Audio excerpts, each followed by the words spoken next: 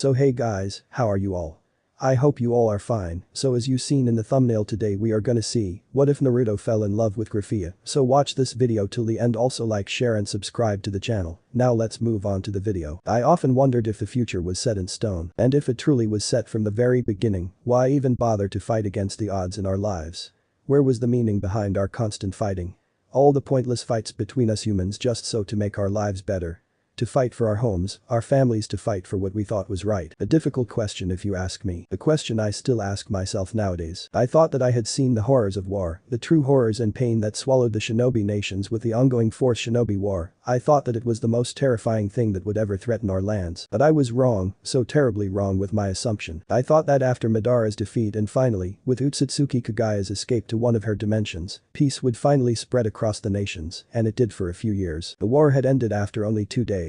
But still so many shinobis had died in the midst of Obito's and Madara's madness. I still find it hard to believe that we managed to win the war after all. Without Sasuke's aid in the final battle, we would have surely lost. Madara had been defeated, but then came an even stronger foe, Kaguya Otsutsuki. It was a battle we could not win. Even Sasuke's and mine combined powers were not enough to match her. She was just too strong. No human being could fight her on equal grounds. All seemed lost in the end. We started to lose our hope. The moment she tried to kill us, Kaguya suddenly stopped in her attempt. She only looked me in the eyes before a lone tear escaped her right eye, and then she vanished to one of her self-created dimensions, never to be seen again. But before she did, I heard her soft melodic voice inside my head. She gave me a warning that someday in the future, I would call her again for assistance, to gain her assistance against an unseen terrible threat. She would wait for me, wait for the day, which would mark the end of all things. I did not believe her words. I was foolish back then, foolish and young. And so the fourth great shinobi war finally came to an end. The Mugen Tsukiyomi of Kaguya lifted with her departure, ending the illusion casted upon mankind. It was a time to celebrate. We were hailed as heroes, Sasuke and myself. None of the others knew what had happened, not even Kakashi or Sakura. Even Sasuke did not know of Kaguya's warning. The war had cost us deeply, the wounds were still fresh, and so it was decided to keep the alliance between the 5 great nations sealed for all eternity. To never let such a pointless and horrible war happen again. A wonderful decision back then. It was a great moment for all of us. We came back to our village to mourn our losses. So many had died. So many of my friends were dead, killed during the mist of war. I still remember their names, engraved into the memorial stone of Konoha. Niji Lee Hinata, Choji Ino, Genma Katestu, even Iruka Sensei, Gai Sensei, and my Jinchuriki fellow, Kurabi. They died protecting our world from a madman's dream. People died for less. I mourned for a long time, feeling responsible for their deaths, but I overcame my grief. I needed to, or I would spit on their belief, and the sacrifice they had made, Sakura's and Bachan's beating, helped a lot for me to see reason. It was a rough time afterwards. We still had much to do, rebuilding Konoha from Pain's attack, improving relationships between the other villages to maintain our alliance, and many other things. Tsunade even promoted me and Sasuke to Jonin, even going so far to name me the ambassador to all the other villages. It seemed I left quite the impression on the other cages, even more so on one. She was truly one of a kind, but I was still young and fairly inexperienced with women, especially a grown-up woman. 2 years after, I finally managed to express my feeling for her. You could guess my joy when she returned them. I was so happy back then, and our wedding was just too perfect to be true. I even managed to convince Sasuke to be my best man. The expression on his usually stoic face when he learned of my soon-to-be wife, that alone was worth it. And only 1 year later did my wife grant me my deepest desire, my true dream, the dream of a family. Life could not get better for me. I was the happiest man ever. But it did not last long. None of us could have predicted it. None of us even knew how big the world, or rather the universe, exactly was. We always thought that mankind would destroy itself, but it did not come from our world, not even from our own dimension. It was madness. Nothing could have prepared mankind for the upcoming disaster. Our extinction, all we stood for, all we had fought for, all our dreams and hopes destroyed in one single week, against something we did not even know existed in the first place. Something against we stood no chance to win. Our entire race was doomed to extinction. Not a single human escaped the planet's destruction, except for me. Till these days, I still do not know how I survived. Why did I survive?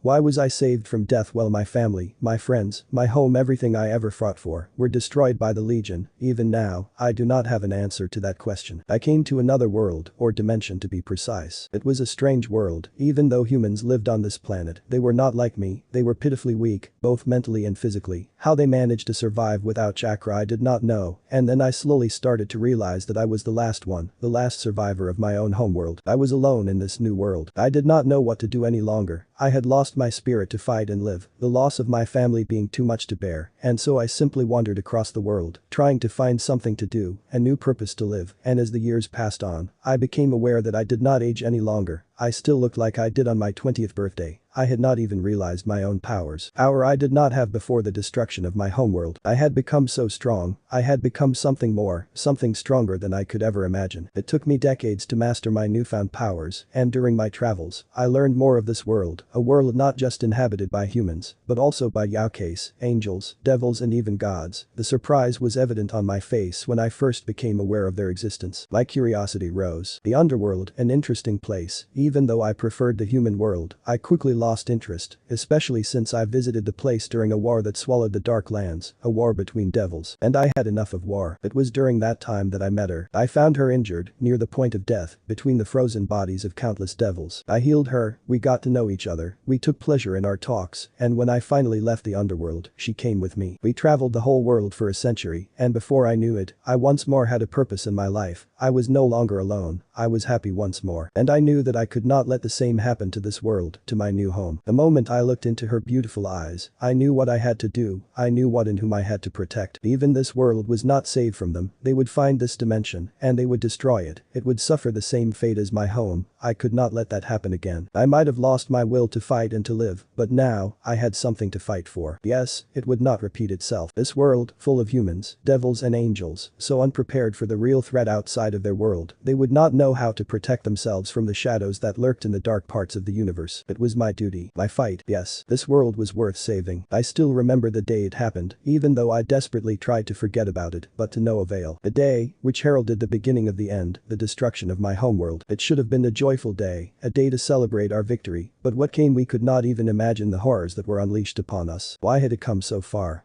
Why did we have to suffer so much?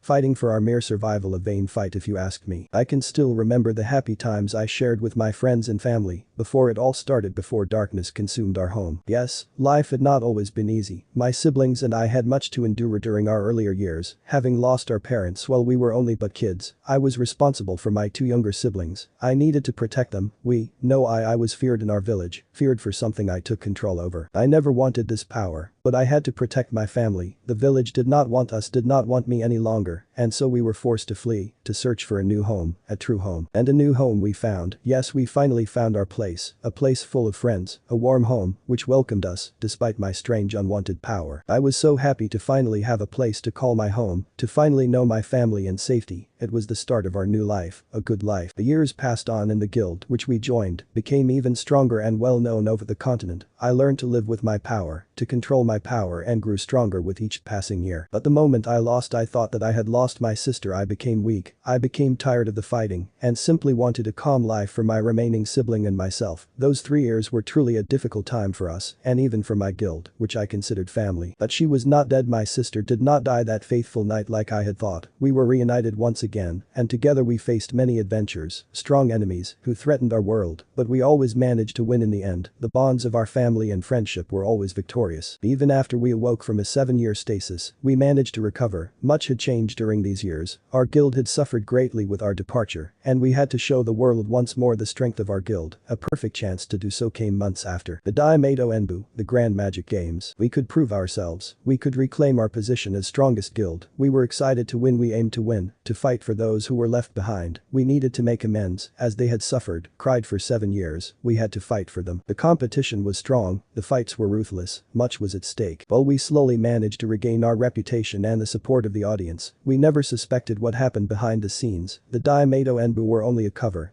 to absorb the magical power of the fighting guilds. There was a portal, which was going to be used to travel back in time to kill a certain dark mage, the strongest mage who had ever existed. Project Eclipse. Their intentions were good, but none of us could have known what would truly happen. And the moment our team had won the games, it began. I still do not know how it really happened. I had not been there when the portal was opened. That That probably saved my life now that I think about it. We were truly foolish, believing that the portal could also be used as a weapon to kill over 10,000 dragons. How foolish of us, but we believed it and we suffered the consequences. The truth is we were all played for fools, as the portal was never meant to be used as a weapon, it was not even meant to be used as a time travel portal. In the end, the one who had manipulated us was manipulated himself, believing that he could use the portal to reign over the world. But it did not happen like he predicted. I remember a red light, the sky became blood red, the ground around the city shook and crumbled, and then I felt it, this dark feeling, like nothing I've ever felt before. It was terrifying, and only seconds later did the sound and stench of death swallow the city before spreading over the whole planet. I can never forget the screams of my friends, their cries, their fallen bloodied forms. Nothing could have prepared mankind for the darkness that stepped through the portal. Death came and swallowed the land, it came and destroyed everything I ever cared about. I was completely helpless as I watched the city burn, the countless dead bodies that were devoured by these creatures, those foul creatures, slaughtering every living soul that came across them. So many died, I still am unable to find the words to describe it. I only want to forget about it, but the pictures still haunt me in my sleep. I saw them dying one by one of my friends died a painful, gruesome death, their very souls ripped to shreds. I saw my siblings dying right in front of my eyes, my little brother and even my little sister. I held her blood-covered body in my arms while she drew her last breath. She smiled at me, her bloody lips trying to smile like she always did, her eyes slowly losing their beautiful shine. I was forced to watch her die a second time. I felt so weak that moment, I could not even protect myself. I did not even want to, I just wanted to follow my family and friends. But death did not come for me that day. I was saved. I do not know how he appeared, I do not know where he even came from, I just know that he did. My savior stood right in front of me, killing the creature that threatened to claim my life effortlessly. He then slowly turned his head to look down at me. He gave me a small smile, and before I could react, my world turned black. I awoke in this world, so different from mine. I never forgave myself letting my family and friends die while I managed to survive. I often asked myself why I survived.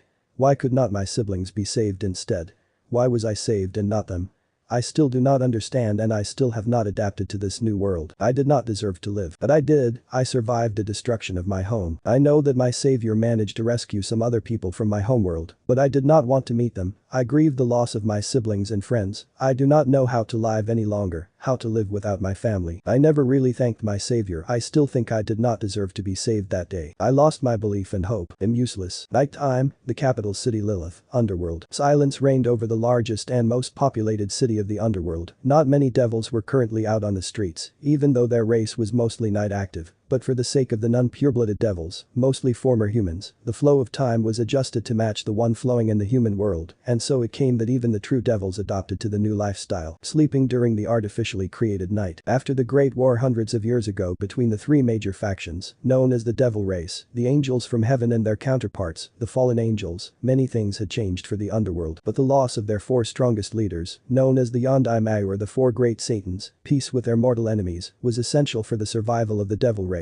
What followed was not a real peace treaty, but more like a fragile truce between them, but it was better than nothing. The three factions had lost their leaders and most of their forces. They could not allow another war to occur, or it would mean the end of them all. Unfortunately, not all devils were satisfied with this truce, seeing it as a disgrace to their proud and superior race. They wanted nothing more than to continue the war, even though it would only lead to their destruction. They wanted to avenge the death of their fallen leaders. But not every devil had the same opinion. Many devils, especially the younger generation, wanted to maintain peace with the angels, and as no compromise could be found, war was inevitable. The underworld, mostly the territory controlled by the devils and not the fallen angels, was swallowed by a terrible civil war, bringing death and destruction to the lands. The losses were heavy, too heavy, as they had not yet recovered from the Great War. The descendants of these four Satans, even though fighting fiercely, were slowly pushed back by the younger devils, who had formed an alliance to resist and take control over the underworld. This anti-Satan faction managed to banish the few remaining loyalists to the most remote regions of the underworld, thus ending the civil war after many years. Four young devils, responsible for the victorious ending, took the leadership over their fellow kin. Since that day, they were known as the new Yondai Mayu, taking the position of Lucifer, Leviathan, Beelzebub and Asmodeus. Lilith became the new capital city and the seat of the four Satans. It was one of the most secured places in the whole underworld, making it nearly impossible to infiltrate. But now that the Mayu were gone to their respective family homes, their guards had also left with them. The perfect opportunity to strike. The lone figure could be seen standing on one of the many high houses in the middle of Lilith. The figure wore a simple black coat, the face hidden by a hood, giving no sign of the figure's identity. Sighing deeply, the clothed person gazed at one of the tallest tallest buildings inside the city. The Bank of Lilith, Crocus. Deep within the coffins of the bank laid something of great value, something her master wanted no needed at all costs, and she would bring it to him, she would not fail. Inside the bank, hundreds of meters below the earth's surface. It was dark inside the narrow passage, dark and moist, as water dripped down from the cold stone roof. Only a few weak light sources illuminated the long corridor. It was only one of countless gangways below the capital bank Crocus, the devils having built a true web of passages hundreds of meters underneath the earth to guard their treasures. But this passage was special, it only led to one single vault, buried deep underneath masses of hard rock and dirt. Bajuau. The silence of the dark corridor was shaken by the sudden sound, followed by an amused chuckle. Bless you Kizo.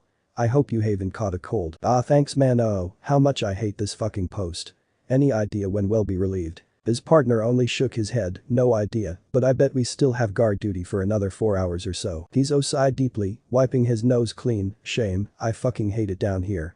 Always wet and so stuffy, not to forget the horrible smell, and even after all these years, I still don't know what the hell we are even guarding here. The second devil guard only shrugged, leaning his back against the cold stone, his spear loosely held in his right hand. Who knows, I bet not even the higher-ups know what it is, but that shouldn't concern us, we only have to guard it, nothing more nothing less. His partner scratched his chin, if you say so, but I just wonder who the hell would want to steal something no one even knows anything about. This is just plain and simple, and useless task. Maybe you're right. Before Kizo could voice his other complaints, the air suddenly grew cold, making the two guards tense. Boy, hasn't it just gotten much colder?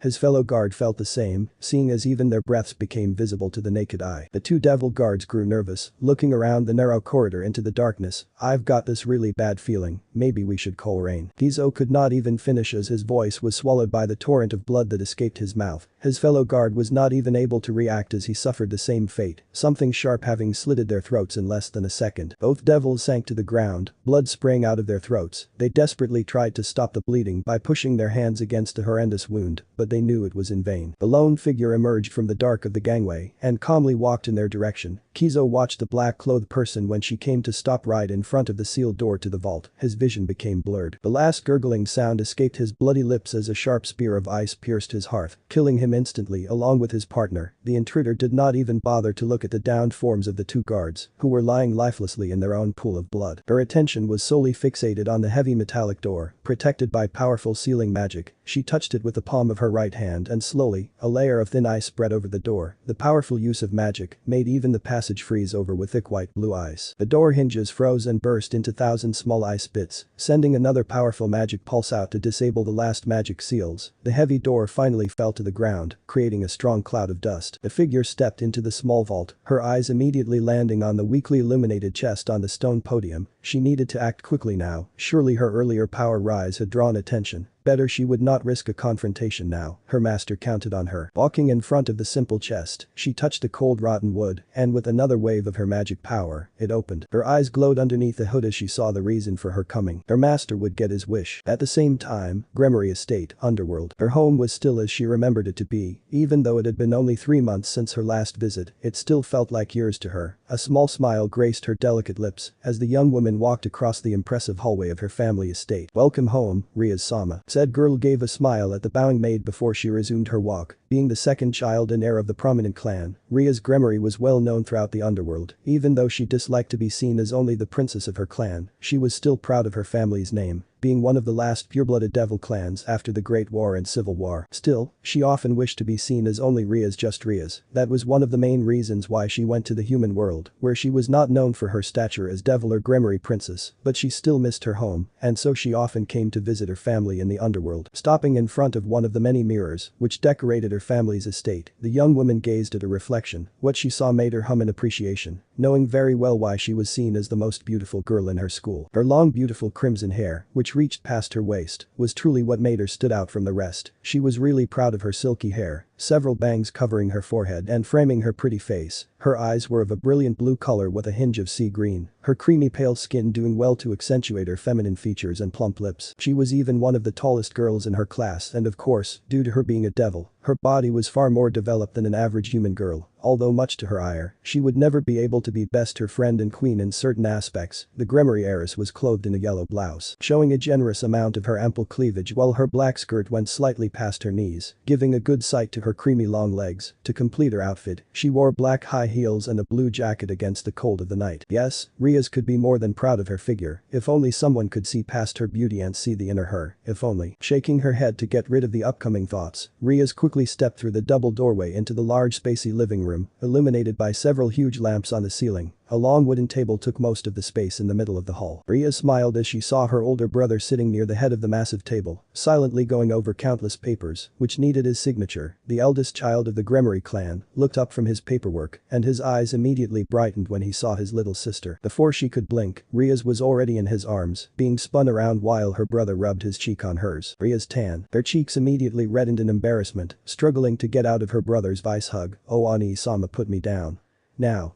Not wanting to earn her ire, the male quickly complied and put her back on her feet, although he smiled brightly at his lovely little Ni-chan. Adjusting her clothes and trying to regain what little dignity she had left, the crimson-haired princess huffed before slapping her brother's chest, making him wince. "Jerk. You haven't changed at all during these last months but I still missed you, Ani-san. I hope you stay for a while.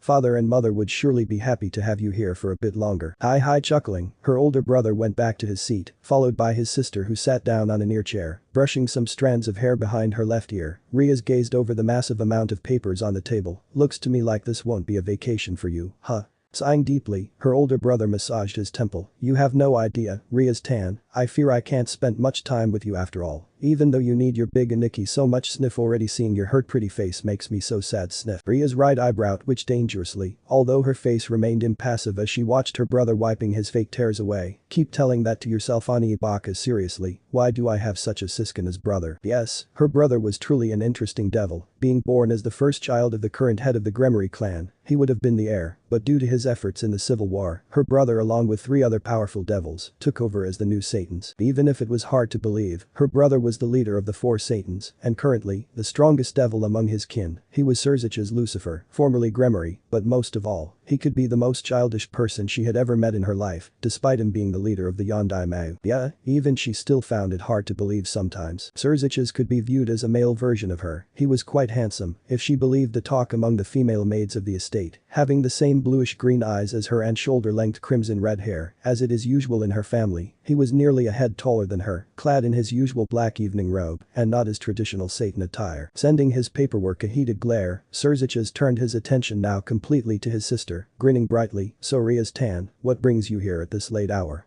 I know, you missed me too much, didn't you?"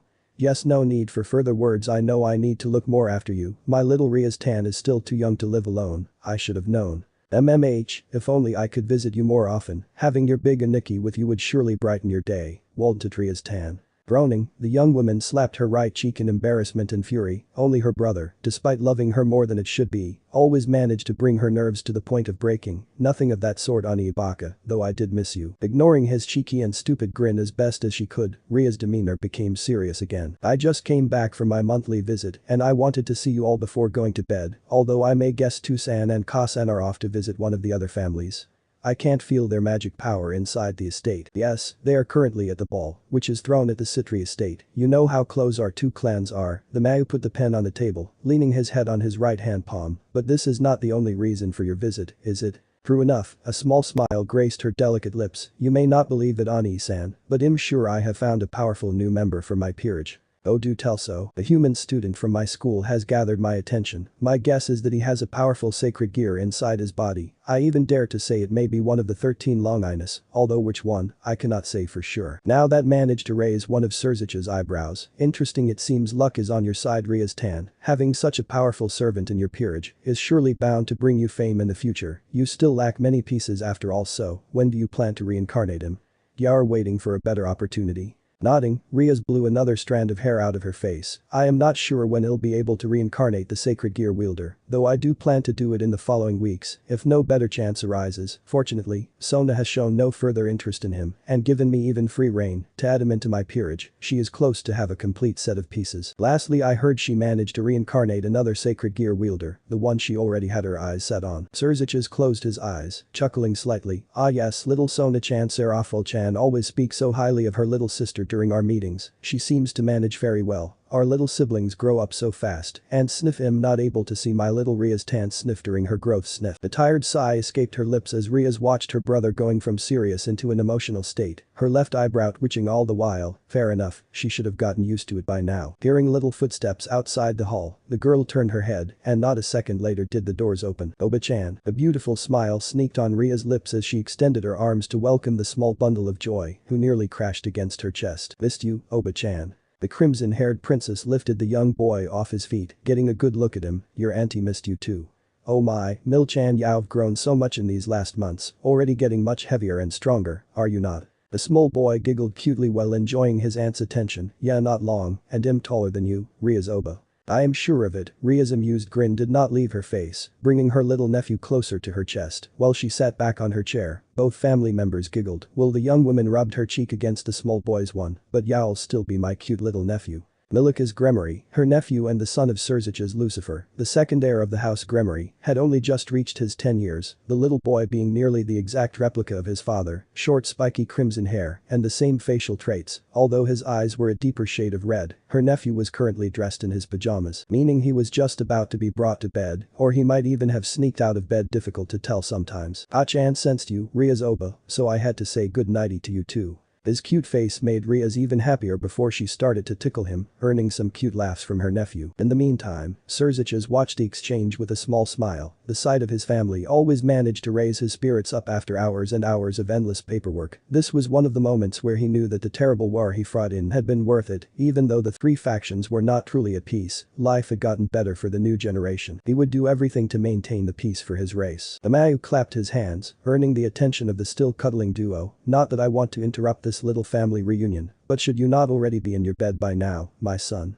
Milika's only grinned, but Two-chan, Ria's Oba has come home, and Ka-chan said I could come and say good nighty, na Ka-chan. The doorway opened once again. He missed his aunt after all. Ria smiled at her sister-in-law. Of course he did, who won't? Surzich's sighed happily before his eyes fell upon his lovely wife. Still, I am surprised you even allowed Mil-kun to come and greet her. Last time when Ria's tan came in the middle of the night, you didn't allow me to leave the bed to greet here. The Satan sulked while a small rain cloud floated over his head. But my love, you should have seen our son's cute face. I couldn't help but comply to his wish. Her gentle smile seemed to lighten up the hall. One time does not hurt, you know how Mil-kun loves his aunt. Yeah, Milika's beamed all over his face. You're my favorite auntie after all, Ria's Oba. I'm your only auntie, Mil-chan.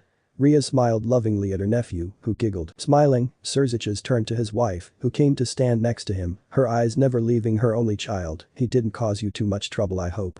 Normally he only wants to sleep after I told him a small fairy tale. How did you even manage to bring him to bed, Kagami-chan? Her smile never vanished. I just promised to tell him the story how we met all those years ago. Kagami Belmont, the wife and queen of Surzich's Lucifer, even though being a high-class devil to one of the noblest clans, she was one of the kindest women Ria's had ever met. She was not arrogant like most of her peers or even pampered. Her older brother would not have fallen for her in the first place if she was. The Belmont clan was just like the Gremory clan, one of the 34 remaining pillars these days. Even though their numbers had suffered greatly during the Civil War, it was only due to the wealth and power of the remaining members that they were even considered a noble clan even till these days. Their mastery over earth magic was unrivaled, but their true power lay in one particular member. Kagami Belmont, she was the only devil who had perfected the use of earth magic beyond what could be considered possible. Having gained control not just over earth magic, but also over magnet magic, because of her Jitan abilities, Kagami was able to control Sakin, or gold dust magic like it was commonly known, making her a fierce opponent and powerful ally during the Civil War. And despite all her power, she never looked down on her fellow devils. Her kindness was well known, and gained her a lot of fame and popularity with the younger devils. It was one of the traits which drew Surzich's towards her. Ria's father had told her that his only son was a nervous wreck. The first time he gathered the courage to ask her out, their first date could only be seen as a disaster. Everything that could go wrong went wrong, but to his surprise, Kagami did not mind much, finding it cute how the normally strong male was reduced to a quivering mass. Needless to say, Surzich's was overjoyed when she asked for another date, and from that day on, their relationship grew only stronger to the point where they finally consumed their love during their wedding. But his greatest joy was when his wife gave him a healthy son, who they named after her deceased brother. They were truly a great couple, and even if Rias was happy for her brother, she always felt jealous her brother had married the woman he came to love over the last century, but for her, it seemed that fate was not in her favor. Shaking her thoughts off, Rias eyed her sister-in-law. Kagami was without a doubt a beauty. Her long silky light brown hair fell down to the mid of her back, while two longer hair bangs framed her flawless face and rested on top of her covered bosom. Milika's had his red eyes from his mother, even though hers had a lighter shade. She did not even need much makeup to make her stand out from her peers, only a bit of red lipstick to accentuate her flawless bronzed skin. Her fingernails coated in a thin layer of black nail lac. The heiress of the Belmont clan was dressed in a formal black yukata, which was kept together by a red slash wrapped around her waist. Rias could not help but feel jealous sometimes, her sister-in-law being often considered one of the most beautiful female devils of the underworld, and many younger devils envied her relationship with Surziches, the two of them already considered the most popular couple in the underworld. Letting her cute nephew out of her arms, she watched as he tackled his mother, hugging her legs. Ria's eyes became a bit dull as she watched the exchange between parent and child, the loving embrace when Kagami lifted her son up to hold him, her soothing voice when she whispered into his ear, feigning a sweet giggle in return, and the proud look on her older brother's face as he told them to finally move to bed. She closed her eyes. Sometimes it truly hurt seeing them so happy, the sight of a loving husband and wife with their child, the joy of having a person truly love you for whom you are. She wanted their happiness, even though she knew that her chance for actually having a person to love in the near future was nearly non-existent. Rias bit her bottom lip, trying not to gain too much attention. She would do everything to have a choice for her future, the choice to marry a person she might come to love. Sending the family a longing gaze, the crimson-haired princess wondered if there was someone out there who could make her feel special, someone who just saw her as Rias.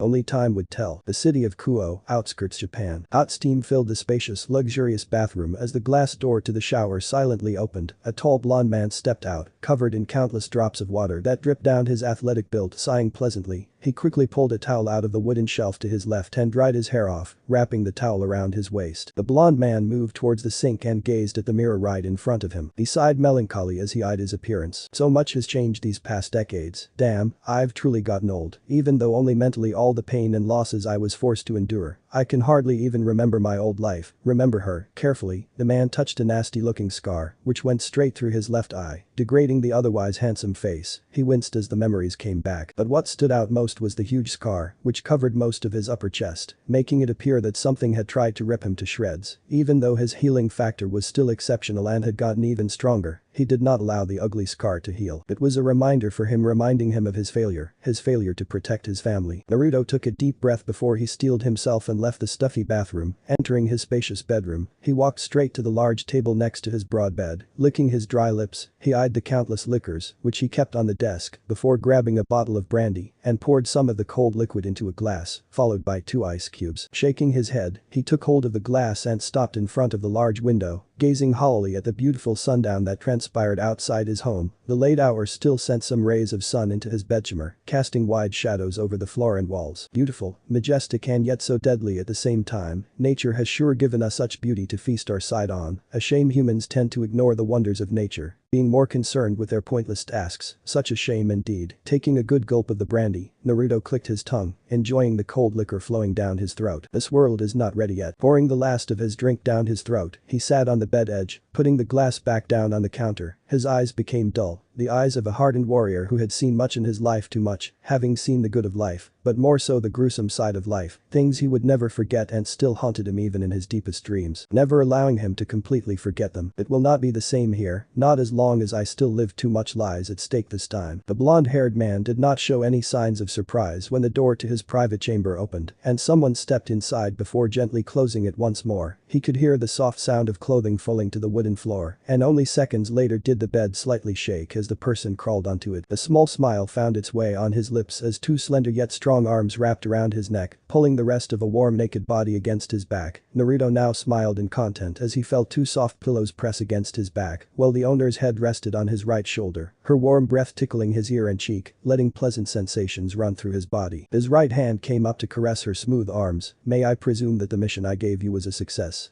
Naruto, in fact, did not even need to voice his question, as he knew that the woman was very eager and followed his orders without complaints. She had never failed him since he first met her all those years ago, not once. The woman nodded slightly, pressing herself harder against his back. Of course, Naruto-kun, it took me a bit longer than I predicted, but in the end, it was quite easy to gain possession, though it came to a little bloodshed. I hope this will not be a problem for us. Her soft and loving voice was like music to his ears, her warm embrace giving him the hope and comfort he needed. His eyes became more determined. Yes, this was the path he needed to take. I see, nothing to fear, my dear. I never expected you to gain possession of the stone unnoticed. Now that I think about it, he might have been more suitable to get it, but Hellas, I already gave him another mission. Naruto closed his eyes while continuing to rub her arms. Did you kill all witnesses? The woman nodded. I did, although I wasn't able to completely erase all traces of my ice magic. That may become a problem in the future, even though the only one they know who can use this form of magic is Leviathan Seraphol, one of the Yondaimao. It's not much of a problem then. The underworld does not know of your existence yet, as they presume you had died long ago. It should remain so, at least for the time being. Our intel was correct after all. Your informant did a good job. Surely the information was not easy to gather. He is the best spy I ever met. He may have been a damn opponent in my previous life, but now it would be much more difficult to gather the pieces without him. But enough of that, let me see it.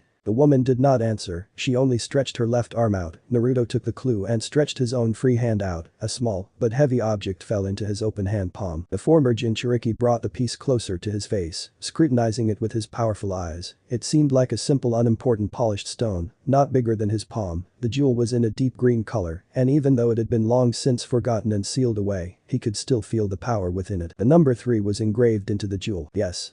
A step closer to our goal. You did well, as expected. You never disappoint me. The woman sighed happily, tightening her embrace. Her face nuzzled into the golden shining mop of hair, taking in his scent. What will we do now? Surely our presence will be noticed by the 3 factions with my actions last night. They may not exactly know who did it, but now they will actually try to search for the responsible. Someone who can break into their facility nearly unnoticed is a risk they will not leave uninvestigated. Soon they will come for us. Naruto hummed softly, let them be, they still don't know of us, they aren't even able to sense our presences, so they are of no concern to me. A far greater threat will soon arrive in this world, very soon, so the pieces are starting to move. The two gazed at the last rays of sunshine. Yes, we need to prepare ourselves. This world won't be ready to fight this war. Know the slaughter that will undoubtedly swallow these lands. None of them has what it takes to stop the imminent invasion. We are their only defense, although a weak one. Is there no hope? Her question made him pause. It was the same question she had voiced when he was still a human, when he still felt human, a long time ago, too long ago. He did not have an answer back then. His world had ended in less than a week, but now he had one. No, there is, as long as we stand and fight for this world, for our future, for all the people that had to suffer. We will fight the darkness that threatens to swallow and corrupt this world. I won't let it repeat itself. I won't let their deaths be in vain, not as long as I still have some fighting spirit left in me. You taught me that after all. Huh?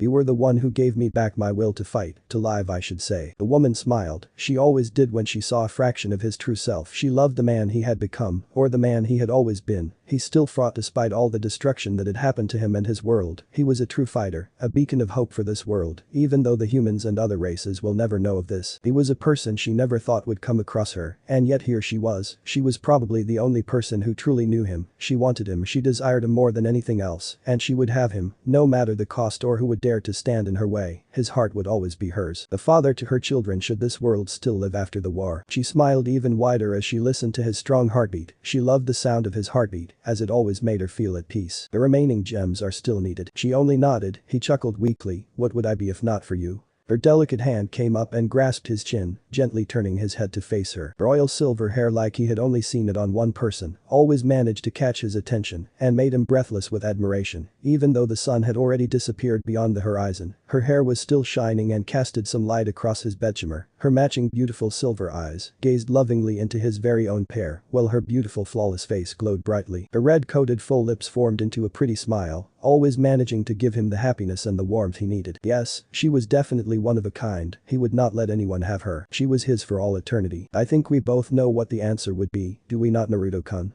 He chuckled warmly, his right hand traveling through her long, beautiful and silky hair, bringing her head even closer to his. She did not resist, her seductive smile never leaving her delicate lips. I would still be sulking and pitying myself.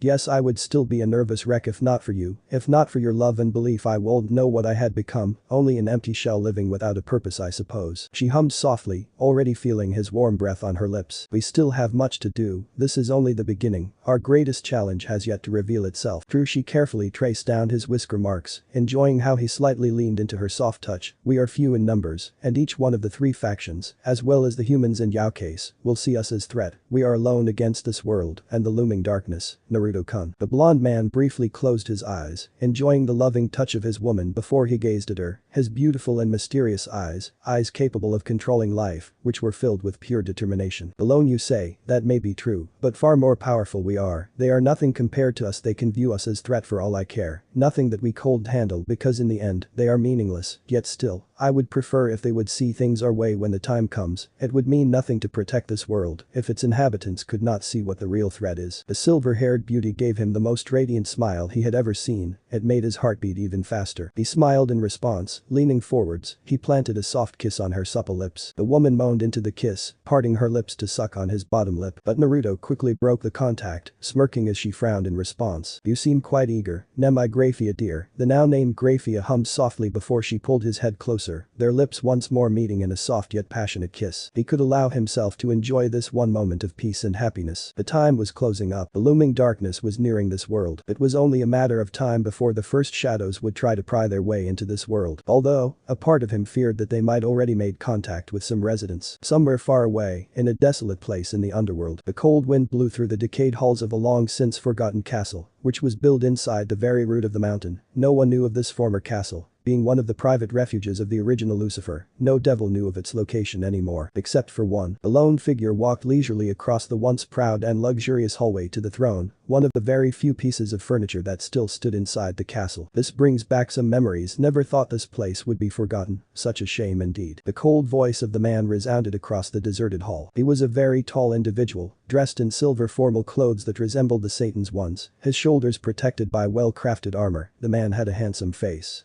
His shoulder-length silver hair and a matching goat beard completed his appearance, his golden-colored eyes landed on the throne. A single dark-colored sphere was embedded into the stone throne. A smirk graced his lips while he approached his destination, finally stopping in front of the throne. This is where you wanted me to come, huh? I wonder. Carefully, the man's right hand slid over the smooth surface of the sphere. What is it you truly want? The moment the words left his lips, the sphere lightened up, illuminating the dark hallway in a purple-red light. The silver-haired man gritted his teeth, sweat poured down his face while his body shook uncontrollably. He could not take his hand off the sphere, he was not allowed to. His eyes widened when a powerful presence washed over him, something he had never felt in his long-lived life, something that made even his power pale in comparison. The lone dark voice resounded inside his mind, a voice that filled him with despair and fear. The first rays of sun slowly found their way inside the large bedroom, casting their light upon the two sleeping forms on the bed. Naruto frowned when he felt the annoying sunshine waking him up from his sleep. Groggily, the former Jinchuriki finally opened his eyes, mentally sending a small curse to the sun for disrupting one of his most peaceful sleeps since decades. Rubbing his eyes with his free right hand, he wiped the sleepiness off. Another day already. Naruto blinked once more before his senses came back to him, making him aware of the warm body pressed against his left side. A blissful smile sneaked upon his lips as the blonde man turned his head to his left, taking in the sight of his lovely companion. Grafiya-chan. The woman had snuggled up to him, her head calmly resting on his shoulder, while he felt her warm slow breath hitting the crook of his neck. Naruto's left arm pressed her harder against his side, making her sigh happily in her sleep. Although with you by my side, all morning is worth waking up, he whispered softly, not wanting to wake his woman up just yet. He grinned when he caught sight of a small amount of drool, which escaped the corner of her mouth. She looked so adorable right now. Carefully, his free hand moved towards her face, gently rubbing her warm smooth cheek, before settling down to tug away the strands of hair that covered her forehead. Leaning down to press a soft kiss on her forehead, Naruto rested his own head on top of hers, while gently running his hand through her long silver hair, gaining a pleasant moan from her. Her beautiful silver hair was still wet and disordered, making him smirk as he thought of last night. He always enjoyed making love to her, to hold her perfect body in his arms, and to look deeply into her silver eyes, filled with such love and devotion for him, which always left him stunned. Grafiya was the most beautiful woman he knew, and even though it still pained to say so, she was even more beautiful than his deceased wife. His heart pained as he thought of her. Naruto quickly shook the memories off, that was his past life, and now, he had someone new to protect, someone new to love. He wouldn't wouldn't lose her too, not as long as he still had the strength to fight. He would do anything to protect this world. Naruto frowned briefly, his eyes gaining a hard gleam while he thought of his next move to make. 2 gems were already in his possession, and he still needed to collect the remaining 7. The problem was that he didn't know how long they still had before the first demons would break through the thin layer of the dimensional gap. They wouldn't be that much of a threat to him, they would be weak by his means, but for the others, it would be already too much for them to handle. Most of this world's inhabitants would be corrupted by their foul power, by their mere presence alone. Still, that would be the least of his problems, he could fight them effortlessly, but the true problem lay within the stronger forces. Naruto knew that time was against them. The Legion needed a functional portal to access this world from the twisting nether. The countless different dimensions of the universe were very well protected by the dimensional barrier, but this defense was not perfect. They always seemed to manage to break through, they always found a way. That was his most brilliant and fearsome trait. Most of them were only mindless soldiers, but their leaders, they were on a whole different scale. The blonde man bit his bottom lip. How many worlds had they destroyed till now? Maybe 1,000. Or more. He did not know how many of them had been destroyed because he managed to corrupt the populace. Even Naruto did not know if he would stand a chance against this twisting and cunning opponent. That being said, he needed to speed up his plan. He needed stronger allies on his side, allies who would be able to stand on equal grounds against the Legion. Sure, he had gained some valuable comrades during the last decades, but it was not enough to even stand a chance against them. The problem was mostly the weak minds of the mortal beings, and not just their low power level, the former Jinchuriki side, and not only the mortal race, but the same could be said for the supernatural races of this world, angels, devils, yaokais, even the gods. They could easily be swayed to their side, they could be easily corrupted by their vile magic, turning even former allies against each other. He had seen it, he knew the danger. He spared a glance at his sleeping partner. Even his Grafiya could be targeted. Yes, she was strong, probably one of the strongest devils of this time, but that did not mean anything against this foe. She was still a devil, a being who could not control their emotions perfectly. Even though her personality showed otherwise, her desire due to her being a devil was her greatest weakness. The deceiver would make use of it, and Naruto knew that when he lost Grafiya to them, he would not be able to fight against her. That was one of their specialties, turning former allies, family members, friends, lovers against the remaining few survivors. The blonde man shuddered. The thought of fighting his corrupted Grafiya would break him. Naruto had seen it. He had seen how the Legion forced their will upon some of his closest friends. He would never forget the sight of Kakashi killing his own daughter. He could still see the horror and helplessness in Kakashi's eyes. Even if his former sensei's emotions were deeply sealed inside his mind, the eyes, the door to one's soul, never lied. Even if the body was a mindless doll, they never took away one's emotions. They enjoyed watching how their new puppets would destroy and kill everything they once loved in their lives. Naruto would never forget the pain he felt as he killed his former sensei, and before he would kill his wife too, who cried over the fallen body of their daughter. He did not want Kakashi to feel the pain of killing his own wife too. It had been the least he could have done for Kakashi. May his soul rest in peace, free from the grasp of the Legion. A tired sigh escaped Naruto's lips, his hand never stopping to caress his lovely woman, who snuggled deeper into his form, enjoying the warmth he emitted. Even though I told Grafiya that there is hope, I fear that this world will suffer the same fate, the same destruction, the same pain. I am practically the only one who is truly capable of fighting them, and even though I am powerful, I cannot win this by myself. I need allies who can stand by my side without being corrupted, allies who are completely loyal and devoted to me. Looking through the window to gaze at the rising sun, Naruto tried to find the answer. He did not know how long he looked outside. He did not react as Grafiya slowly started to wake up, burying her face in the crook of his neck, a happy sigh, leaving her supple lips before she placed a gentle kiss on his skin. He narrowed his eyes. She needed to become like him and her. She needed to become something more, something even stronger than a devil. The question was, how would he make her like him? A few hours later, the city center of Kuo, Japan. Naruto let out another sigh as he stood on the roof of a large apartment building. He had quite the side of the city where he lived, but more so on the large building on the other side of the road, Kuo Academy if he recalled correctly. The blonde entity wondered why Grafiya wanted him to come here, but he complied in the end. He could not really deny her, more so since she gave him the order, a stern expression on her face, which meant she was more than serious, and so, he did not want to raise her ire. His Grafiya could be more than scary and cute at the same time, a deadly combination indeed. Naruto whistled a small tune while he waited for his companion to arrive, enjoying the sunshine on this hot beautiful day, and the strong wind, which swirled his spiky hair up, loosening some buttons of his white shirt, exposing the upper part of his chest. He watched the students of the academy leaving for their homes. I should have taken my Bermuda shorts instead of my jeans, damn, sometimes I hate this fucking heat, Databeo. Naruto quickly straightened himself as he felt the incoming magic signature. The white magic circle appeared several feet behind him, and seconds later did Grafiya emerge from within the transportation circle. There you are. What took you so long? See, I almost feel like on our dates when you take hours too. Naruto interrupted his speech midways, having turned his head to look at his woman, an annoyed expression on his face before his eyes widened, his mouth widely opened, making him resemble a gaping fish. There stood Grafiya Lucifuge in her usual beauty and glory. That alone should not surprise him any longer, having seen her beauty countless times over, even though she still managed to make him stunned almost every time he saw her. Her royal silver hair was tied in two long bangs, which fell down her back, while two shorter bangs framed her face, reaching past her shoulder blades. Her natural beauty did not really need to be perfected, though she still wore her dark red lipstick. It was more her current state of dress that made him stunned this time. A rather interesting outfit if he might add. The ultimate class devil was clothed in a purple dress with white vertical lines, the dress covering her arms and hand palms, leaving only her fingers visible, which were coated in blue nail lac, and going down to her shapely hips. A matching purple knee-length skirt covered her waist, although it was cut in the front to show her legs. To complete her outfit, Grafiya wore several dark gray armor plates. Her forearms were protected by thin armor, as well as her shins and feet, leaving her upper legs exposed, while two long armor plates were bound to her waist, covering the sides of her legs. Chest armor protected her front, making the blonde man sweat drop as he saw the curves, which contained her assets. All in all, she looked incredible, sexy and cute at the same time, truly a heavenly combination if you ask Naruto. I am sorry for the delay, Naruto-kun, but I wanted to try my new battle outfit out which I had personally requested. Grafiya's monotone, but soft voice broke him out of his musings. I hope it is to your liking. The silver-haired beauty raised one of her delicate eyebrows as she saw the flat look and stupid expression on his face, knowing to expect another stupid remark of her master and lover, though what to expect, she did not know. She watched her lover closing up on her with a blank expression, even though her right eyebrow started to twitch as the blonde man did not lose his stupid look, he only gazed down at her, being almost half a head taller than her. After several seconds, Naruto finally broke from his intense stare, and before she could react, he had already grabbed the collar of her dress and pulled it away from her body, trying innocently to catch a glimpse of her covered bust. The noble and proud devil was completely stunned in disbelief at his bold behavior and only watched her lover with widened eyes, the former Jinchuriki never stopping to look at her cleavage, while his free hand scratched his chin, making it seem like he was in deep thought. Nephia-chan, isn't it a bit hot with all this armor?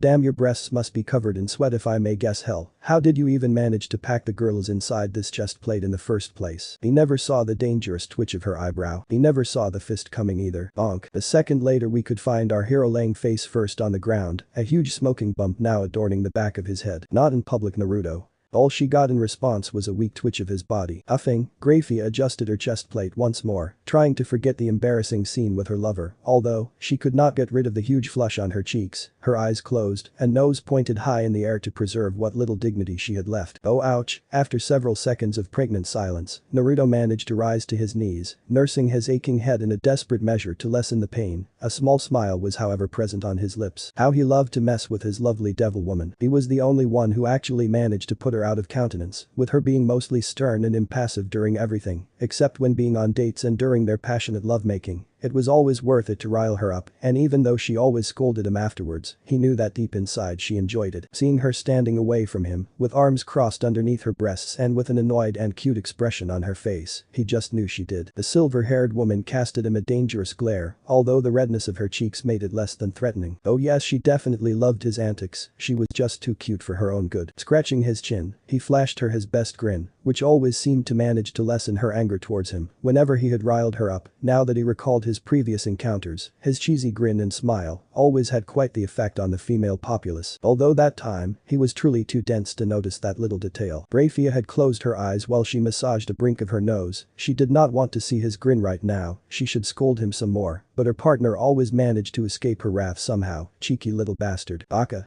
After having calmed down, Grafiya walked towards the edge of the roof, closely followed by her lover, the two of them now looking down at Kuo Academy. So do you want to tell me now what we want here? The silver-haired devil nodded, her face as usually deprived of emotions. Of course, Naruto-kun, do you see that girl there? The man didn't answer immediately, but followed her pointed finger to look at the person in question. He raised his eyebrows when he saw the crimson-haired young woman who just walked out of the courtyard with some other students. Huh? The little devil princess. What of her? Isn't she irrelevant to our plans? That may have been true in the past. Oh, do explain please. Grafiya watched the little group of four moving down the road towards the city center. As you know, she is the heiress of the Gremory clan, one of the remaining prominent houses of the original 72 pillars. During my mission in Lilith to gain possession of the third gem, I managed to gather some information concerning their clan. And Naruto-kun, they have one of the gems in their possession. Now that managed to raise his attention, his eyes quickly daring back to look at the retreating forms of the devils. Are you sure about this? His voice had lost all playfulness. Grafiya knew that this was a serious matter for him. She knew how much he wanted to collect all the remaining jewels, not just for his own sake, but for the whole world. Positive. Her lover remained silent for several seconds before he narrowed his eyes. Interesting indeed. That is some good news. After all, the location of the remaining 6 pieces are still unknown to us, despite our best efforts. He licked his lips. You did more than good, Grafiya-chan, although I presume that there is a catch, is there not? The silver-haired beauty nodded at her lover's assumption. True enough, the Gremory house is one of the wealthiest clans and is also considered to be the strongest of the remaining 34 pillars. They have many powerful members, and the current leader of the Yondai Mayu, Lucifer Surziches, was the former heir of the clan. Due to their strength, they have quite the resort of magical power to protect their estate and treasures. Oh? It is highly likely that they sealed the gem in their possession into their private vault deep underneath the Gremory estate, protected by the most powerful and complex sealing magic known. Intruding into their estate, let alone trying to gain access to their vault, will probably be impossible to achieve, at least if you're not blood related to the clan. Blood related, you say? Naruto looked deeply into Grafiya's silver eyes. You mean only a member of their household can lower the sealing magic, which protects their vault? That may be a problem. This is just my assumption, Naruto-kun, but it is most likely the case. The Gremory house is not careless either. They will know how to protect the stone, especially since the one in Crocus had already been stolen by us. They know that someone out there is collecting them. They won't allow foreigners to gain access to their treasure vault. I see. Grafiya gazed at her lover, who seemed deep in thought before she saw him narrowing his eyes once more. So only a member of their clan will be able to open the vault, huh? This is a problem indeed, even if I am sure that I could simply crush the protective magic, but that would cause quite the ruckus and I can't really allow myself to be known just yet. So what will our plan be? The former Jinchuriki sighed deeply, but before he answered her question, he wanted to know something else. Say, Grafiya, those 3 other devils with the Gremory girl were not part of her house, were they? The silver-haired beauty raised one of her delicate eyebrows at the question, but answered nonetheless. Not per se, they are indeed devils, her servants to be precise, reincarnated devils if I may guess. They are part of her peerage. Peerage? Grafiya sighed as she saw his confused look. Honestly, Naruto, try to pay a bit more attention to the small details. I told you quite a lot about my race, the peerage system included. Seeing him grin made her quite annoyed. Well, forgive me, dear, but I tend to lose my attention whenever you speak to me in your lovely maid outfit. You know that I then always have something else on my mind, Jeha. Another sigh escaped her lips. Pervert, you know you love it. Trying to ignore the rising flush on her cheeks, the woman licked her dry lips, trying her best to avoid his stupid cute grin. Back to the matter at hand. As I already told you once, the devil race had suffered great losses at the end of the Great War with the 2 other factions. Our lines had been thinned out, and there were not that many pure-blooded devil clans alive. We were near the point of extinction. Since the normal birth rate of pure-blood devils is quite low, to be honest, we weren't able to repopulate the underworld quick enough to boost our ranks. Naruto only listened intently, desperately trying to ignore the up and down of her more than big bust. The chest armor did nothing to prevent the motions of her twin girls, though how that was even possible, hell, he did not know, so he just enjoyed it. It was shortly after the war that a young and powerful devil came up with an idea. Ajuka Astaroth, now known as Ajuka Beelzebub, one of the current Satans, created an ingenious set of 15 to 16 pieces. It was the creation of the evil pieces, special and powerful pieces, which were able to reincarnate other races into devils to increase our ranks. Evil pieces? Hi, a set of 16 chess pieces, which were given to the top-class devils in order to resurrect humans and other beings into their servants, making them part of their peerage. This new system allowed us devils to once more gain a significant number after the terrible losses suffered during the Great War. Naruto scratched his chin. These chess pieces allow a devil to reincarnate humans into devils. Interesting. Yes, although not just humans, but also Yaokais and some even say dragons. There is still much unknown regarding the evil pieces. It was also one of the reasons for the civil war between the old Satan faction and the younger devils. Many of the older generation saw it as an insult to resurrect inferior humans into devils. That could actually work in my favor. Seeing Grafiya's confused look made him smirk. Can you tell me more about these evil pieces? You wouldn't know to have such a set, would you? Seeing her lover's intense eyes on her form made the Lucifuge frown. It seemed this topic had gained more than just his interest. Unfortunately, there is nothing more I can explain to you, Naruto. Ajuka Beelzebub created the system, so only he knows the details regarding their creation. I'm not even able to show you such a set of evil pieces, because, even though I was still present when they were introduced, I had not gained the right to actually receive one. My house was only meant to serve the original Satan's clans, who were, as you should know now, against the very concept of the evil pieces. I'm very sorry to disappoint, master, the woman quickly bowed. Naruto could only sigh at her behavior, although he should have guessed that she would react this way. It took him years to make her see that he did not need a maid or a servant. No, what he needed was a true companion, someone he could trust blindly, someone he could count on. He needed a true friend. Humming softly, the blonde man gently grasped her chin and made her look at him. A small hint of pink sneaked upon her cheeks as she watched his gentle smile and caring eyes. I already told you Fia-chan never bow to me. You know I hate formalities more than anything. Hell, I never respected them in the first place.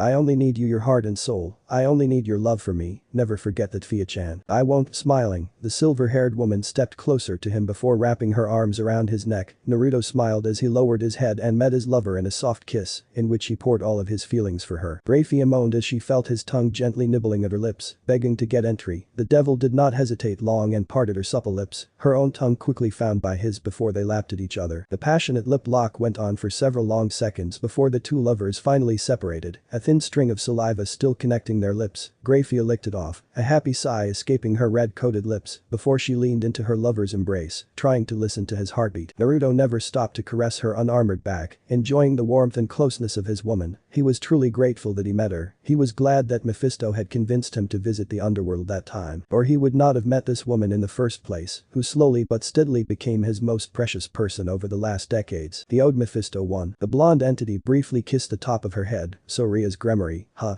MMMH. Naruto gave a weak smile. You probably won't like this, Grafiya-chan, but I don't see any other way. At least with this, I'll be able to beat two birds with one stone and possibly gain a great influence in the underworld without anyone knowing. Grafiya raised her head to look at her man, her eyes narrowed dangerously while a twitch formed on her right eyebrow. You do not plan to do what I think you will do you now, Naruto? He could only chuckle at her cute behavior. 2 hours later, shopping district of Kuo, Japan. Another deep sigh escaped Ria's lips as she walked through the crowded street of Kuo's market district. The evening came closer, and so most of the people now went to buy their groceries. The crimson-haired girl ignored the many looks she got from the citizens, men and women alike. She was used to them by now. The Gremory princess was currently dressed in her usual school uniform, consisting of a white long-sleeved button-down shirt with a black ribbon on her shirt collar, worn under a black shoulder cape and a matching button-down corset. A magenta skirt with white accents and brown dress shoes over white crew-length socks, showing off her long flawless legs. The uniform did however nothing to hide her impressive chest, as many eyes fell on her two girls, making her sigh in resignation. Even though she did not really have a problem to show off her body, she still wanted people to see past her appearance, like her peerage did. However, it was quite difficult to find such persons. Most were too captivated by her beauty to have a real conversation with. Her mind drifted back to the small ice cream meeting she just had minutes ago with her peerage. It had been quite a hot day, and as such, they decided to move a bit into town and not to go back to the old school building. Having a nice little trip with her cute little servants into town was something she had enjoyed greatly. Although the news of some fallen angels appearing in the city troubles me. During their bounding session, her queen and best friend had sensed the presence of 4 fallen angels coming closer to the city. They probably settled their base camp at the abandoned church, which lay at the outskirts of Kuo. That made her think what they actually wanted here in the first place, but her gut feeling told her that it had something to do with her newest potential peerage member. I do say, maybe they were monitoring his steps. It was a possibility, and so she sent one of her pieces out to look over the human, just in case he was truly their target. Being completely lost in her thoughts, Rias did not pay attention to her surroundings. Having already left the most crowded streets, the moment she turned around the corner, she collided with a person. The crash sent the young woman to the ground, her butt meeting the hard and unforgiving pavement. The devil winced in result, having not been prepared to collide with a person. Oh, sorry, miss.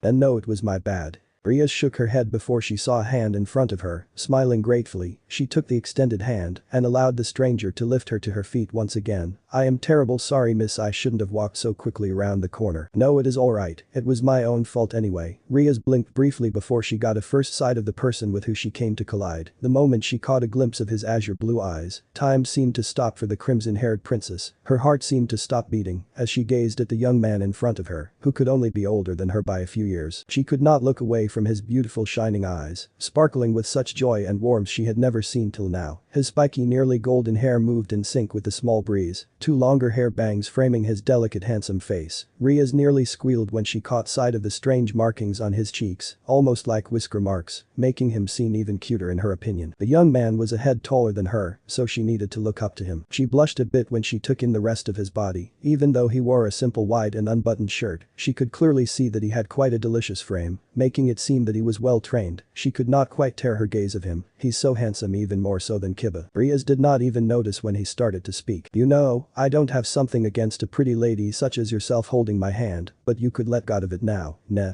People might get the wrong idea, my dear. His voice snapped her out of her musings, her head snapping down to gaze at their joined hands. With a low gasp, she quickly let go of his warm and strong hand, a cute squeal escaping her lips, while her blush intensified, almost to the point of the color of her hair. Rias averted her eyes when the man laughed, although it made her quite happy when she heard his voice. She did not know what happened to her, she had never felt like this before, especially not with the other gender. Why did she even blush? It was always her who made others blush and not the other way around. Well, I'm still sorry for bumping into you.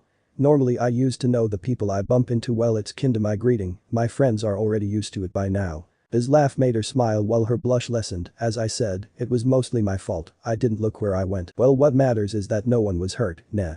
His infective smile helped to ease the tension between the two. Rias finally managed to look at him without her blush present on her face, her eyes following his movement as he crouched down to take the papers, which had fallen from his bag. Her eyes widened. Oh, I am so sorry, let me help. The young man only chuckled and waved her off, having already stored his belongings back into the bag. Mama, no need to panic, this happens all the time to me. I'm used to it by now, since I am a bit clumsy, you know, Dadabeo.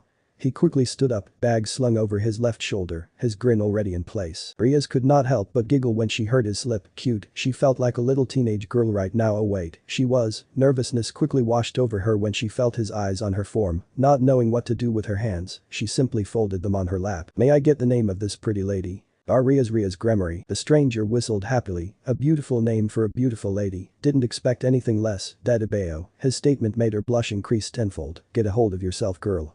She did not know why he managed to bring her this out of character. She did not act like this. This wasn't like her. Well, I'm Uzumaki Naruto, pleased to meet ya, my lady. Naruto, his name left a pleasant taste on her tongue, his warm radiant smile and happy expression also helped her to feel special. She felt warm and secure. Rias was quite surprised, even pleased when she did not saw him staring at her chest like most men did. He simply continued to look her in the eyes, as if he had just found the greatest treasure on earth. It made her quite happy and feel special if she was honest with herself. She tried to regain her composure, although his radiant smile made it quite difficult to do so, as so are you may be new here. You don't really look Japanese if I may say. Naruto scratched the back of his head, is it that obvious, huh? But you're right, I'm from Europe, Luxembourg to be precise. I just recently moved to Japan, don't know why I did, but I always liked the Japanese culture, you know.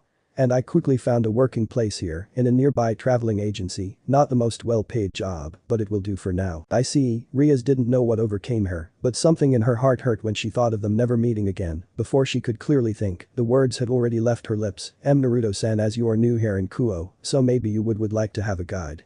Maybe even tonight. We could go get something to eat, you know. Seeing him frown made her heart sink. Why did I say it like that? What will he think of me now? Get a hold of yourself. Already asking a guy you just met out for a date. My how forward of you. Her blush returned full force, her mouth opening and closing without actually bringing out a word, just some cute gasps. Naruto then grinned at her. I like girls who are forward, you know. Alright then. His answer made her stunned, which could be clearly seen on her pretty flushed face. What? The blonde man gave her thumbs up. You heard me, Rias. Nah. Can't really deny such a pretty lady's wish, now can I? The Gremory princess swallowed the lump in her throat, her heartbeat increasing after his joyful answer. Alright, maybe we should meet in 2 hours, then. At 8 o'clock right in front of Kuo Academy, the tall building on the other side of the road. Chuckling, he scratched the back of his head, making it clear to Rias that it was one of his antics, although a cute one. Sweet. It's a date then, Rias.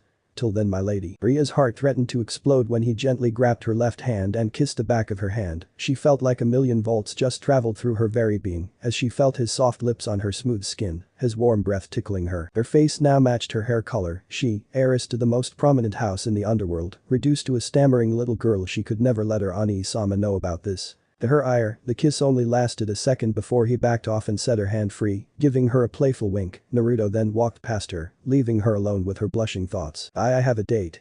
My first date. She didn't know how long she stood there, frozen to the spot. She did not care. Rias never saw the somewhat dark smirk on Naruto's lips as he walked away from her. Hook, line and sinker. 2.5 hours later, Main Street of Kuo, Japan. Rias sighed happily as she watched her date with half-lidded eyes, the two of them having been seated in one of her most favorite restaurants here in Kuo. Normally, she preferred her queen's dishes, but still, the food here was more than to her liking. She smiled as she watched a young man eyeing the menu cart, a thoughtful look plastered on his face. She found it quite quite funny that he seemed so serious about the food he wanted, a cute giggle escaping her lips whenever he moaned about the lack of ramen dishes. The overly dramatic sulking expression made it quite difficult not just to outright laugh at him. Rias was more than pleased with her first date so far, to be honest, she had been really nervous when they had parted ways hours ago, and why should she not be?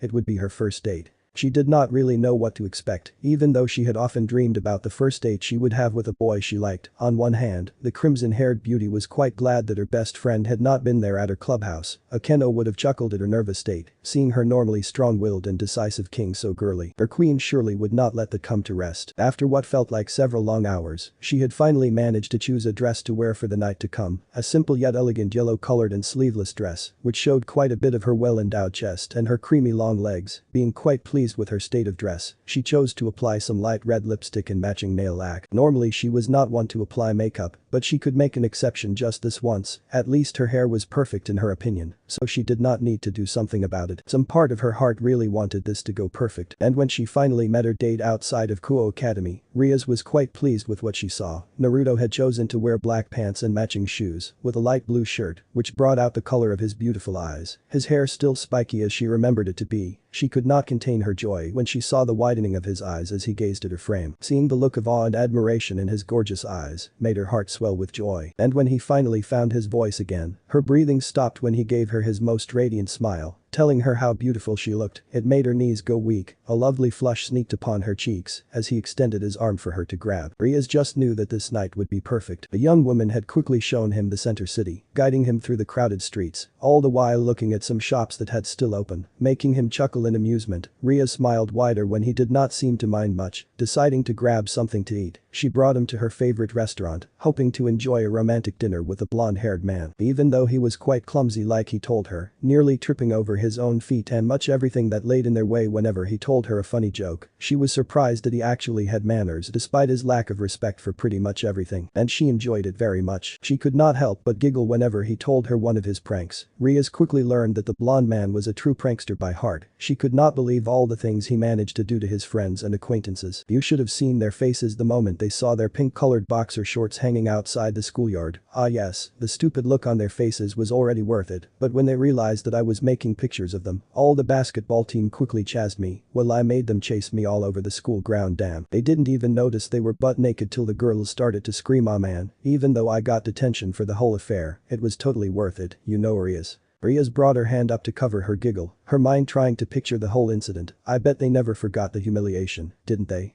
Nope. Naruto scratched the back of his head. At the end of the school year, I even managed to sneak the pictures I took of them into the yearbook. Oh, the look on the teachers' and students' faces was priceless. Dadabeo. I can imagine that. Leaning her head on her left-hand palm, Rias greatly enjoyed the time with her date. He always managed to bring her to laugh. He was truly a funny and unique person. She was truly glad to have bumped into him. The date till now had been more than perfect in her opinion. She learned quite a bit about the young man, his life back in Europe, although it did pain her that he was an orphan, having lost his parents early in his youth. Still, he seemed so cheerful and never let those painful memories get the better of him. She wondered if she could still be such a carefree and cheerful person if she would lose her family. Probably not. Rias was brought out of her musings when she felt a strong hand on top of her own. Her cheeks immediately gained a rosy pink as she saw his intense stare, his gorgeous eyes seemingly trying to pry their way into her very soul. She felt so exposed to his strong gaze, and yet, she did not dislike the feeling he caused inside her. Was this how her Ani-sama had felt on his first date? She could only imagine. You've been quiet for some time now. I really hope I haven't bored you with my stories, nah. I know not everyone seems to like them, though I wonder why. His clueless gaze made her smile. Quite the contrary, Naruto. I loved every single one of your, well, let us say adventures. You've sure had an interesting past. Huh? You bet I had. Another happy sigh escaped her lips. This was something she had always wanted, to be seen as a normal teenage girl, to be treated like a normal young woman, and Naruto always managed to make her feel so special to know that he only had eyes for her this night. To believe a simple human could make her so happy. You know, Naruto, I enjoy this little date very much. Normally, I'm not really used to this. Most people just want to get closer to me due to my family, so it's rare to see someone actually trying to get to know me, the real me. It's nice, you know. You are in fact the first to ever try to make me feel like a normal woman without any ulterior motives. You don't have any ulterior motives, do you now, Naruto? Her playful voice made him chuckle. Well, to be honest, I do kinda have some ulterior motives, maybe even getting a second date with your lovely self. Naruto gave a small grin as he heard her giggle. I must be truly lucky to have met you this day, not even 1 week here in Japan, and I already caught the eyes of the most beautiful woman in town. I must be really awesome. Nah. You're special. Special? Huh. That means a lot coming from such a lovely lady. Rias only fluttered her lashes at him. You flatter. Well, it's not flattery if it's simply the truth, is it not? I haven't quite met someone like you. I think you are far more special than me, Rias-chan. The crimson-haired girl flushed as she heard him call her with such an endearing suffix. It made her heart beat even faster in her chest. What are you doing to me, Naruto? The young man gazed at her reddened face. So may I presume that this lovely lady is actually a princess? A princess who escaped the clutches of her strict family to live a normal life, maybe even finding her special someone. Rias just smiled even wider, maybe inwardly, she sweat dropped at how close he truly was to the truth. Maybe I am a princess, a lonely princess who only wants to find someone who can see past her stature and beauty. Is that so? His amused grin made her heart flutter. Well, I can't say anything about the Princess Rias, but I do like the Rias who sits here in front of me. The female devil blushed heavily as she felt him caressing her hand, his thumb all the way brushing over her knuckles. The skin contact made thousands of sparkles spread across her body. She could not quite pinpoint why she felt so smitten with this young man, who she had only met a few hours ago, but she felt so good right now. How could a human make her feel so special? She did not understand, but she sure as hell did not complain. Swallowing the lump in her throat, she tried to regain her composure, though it was quite difficult to bring her heart beating under control. I'm glad, I enjoy this very much, Naruto-kun, so maybe you could tell me something more about you? Maybe even another one of your funny stories. Naruto only chuckled and pointed his nose high in the air. Of course I have much more. I'm just that awesome, Rias-chan, Dadabeo. The blonde-haired man boosted confidently, making his date giggle in result. He was just such an interesting and funny person. The two of them enjoyed the rest of their dinner before Rias guided him to the cinema, wanting to see one of the newer animes that just shortly came out. Naruto quickly noticed that the young woman was a true fan of this entertaining branch. Well, everyone had their preferences, so who was he to pry? After the film, both went down to the harbor, settling down to walk along the beach. Night had fallen by now, and they could clearly see the countless stars adorning the cloudless sky. Naruto even dared to hold her hand, which in turn had made her smile in content before she leaned against his side, resting her head against his shoulder. The two enjoyed the end of their date, walking leisurely in content silence to enjoy the peace and quiet of the night. A dreamy sigh could be heard from his date, making Naruto turn his head to gaze down at the crimson-haired woman. Rias had a satisfied expression on her pretty face. This had truly been one of the best days she had had till now. Everything had gone so well, just like in her dreams. It had been a perfect date in her opinion, and she was even more overjoyed when he asked her for another one. She could not wait to continue this little interactions with a young man who she came to have a strong liking to. It did not even matter to her that he was a simple human. She would cross that bridge when the time was right. Humming to a stop on the promenade, she separated herself from his body and stood in front of him, tacking his hands in hers. It has been really fun, Naruto-kun. Indeed it was, Dadabeo.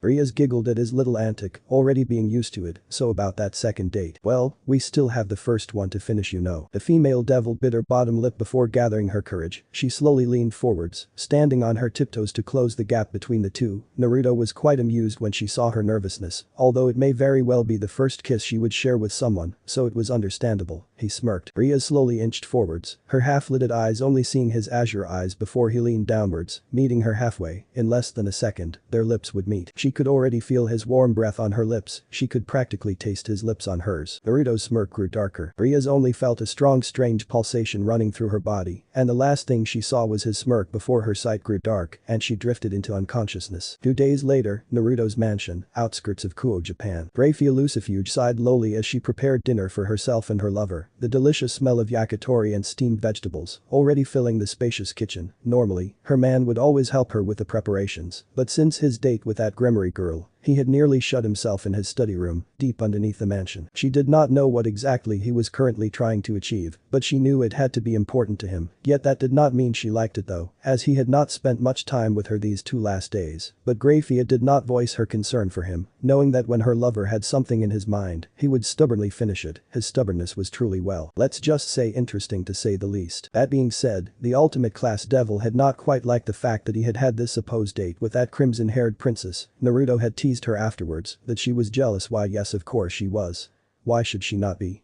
He was hers and no one's else, just as she was his and his alone. Of course, as his loyal companion and friend, she had followed them on their date. Bah, that word still left a bitter taste in her mouth. She was quite displeased when she saw the two of them being so cheerful and chubby with each other. She had nearly frozen the harbor district when she saw that Gremory girl trying to kiss her man, but to her relief, Naruto had acted according to his plan and disabled her before anything bad happened, although the silver-haired devil still did not know what the former Jinchuriki had done afterwards. He only told her that he gained the information he wanted to, well, in due time would he tell her, he always did. Still, Grafiya did not like the fact that he needed to keep in contact with the crimson-haired girl. She knew that it would gain them quite the influence if Naruto managed to bind the younger devil to his person. It already seemed that she had taken quite the strong liking to him, and with the memory altering he did on her, Rias would think that their date had ended in a perfect way, a romantic kiss underneath the starlit sky, before separating with the promise of another date. Even if nothing had happened, she still gritted her teeth when she thought about it. It did not take long for her to finish dinner, and just as she wanted to call him, her sensing abilities caught a second power's source, which had directly appeared inside her lover's study room, seemingly out of nowhere. Grafiya frowned as she remembered the power's signature. It seemed she would have to delay their dinner. She just hoped they did not start a fight or else even the seals around their home would not be able to withstand the force. In the meantime, inside Naruto's private study room, several feet underneath the earth's surface. It was dark inside the large room, only a few candles casted some light across the sealed-off room. One could see many desks with strange devices on top of them, as well as countless paper sheets, written in an uncommon language, and with even stranger signs. The sides of the room were occupied by several bookshelves, countless books and scrolls stored neatly inside. The poor light gave sight to a blonde-haired man, dressed in a simple blue kimono. He stood in the middle of the spacious chamber, or more like he floated several inches above the floor in a meditative pose, legs crossed and having his eyes closed. He did not move even a single inch. Right in front of his face, a golden white light shinned, enclosing several small pieces. A drop of sweat ran down his forehead while he concentrated his power into the objects. Only a second later did Naruto open his eyes. A low and tired sigh escaped his lips while the light slowly died out, making the pieces fall to the ground. Of all the times, Naruto did not even react as a small portal manifested behind his back, having already felt the signature approaching. Slowly, the portal opened and a person stepped through before the rift closed again. "So what do you want here?"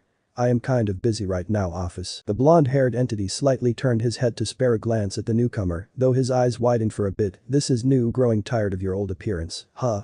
Although I do not know if this one is truly better." The now-named office did not react to his gaze, not that he expected an actual response from him or now rather her. He truly hated genderless beings, at least, they should stick to one gender if you asked him, but sadly, no one asked him. Naruto raised one of his eyebrows as he got a good look at her. "You have no shame, huh?" His remark was not unfounded. Office had really a strange taste last time he checked. Office had taken the shape of a middle-aged man, but now she seemed to have taken a liking to the female gender. Not a bad choice per se, but why did she choose to take the form of a little child? Oh well, he had long since given up to understand him. Her office did not look older than 12 years, her little body probably would not even reach his upper chest, her long black hair nearly reached her feet, while her gray eyes locked eyes with him. No emotion could be seen in them, just as he suspected, her ears were still pointed, just like in her former male form. Well, Naruto could at least try to understand why she took a child's form, but why in the name of hell in heaven did she wear a fucking gothic Lolita dress? A child like her, alright, she was not a real child, but still her clothing was far too revealing for his taste. However, if he could convince Grafiya to wear such a dress during their fun time, oh yes, that would definitely make his time.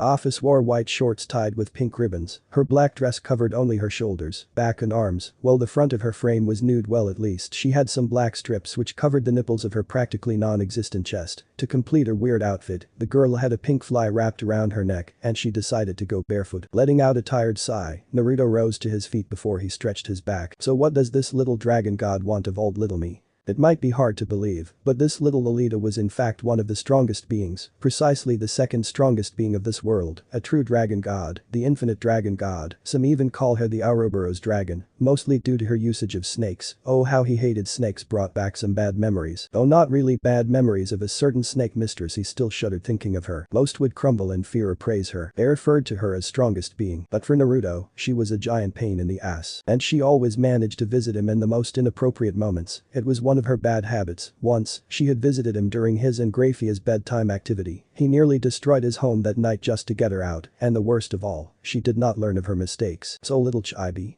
What do you want, and make it quick please?" The black-haired dragon did not lose her blank stare, nor did her low and emotionless voice betray her thoughts. "I'm growing tired." Naruto stopped to stretch his back, he narrowed his eyes. "What did you just say?" I'm growing tired of waiting, I want my home back now. The office may not exactly know how to read emotions, but even she could feel the tension in the room increasing. She watched with blank eyes as the blonde entity came closer. Is that so?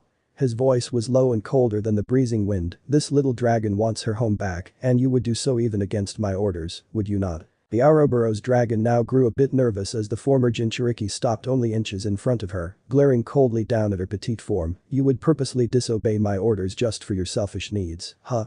I thought you were more intelligent than this office. I allowed that red lizard for far too long to reside in my space. I do not see the point of leaving him alone any longer. I want him to. The office eyes widened as his hand lurched forwards to strangle her neck, forcing her to look up at him. She bit her bottom lip. Maybe she should have told him her plea with a bit more tact. Now listen and listen very closely, you little dragon.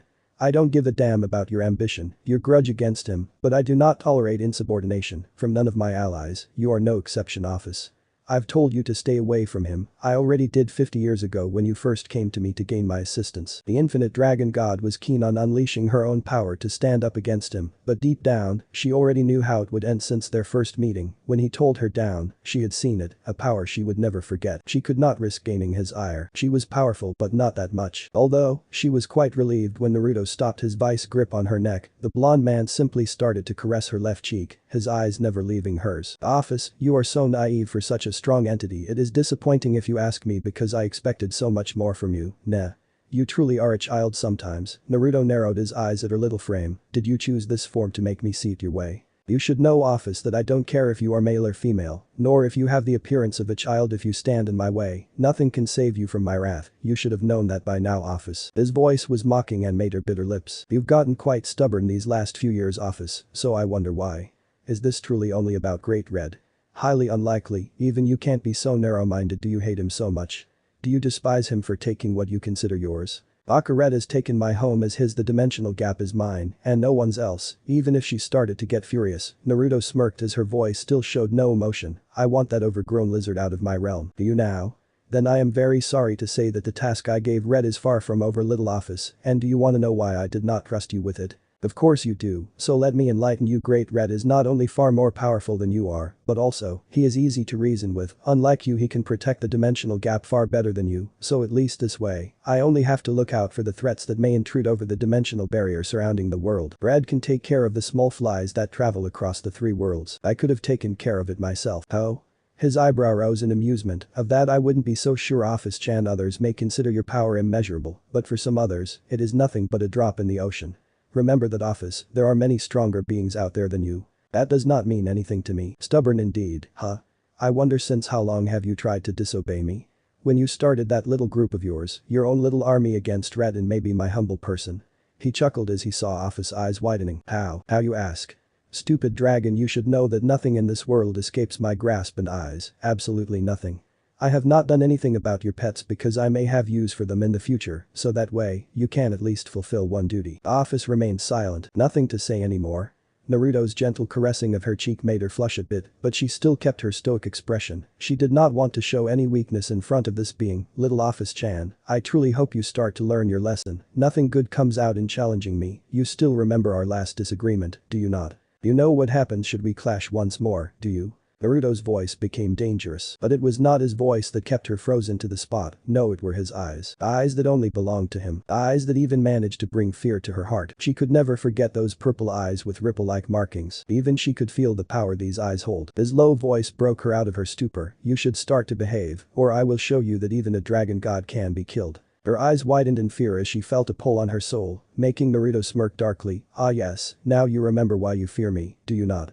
Yet you have luck on your side, as I am currently in a good mood and I still need you in the future, but never forget you should know your place, office. The moment he pulled his hand off her cheek, the ominous feeling on her soul ended. The infinite dragon god breathed heavily after the unpleasant sensation. She definitely was not used to such skin contact and a near-death experience. Giving him one last glance, the black-haired entity vanished, not wanting to be in his presence any longer. Naruto sighed as the annoying Lolita finally left his study room, letting once more silence reign over. Shaking his head, the former Jinchuriki walked back to his former position. The office is slowly becoming a liability.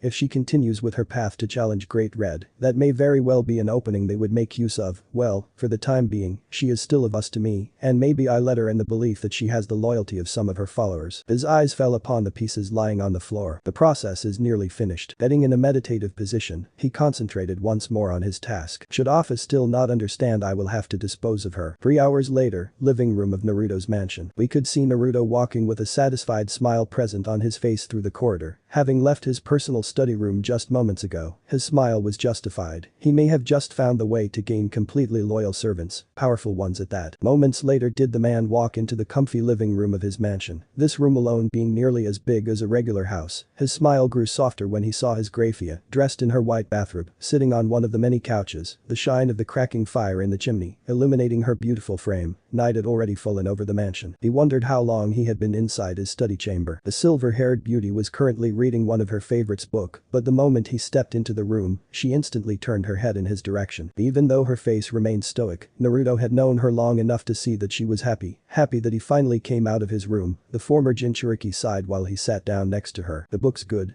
The female devil sighed softly before a small smile graced her delicate features. Don't beat around the bush, my love, what is it?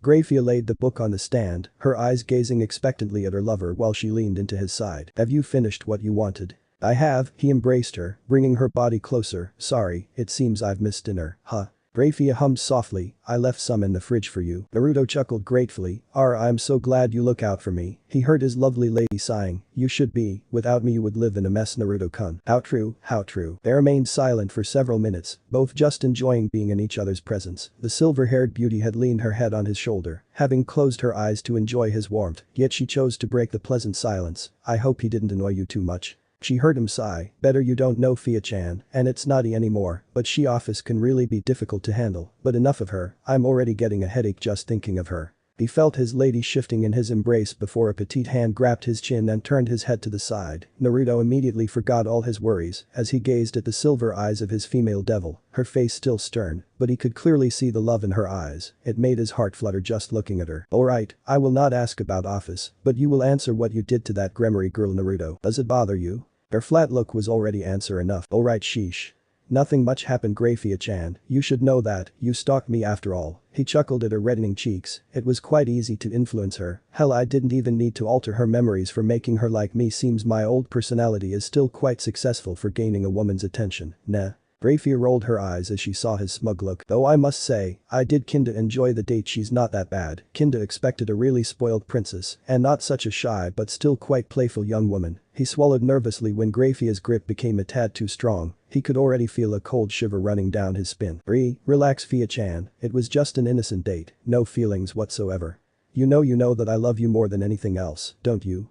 I would be lost without you. Hearing the soft voice of her lover, the silver-haired devil slowly softened her hug before a sad expression appeared on her face, making the blonde man raise an eyebrow. You had blue eyes, they were beautiful. Naruto became surprised when he heard her hesitant low voice, Grafiya-chan. You never showed them to me. The former Jinchuriki's eyes softened before he leaned towards her, planting a soft kiss on her lips. He broke the contact after less than a second to gaze lovingly at her. Fia-chan, I'm sorry, I didn't know that this would make you sad. I mean, it's just part of my old life now. And this here is my new life. I just wanted to forget some parts of it, can you understand? I didn't know it would mean this much to you, but I thought that my new appearance, my dojutsu and the scars I got wouldn't exactly make a good first impression on the girl, and I need her for the future. Having her as a loyal follower would give us some great opportunities, Grafiya. All I can say now is that I'm sorry, my love, it's just my old life, but you are my new one, so please don't be sad. Grafiya gave a weak smile. Stupid. Her lover only chuckled. Of course I am, that's one of the reasons you love me, don't you?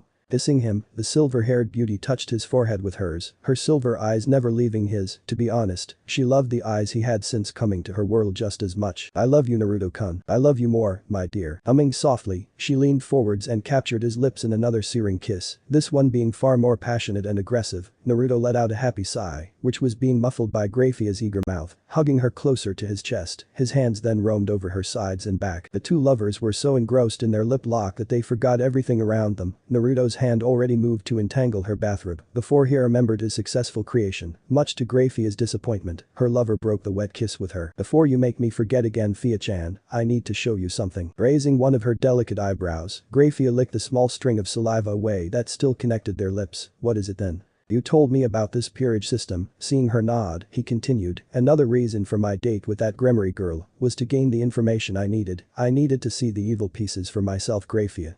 They intrigued me the first time you mentioned them, they are fascinating to say the least, and it may very well give us a chance against the Legion. It does.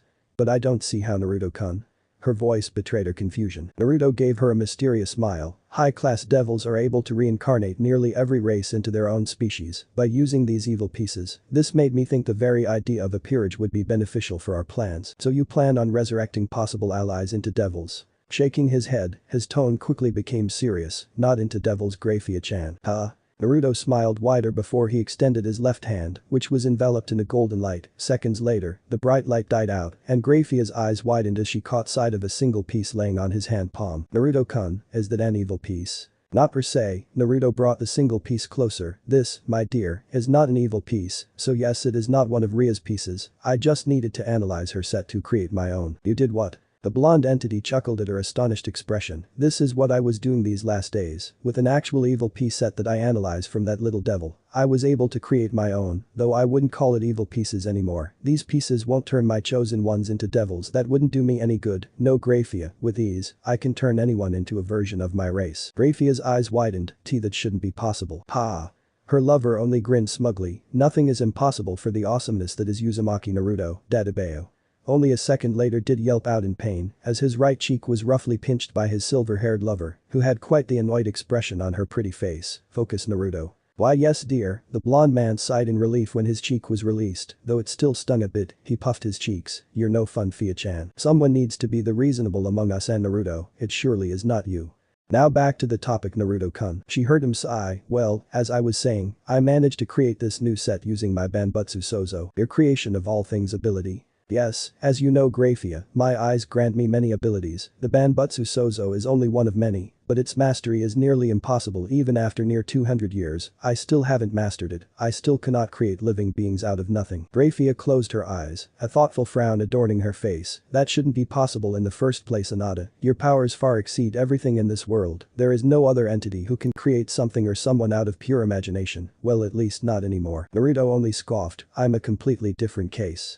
I don't use magic like most races in this world do. I use chakra, Grafiya, the combination of physical energy that is present in every cell of my body and spiritual energy, which is gained from the mind. The Yaokais in this world can use something similar, though it is a weaker form of chakra like we used it on back my homeworld. I am not bound to the limits of magic. My yin-yang release allows me to use yin release in combination with yang release. His lover only sighed. Understanding the basics of your power is not always easy, Naruto-kun. I know, babe, I know. He eyed the single piece in his palm. Every shinobi in my homeworld could use yin-yang release to mold chakra, using it for ninjutsu or jinjutsu, even going so far to strengthen one's body by using chakra. But after I awoke in this world, my mastery over it became even stronger than it used to be. These eyes I gained allowed me complete control over my chakra. His eyes gained a serious gleam. I am no longer bound to the limits of ninjutsu. I've nearly reached the level of my predecessor in terms of yin-yang release, and as such, it was quite easy to create this with my yin release. My imagination created these pieces out of nothing, and because they are not living beings, at least not completely, my yang release breathed life into them. Grafiya grew a confused look. You just said that your mastery over yang release isn't perfect yet. I thought you couldn't create living beings.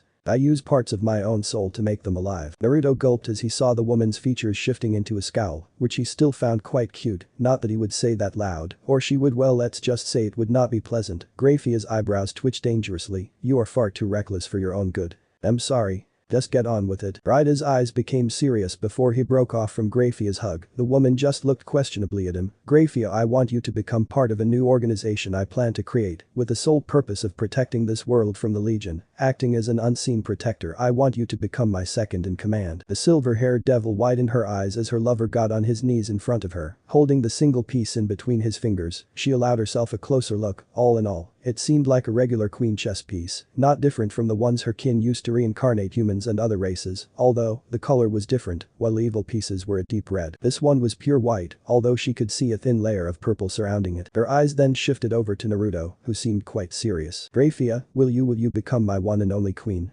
Her heart seemed to stop beating as she saw the pleading but determined look on his face. You want me to become your queen, why?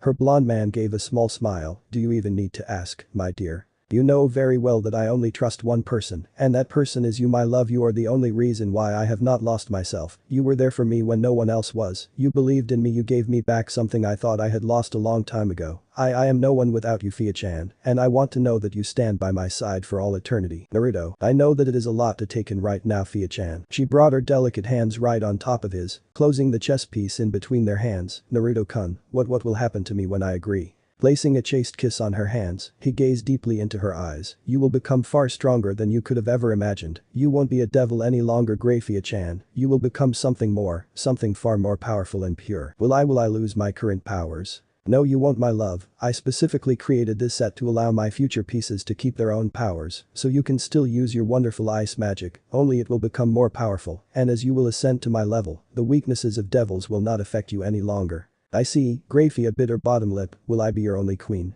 Her lover looked surprised for a moment before he chuckled. Of course you would, Fia-chan, my only one. I can tell you that I only created this one single queen piece. It is only meant for you, no one else but you. His words made her smile, a beautiful smile which suited her. He truly loved it whenever she gave him such a smile. It made him feel special to bring out this side of her. She rarely showed it. I need you more than anything else, Grafiya. This queen piece will make you mine, you will become like me, Grafiya. This isn't just a piece to make you into one of my race. I used my own soul, my own heart on creating this piece, you know what that means. The silver-haired beauty gasped softly, her right hand not quick enough to muffle the sound. Naruto could see the first signs of tears welling in the corner of her eyes. Her shaky voice made him smile. Are you serious? I am, his eyes glowed with determination. This is my proposal to you, my love. If you accept to become my queen, we will be bound together for all eternity. Nothing will tear us apart, so I ask you, Grafiya-chan, will you become mine? Tears were slowly trickling down her cheeks as she digested the words of the man she came to love over the last century. How long had she awaited to hear those words from him? She did not know anymore, and she did not care. What mattered was that he finally accepted her in his life, ready to leave his past behind. Naruto only gazed at the woman as she slowly sank to her knees in front of him, before clasping his hands in hers. Yes. He nearly missed her gentle low voice. His smile widened in joy when he heard her answer. Grafiya leaned forwards and kissed him gently on the lips, before breaking the lip lock a few seconds later. I am all yours, Anata, I was yours all this time. Naruto smiled. I know, babe. Humming softly while her forehead leaned against his, Grafiya licked her lips. You intend to do the process now? Yes, hold on. Both lovers vanished in a golden flash to reappear inside Naruto's study room. This room was even more protected by his seals than the mansion, and would considerably lessen the power input that will surely arise during the reincarnation. Grafiya groaned while massaging her temple. She never got used to his Hiraishin no jutsu. The stain on her body was always too great and made her feel weak afterwards. Let us begin, Grafiya. The silver-haired devil nodded before rising to her feet, now standing in the middle of the room, expectantly looking at her blonde man who stood a few inches in front of her, the queen piece now floating in front of her chest. I don't know if you will feel pain, Fia-chan, but please bear with it will be worth it in the end. The woman gave a short nod, her eyes gazing at the small piece. Naruto took a deep breath before he flicked his fingers. The glowing piece instantly shot into Grafiya's chest, making her gasp as it molded with her very body and soul. Nothing seemed to happen for several seconds. Naruto narrowed his eyes as he felt a power rise inside the silver-haired beauty. Her body suddenly started to glow in a silver light, which quickly expanded. The former Jinchuriki shielded his eyes as the power source continuously grew in density. His eyes widened when the room started to shake and become cracks. Wonderful. Even the Fuins can't seem to completely withstand her pressure force. He quickly formed a set of hand seals and pressed his hands on the ground. A blue-purple barrier engulfed his lover, shielding a great deal of her power away. But even so, he could still feel it. How glad he was that this room, as well as his mansion, was protected by several layers of high Fuins. If not, the power surge would have attracted nearly every living being on this world. After several minutes, the blonde man started to get nervous as Grafiya's power rise did not lessen, but was still growing. At this rate, he would need to apply another barrier, his old one already having countless cracks, near to the point of bursting. But to his great relief, the flow of magic finally died out. He waited several seconds before he felt it safe to dissolve his barrier. Naruto's eyes widened in glee when he saw his silver-haired woman standing there unharmed. This was it, he could feel her power. It felt like his and Kaguya's. Grafiya. The moment he said her name, the woman opened her eyes, seemingly a bit disorientated at first. She quickly regained her bearings and gazed upon her hands. Taking a deep breath, the former devil balled them to fists. Naruto only smirked as he watched his partner, more so when he gazed behind her. During the merging with his power and soul, Her bathrobe had come undone and fallen to the floor, leaving her standing there in all her splendid nudity. The evolution process was a success. Behind Grafiya, he did not see her usual black devil wings. No, from her shoulders, blades sprouted a set of 10 wings shaped into the form of silver glowing tendrils. The new and majestic appendages gently swaying behind her back. The power input is incredible.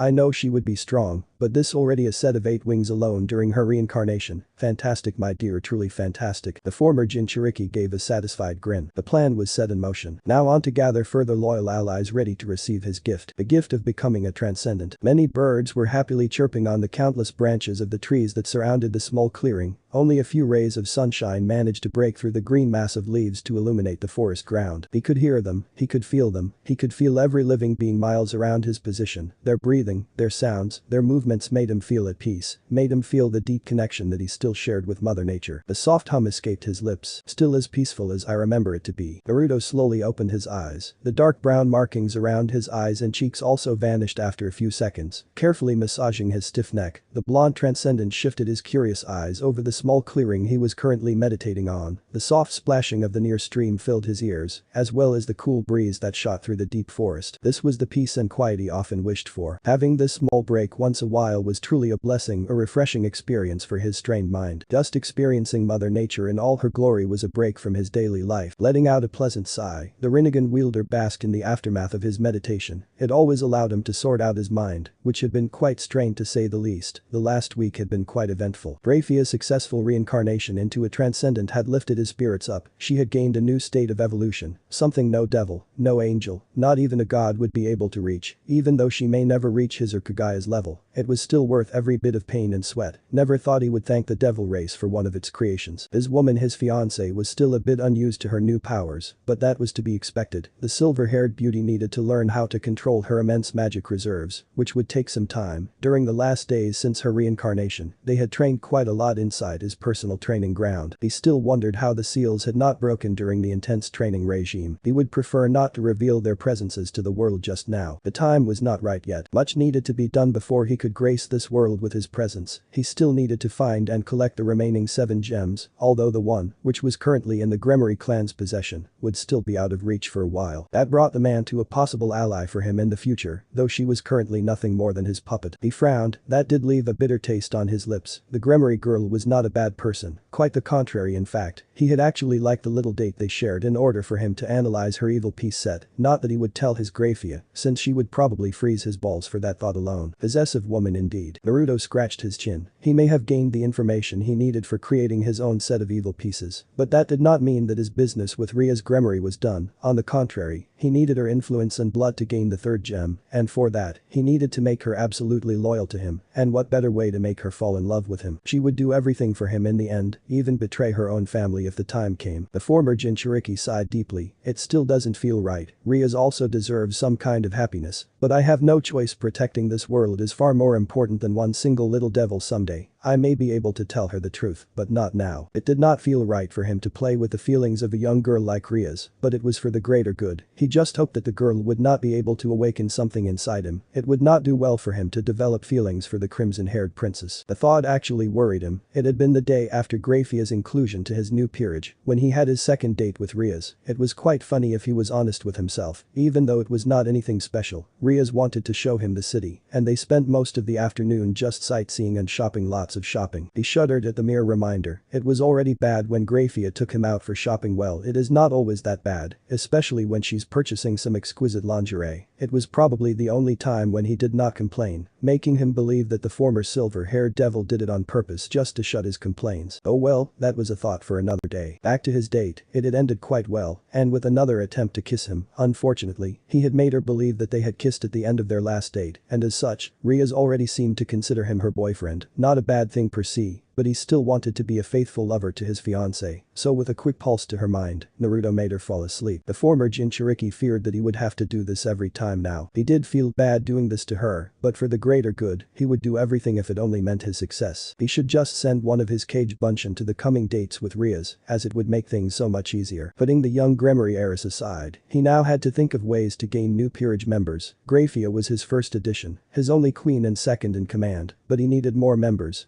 who would be completely loyal to him and his cause, willing to sacrifice everything for him. The problem resided in finding such allies. Most connections he had made in this world did not have his trust, and most of them were currently undisposed to become a transcendent. Maybe, yes maybe he should try to be a bit more forceful regarding the allegiance of the ones he rescued 3 months ago. He had allowed most of them to live on their own, not wanting to further pull them into the war against the Legion. He thought that they had already suffered enough, seen enough of war, death and sorrow. Naruto was sure they just wanted to forget about the destruction of their homeworld and not be dragged deeper into the darkness. Although, that might be impossible, it was only a matter of time before this world was discovered. They would have to fight against them whether they wanted or not, so might as well give them an actual chance to defend themselves. Maybe from now on, he should actively pursue them to gain their allegiance. Before he could further dwell in his thoughts, the blonde man felt a disruption in nature. "What news do you bring?" His question was seemingly pointed at no one. Only a second passed before the ground to his left started to bulge. A pitch-black substance erupted and took the form of a humanoid upper body. The head of the newcomer lacked any visible hair, while only 2 yellow pupilless eyes gazed at the blonde entity. The black-colored humanoid turned his head to look around before it formed a mouth with jagged teeth, making it seem like it smiled. So, Naruto's cold gaze shifted over to the creature. "What do you have to report, Zetsu?"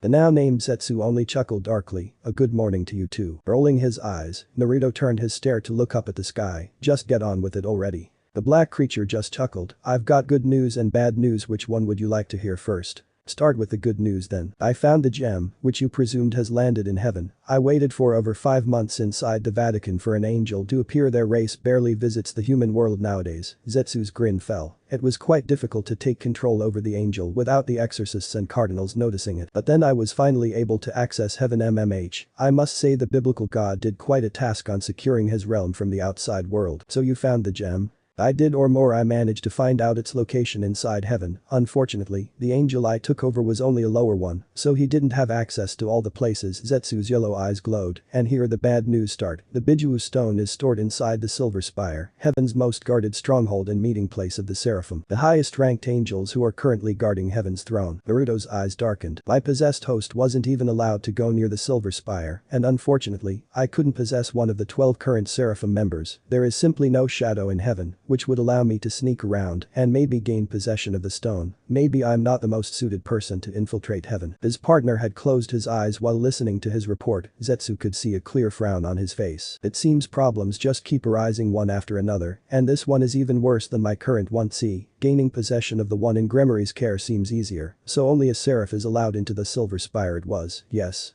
troubling indeed. That is putting it mildly. During the last century none of them had even left heaven to come to the human world. It would be difficult to take over their bodies, but this way I could at least infiltrate their stronghold and enter the vault. So we need a seraph." The black creature only watched the blonde man in silence. "I suppose we need to wait for a better opportunity in the end." Opening his eyes, his Rinnegan stared into Zetsu's yellow eyes. "We leave heaven alone for now. At least we know where to find the gem. That alone is a success, so better we search for the remaining ones in the meantime." "You did good, Kuroi Zetsu." The addressed creature only chuckled darkly. Naruto continued to glance coldly at his partner. He never trusted him in the first place, not after all that happened back during his childhood and the Fourth Shinobi War, but now he was stuck with him, and even if he did not want to admit it, Zetsu's help was essential in order to protect this world. He still did not know what Kaguya wanted to achieve by leaving Zetsu in his care. That woman was a mystery altogether, and to think that this creature could be considered her child, her creation. Sometimes his mind still found it hard to believe that Zetsu and Kaguya were behind all the wars between shinobis, since their ability to draw chakra, that he was the one who controlled Obito, Madara, everyone, even Hagoromo's 2 sons, in order to revive his mother someday. He was truly a cunning and twisting character. It would not do well to fully trust him, nor did he trust Kaguya, but he still needed her help in dealing with the Legion. Still, that did not mean he would lower his guard. He was not that naive any longer. He would never forget all the pain and sorrow his family, his friends and his own person had to endure because of Kaguya's scheme. That she saved him did not mean anything if it was to him. He would have gladly died that day, together with his wife and daughter. But what was done, and now he had managed to gain a new life. He would not leave Grafiya alone in this world. Zetsu's dark voice gathered his attention once again. "So how was your progress so far?" Hearing his amused chuckle made the former Akatsuki member raise his non-existent eyebrows. "Many things have happened these last months, Zetsu. Grafiya managed to bring me the second gem from the underworld and confirmed the location of a third which I'm currently working to gain possession. I also managed to give us an even better chance in resisting the Legion's grasp, and that would be Naruto spared a glance at his partner. I managed to bring Grafiya to my level. I made her a transcendent. But Zetsu was surprised. He did not show it outwards. Interesting. I always wondered how Mother managed to evolve your body and mind to the same level as her. That gives us a great advantage over the Legion if you can reincarnate others to the same level. So that's the reason why I couldn't feel Grafia's signature any longer. She now stands above anyone else together with yourself and Mother. Indeed, it will help us greatly. I managed to create several of those pieces for further use. Now I'm only searching for ideal candidates. Zetsu's mouth formed a grin. At least some good news on this front. Now we already have 2 of the 9 Biju jewels. Mother will be more than pleased when she comes here. Naruto narrowed his eyes at his former enemy. Don't even believe for a second that I'm doing this for Kaguya. I couldn't care less what she thinks of me, and I would truly be happy if she just left me alone. However, she is a valuable ally against them. I can't really deny her help on this matter. She saved your life that fateful day. I would have expected a bit more thankfulness. She gave you power. She brought you to her state of evolution. You cannot deny her. Oh? The former human took a deep breath. You make it sound like I owe her something. Let me say this once, Zetsu. I did not ask to be saved. I did not ask for another chance to live. And even if things have slowly become better for me, I will never thank her, Zetsu. I merely tolerate her presence, nothing more, nothing less. Be careful with your next words, Naruto. My mother does not give second chances. She won't hesitate to oppose you, even though she finds you very intriguing and interesting. She won't refuse her path to true peace just because of you. Because of me, huh? I couldn't care less of her. You shouldn't forget, Zetsu, you and Kaguya are in need of my help, aren't you? Personally, I don't need the gems as much as you, they are only memories to me, but for your dear Kaguya, they are far more valuable. I know what happened to her after she had sent me to this world. I know she lost a great deal of her power in fighting the Legion. She needs the stones to gain her true power again, huh? His Rinnegan seemed to glow. I'm currently far stronger than Kaguya, so she can't make me her plaything. I will never be her puppet. I will not do the same mistake again. Zetsu remained silent for several seconds, his yellow eyes never leaving his. So you still haven't realized? Realized what? My mother likes you. Silence. Naruto actually needed a few seconds to digest the said words, not sure if he had heard correctly. See, come again. Zetsu gave an amused chuckle. You've heard well enough. My mother has taken an interest in you. She already did when you and that Uchiha kid fought her once. She saw something great in you, and she wasn't disappointed. You are the only one next to herself who she thinks is worthy enough to wield chakra. You are the only one worthy enough to stand next to her. The groan escaped Naruto's lips as he processed the words, knowing full well that things would get quite difficult and complicated in the future. I truly wonder who is more troublesome, Officer Kaguya. Oh, I can already feel one hell of a headache coming. Zetsu only watched his partner, his eyes deprived of emotions. He could still hear his mother's voice inside his mind. She needed this man in front of him. He was her chosen one. And as her child, Zetsu would do everything so that his mother would be able to stand up to her future mate. Several hours later, old school building of Kuo Academy. It was dark inside the spacious room of the former school building of Kuo Academy. Only a few candles and the disappearing rays of sunshine, bringing some light to illuminate the chamber, which was built in quite a particular style. A wooden paneled floor with 2 Victorian-style couches surrounding a simple low table stood in the middle of the room, which walls were covered with many expensive pictures. A wooden desk was placed at the end of the large chamber. Rias simply looked outside of the window, enjoying the sunset that bathed nature in such a lovely orange-red light. It was beautiful. The crimson-haired princess had her head leaned on her right-hand palm while she sat at her desk. It had been quite a long day for her. Normal school took always quite some time to finish, and afterwards, she needed to research and study everything there was to know about the underworld or the supernatural in general. It was quite a good thing that her family managed to purchase this old building, so that their daughter had an operation base to manage her territory, namely the city of Kuo. And at the same time, it was also her home while she was here in the human world, as well as the meeting place for her young peerage. Ria sighed. Yes, she always had a busy day plan, more so when there was a stray devil to kill. But during the last few weeks, there were other things on her mind. Firstly, to reincarnate Haidu-Issei into one of her servants, and secondly, since roughly 1 week, her boyfriend Naruto Uzumaki. Boyfriend, the word left quite a pleasant taste on her lips if she was honest with herself. The young woman gave a dreamy sigh as she thought of the blonde-haired man that came into her life. It seemed like he came out of nowhere, and he made her feel like nothing she ever experienced before. If she did not know any better, one could think that she was slowly falling in love with the ever-cheerful blonde man. She, the heiress to the Gremory house, was falling in love with a simple human. She wondered what her family would think of her, especially since she was already engaged to another heir of a royal house. Quickly shaking her head, Rias tried not to think about him right now. She still had some time to sort things out. Still time to change her future. Suddenly, the magic transportation circle on the other side of her clubroom glowed bright red, and seconds later did a figure manifest inside the circle. Ria's eyes shifted over to the newcomer, her composure relaxed as she saw the familiar form of her queen. "I'm back but you." The crimson-haired devil gave a slight nod. "Did you fulfill the contract with your client?" "Of course but you." With a wide smile, the female devil walked across the room to stand in front of her master's desk, her eyebrows slightly raised as she saw the soft dreamy look on her face, although, she should be used to it by now, her crimson-haired king wore the same expression nearly all day since her first meeting with this mysterious Naruto person. She would really love to meet him, but her king just kept avoiding her. Please, such a selfish king she had. Ara, is Butchu already thinking of her favorite boy toy? Ria's face immediately turned bright red, her eyes showing her anger as she glared at her queen. "Do not even start about Naruto-kun again, Aeno."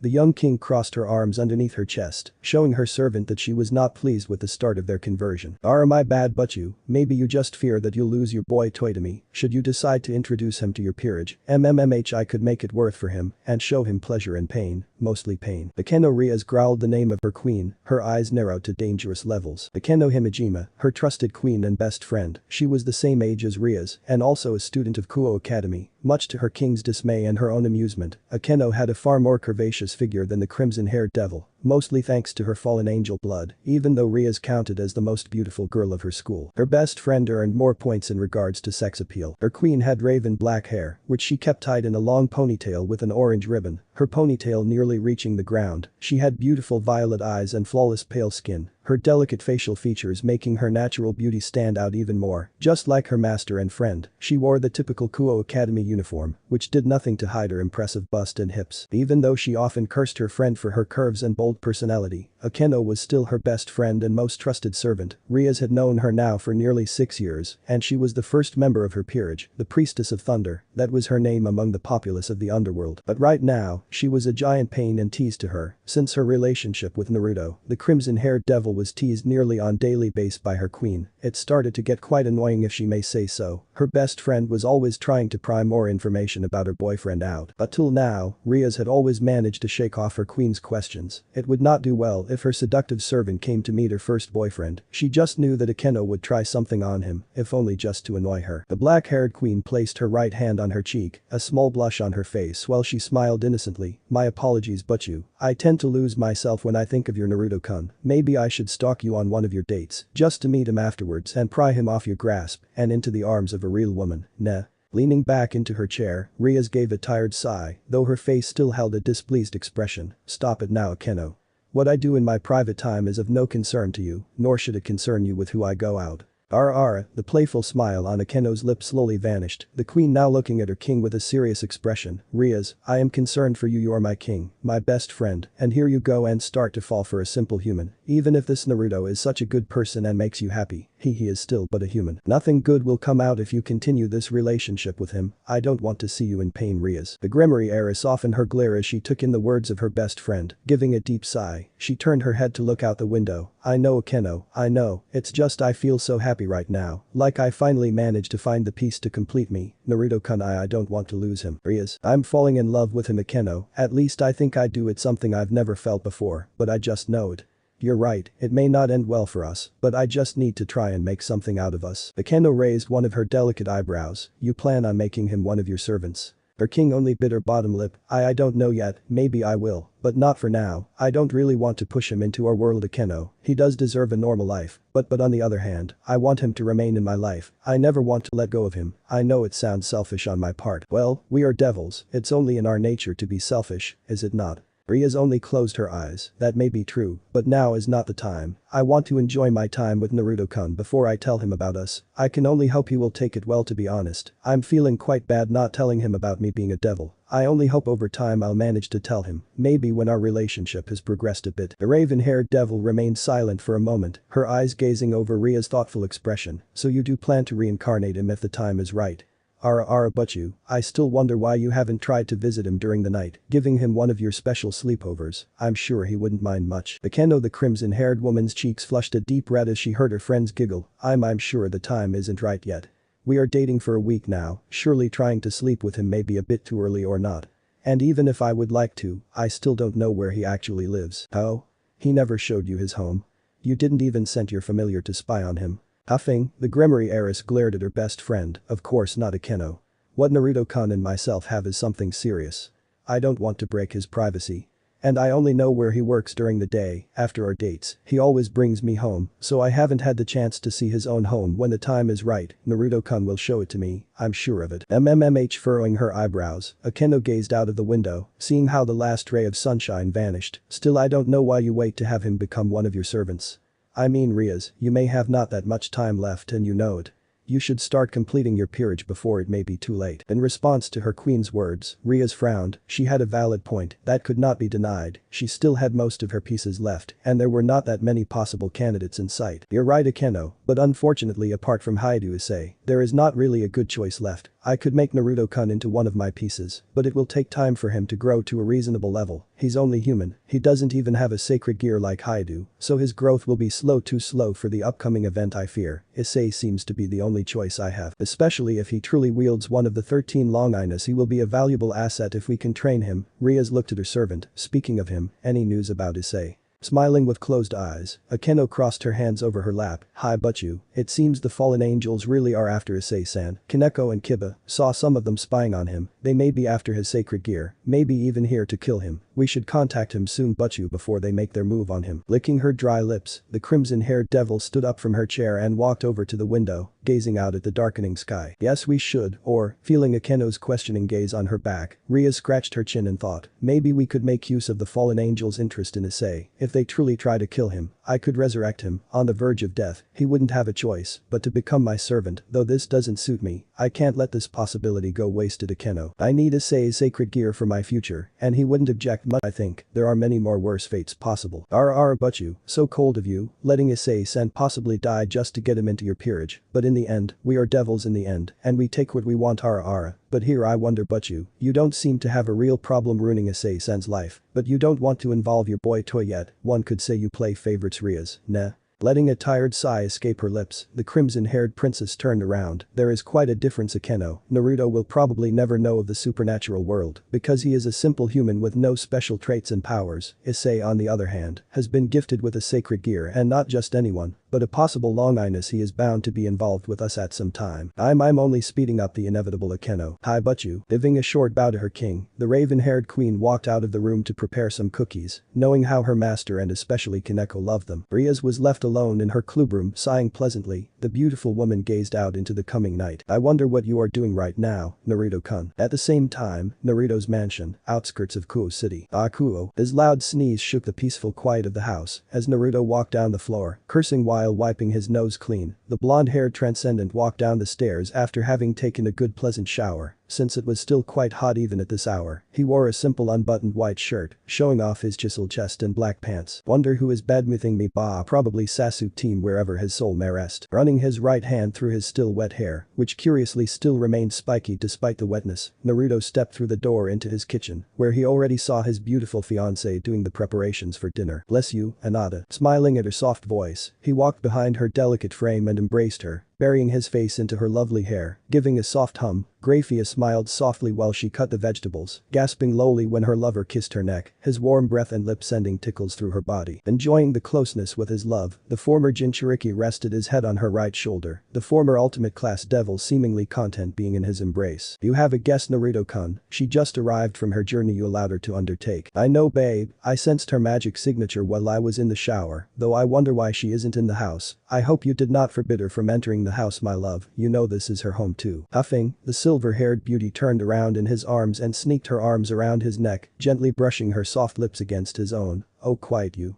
She just preferred to remain a bit outside. It seems she enjoy our Sakura garden. She awaits you there. Humming, Naruto placed a soft kiss on her lovely lips and then on her cute nose, making her smile in response. Alright, I go and meet her. It probably won't take long, so afterwards I can help you making dinner. I'll hold you to your promise, my dear. Giving her another short kiss, he let go of his fiancée and walked through the kitchen and living room before opening the glass door to the garden. Night was slowly swallowing nature in darkness, though he could still see some part of the sky illuminated in an orange light. Leisurely leisurely walking across the large garden, over the granite pathway, till he crossed a traditional wooden Japanese bridge over the small stream that traveled through his well-kept garden. Some weak light entries illuminated his path. After some time, Naruto reached the several sakura trees in the backyard. He liked this sort of trees, they reminded him of his former teammate, may her soul rest in peace. So here you are, I hope you enjoy my garden, especially the trees, it would seem. With a small smile, he walked up to the lone figure standing in between the sakura trees. I love the sight and scent of these trees, they are beautiful and majestic, and they suit me very well, wouldn't you think so too, Naruto-sama? Seeing her seductive smile, Naruto only sighed, his own smile still present on his face, while he came to stop a few inches in front of the female figure. Why yes, they do suit you, especially your beautiful hair. The female smiled seductively, hearing such praise from you, it means I managed to gain your attention, though I do hope that you will also value my skill in the future, Naruto-sama. Naruto rolled his eyes, you know you don't have to call me that way, I truly hate these formalities, you know Ikaruga. The now named Ikaruga giggled softly, her eyes boring into his very own. But I like to call you so, you are my master after all, Naruto-sama.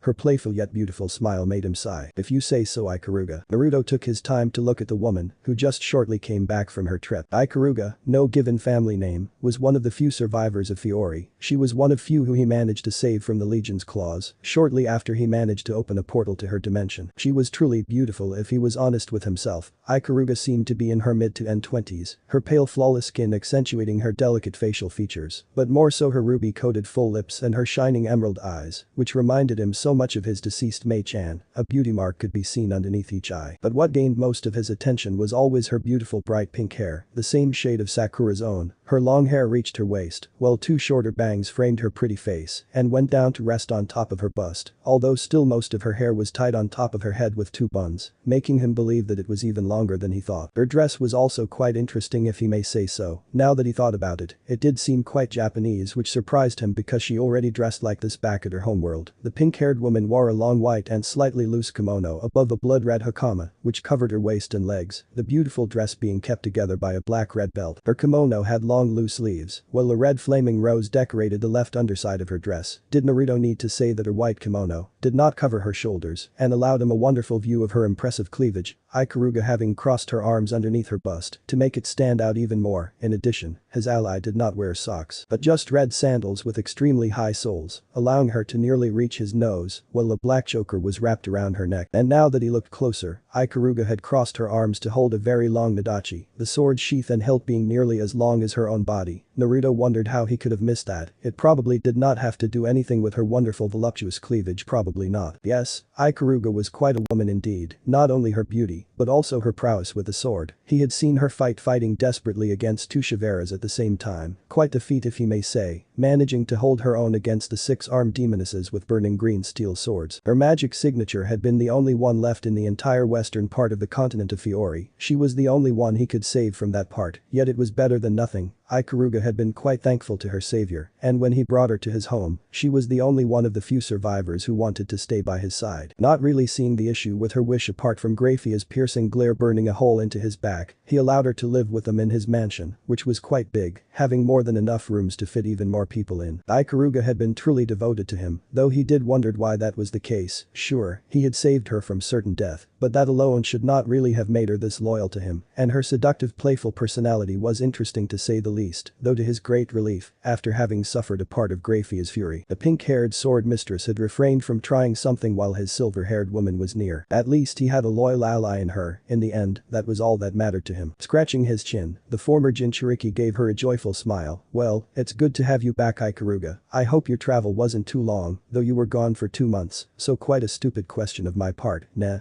The woman giggled softly. So Ikaruga. Naruto could not finish his sentence before he found her right delicate index finger on his lips. He raised one of his eyebrows at her gesture and simply watched her smile seductively. I thought I already told you, Naruto-sama. She licked her supple lips. I want you to call me your Hato-chan. I am yours after all. Alright, that sounded quite forward, even to him, and sometimes, he was still dense as a brick. If it came to the feelings of a woman, he gave a gentle hum as Ikaruga's right hand moved to caress his left cheek. You know Ikaruga, I mean Hato-chan. The former Fiori mage smiled happily, calling you my little dove is, how should I put this, a bit too cheeky perhaps.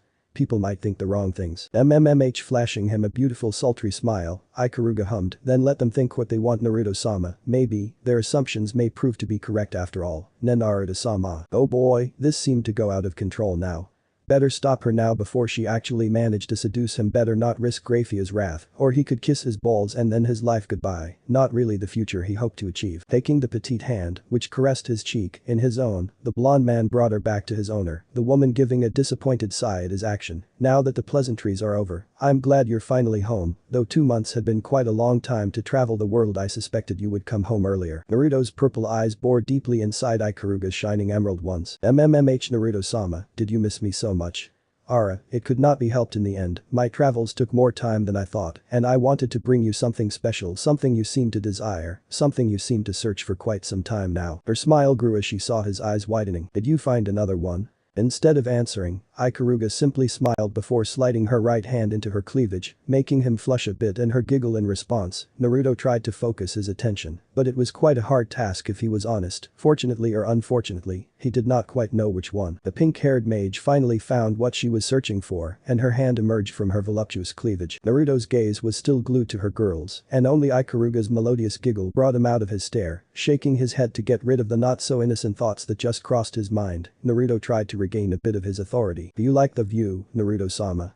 The seductive gleam in her eyes made him swallow hard. This woman truly knew how to play her cards. Coughing, the former Jinchuriki focused his attention on the single piece in Ikaruga's delicate hand. His eyes widened before a smirk sneaked on his lips. You surprised me there, Hato-chan. Truly a surprise you got me there, my dear. The sword mistress simply gave him the stone the moment he extended his hand. Her gaze fell on his happy face, a satisfied smile gracing his lips, while his strange yet beautiful eyes seemed to glow in a light purple. This look suited him very well. She liked it very much so. Ikaruga hummed softly, enjoying the cold breeze that the darkening night brought, her long pink hair swaying to the side. I hope it is what you are searching, Naruto-sama. Oh, it is. Naruto gave her a true smile before returning his gaze on the stone lying on his hand palm. The gem was still warm, well knowing where it was stored. That was not really a surprise. You certainly did well, Hato-chan. I must say I did wonder why you took so long, but now I can understand. It wasn't too hard, I hope. The small smooth gem in his hand was in a light gray color, the number 6 engraved deeply into the jewel. Ikaruga just closed her eyes and shook her head. Of course not, Naruto-sama, although it did take me more time to find its location. Naruto only hummed. So where was it? Not in possession of the angels or devils, I suppose. The former mage shook her head. No, the humans had taken the gem. It was actually a mere coincidence that I came to search for it. How so? Well, Naruto-sama, you did allow me to see this world first, before giving me a chance to work for you, and as I did travel from China over Russia to Europe to see how the humans here lived, I found a trace while visiting the Louvre Museum in France. One of the paintings showed Queen Victoria I during her accession to the throne of the United Kingdom in 1837, and on the painting, I noticed that she was given a gift by the new King of Hanover, Ernst August I. It looked exactly like the one stone in your possession, Naruto-sama, though in another color, and knowing how you wanted to collect them, I could not let this chance escape. It was just an assumption of mine, but in the end, I was right. Naruto hummed. Ah yes, the end of the personal union between the United Kingdom of England and the Kingdom of Hanover. I remember the event, though at that time, it did not interest me. Had I known that in the future I would need those stones, I would have stolen it right away. How ironic, is it not? Ikaruga gave a small smile at his sore expression before continuing. As I said, I had a hunch that it was one of the gems you desired so much, and so, I tried to find its location. So naturally, I visited England in the first place, and tried to find if the gem was still in the possession of the British royal family. During my visit inside the Tower of London, I managed to, let's say, persuade one of the museum guides to tell me about the jewels in the royal family's possession. Persuade. Naruto did not sound too convinced with the word, more so when the young woman smirked. I have my ways, Naruto-sama. I bet you do. Not minding his skeptical look, Ikaruga continued with her tale. I found out that many jewels that were stored inside the tower were actually sent over the Atlantic Ocean to the United States of America to preserve them from being destroyed due to the constant air raids in World War II. Naruto narrowed his eyes before widening them, a small sigh escaping his lips now that he placed the puzzles together. So you were behind the raid on Fort Knox, were you not? Seeing her smile happily, the former shinobi sighed in desperation. Troublesome. I did not have another choice to get the piece, Naruto-sama. After learning that the jewels and other documents were stored inside Fort Knox, it was clear I needed to get in, forcefully of course, because unfortunately they do not allow visits. The beautiful sword mage chuckled. It seems you saw the news about my little intrusion. I bet they will never know who did it, master. I still am quite adept in sneaking and undetected. Assassinations were my specialty after all. Naruto gave her a flat look. Oh yes, cutting a giant hole in the thick outer walls surely is the meaning of a sneak intrusion. A lovely pink flush appeared on Ikaruga's cheeks while she closed her eyes, seemingly embarrassed. Not my most glorious moment, I admit, but I only did it for you, Naruto-sama. And as far as I know, the authorities still do not have a single clue who or rather what did it. This is completely out of their comprehension, so you have nothing to fear, especially not from the humans of this world. You've got a valid point, still, I preferred whatever. What matters is that you managed to get the gem in the end, so this little incident does not matter in fact, especially since they do not seem to know that something was stolen in the first place. Thank you for your praises, Naruto-sama. The Transcendent gave her a small smile. You did quite well, Hato-chan, not even in my services yet, and already you managed to bring me something invaluable. I am more than impressed and satisfied with your intention to help me. I didn't quite expect this, I must say. Ikaruga's pretty face turned serious before she gave him a small elegant bow. I hope I pleased you. I am yours to command after all, Naruto-sama. The blonde man's intense gaze remained on her form. He was quite pleased with her performance and apparent devotion to him, although he did wonder why she seemed so eager to follow his lead. Just because he saved her would not make her so loyal to him. This was more than a simply debt. Ikaruga did not just feel indebted to him because he saved her life. Seeing his stern gaze, the pink-haired mage became a bit nervous. Is something the matter, Naruto-sama? Did I not do to your liking? Her hesitant voice made him frown. Quite the contrary, Ikaruga-chan, though I need to ask why. She raised one of her delicate eyebrows. Why what? Why go to such lengths for me? It's not that I'm ungrateful. I am very pleased with your performance, but this just raises the question why. Why do you want to follow me? When I told you that you could live here, I didn't even ask if you would follow me sometime in the future. None of the others who I managed to save wanted to do anything with the idea of having to face the Legion once more, and I did not want to force them since I can understand them, so this just makes me curious as to why you seem so eager to become my ally, Ikaruga. The sword mage lowered her head. He could see her bitter bottom lip. It seemed she was quite hesitant, though he wondered why. From the 1 month before he allowed her to travel around the world, he already knew that she was quite the strong-willed person and definitely not shy. This look she now had in her eyes did not suit her. Naruto-sama, is it so strange for me to seek your presence? I cannot speak for the others from my homeworld, but for me I do not have anyone left. If not for your offer, I would not even have a place I could call home. Her voice became very low. I won't lie to you, Naruto-sama. I am not eager to fight against them another time. I already know what to expect, but I also know that it will be inevitable, will it not? The least I could do is to pledge my loyalty to you, Naruto-sama. My sword will be yours to command. I will follow you to whatever end the future holds for us. Naruto only looked at her before he stepped closer to her and took her chin in his free hand, making the woman look at him. Are you sure about this, Ikaruga-chan? There will be no more turning back after you pledge yourself to me. I know, Naruto-sama. Her eyes held a determined gleam. I know what I want, and that is to stand by your side. I won't leave you. Never. You gave me so much. You do not even know how much, Naruto-sama. You accepted me despite my past as a dark mage. You never accused me of all the assassinations I did in my past life. I did not expect you to understand my situation, but you did. You never saw me in a different light despite knowing what I did. That was more than most did for me. Breaking the contact with her smooth cheek, the blonde Transcendent hummed, his eyes never leaving the woman's own pair. You seem surprised that I could accept you so easily, huh? I told you that my former profession was quite similar to yours, Ikaruga-chan. The life of a shinobi, death, sabotages and assassinations, they were quite common during my days. Though to be honest with you, I didn't really participate in any assassination missions. The elite forces mostly did them, not that I was not one of them. I just had a bit too much own stuff to sort out. So you see, Hato-chan, you don't have to be ashamed of what you did in your past. You'll always be welcomed here, just so you know. Giving him a beautiful smile, the former dark mage licked her supple lips. Such a considerate master I have. Lucky little me. Naruto chuckled in response. I hope I can be of further use to you, Naruto-sama. MMMH. The man glanced down at her sword. You did just more than prove your loyalty to me, Hato-chan. I can't see a reason why not, especially since I decided to gain yours and the other mage's support after all. So tell me, Ikaruga-chan, how do your sword techniques come along?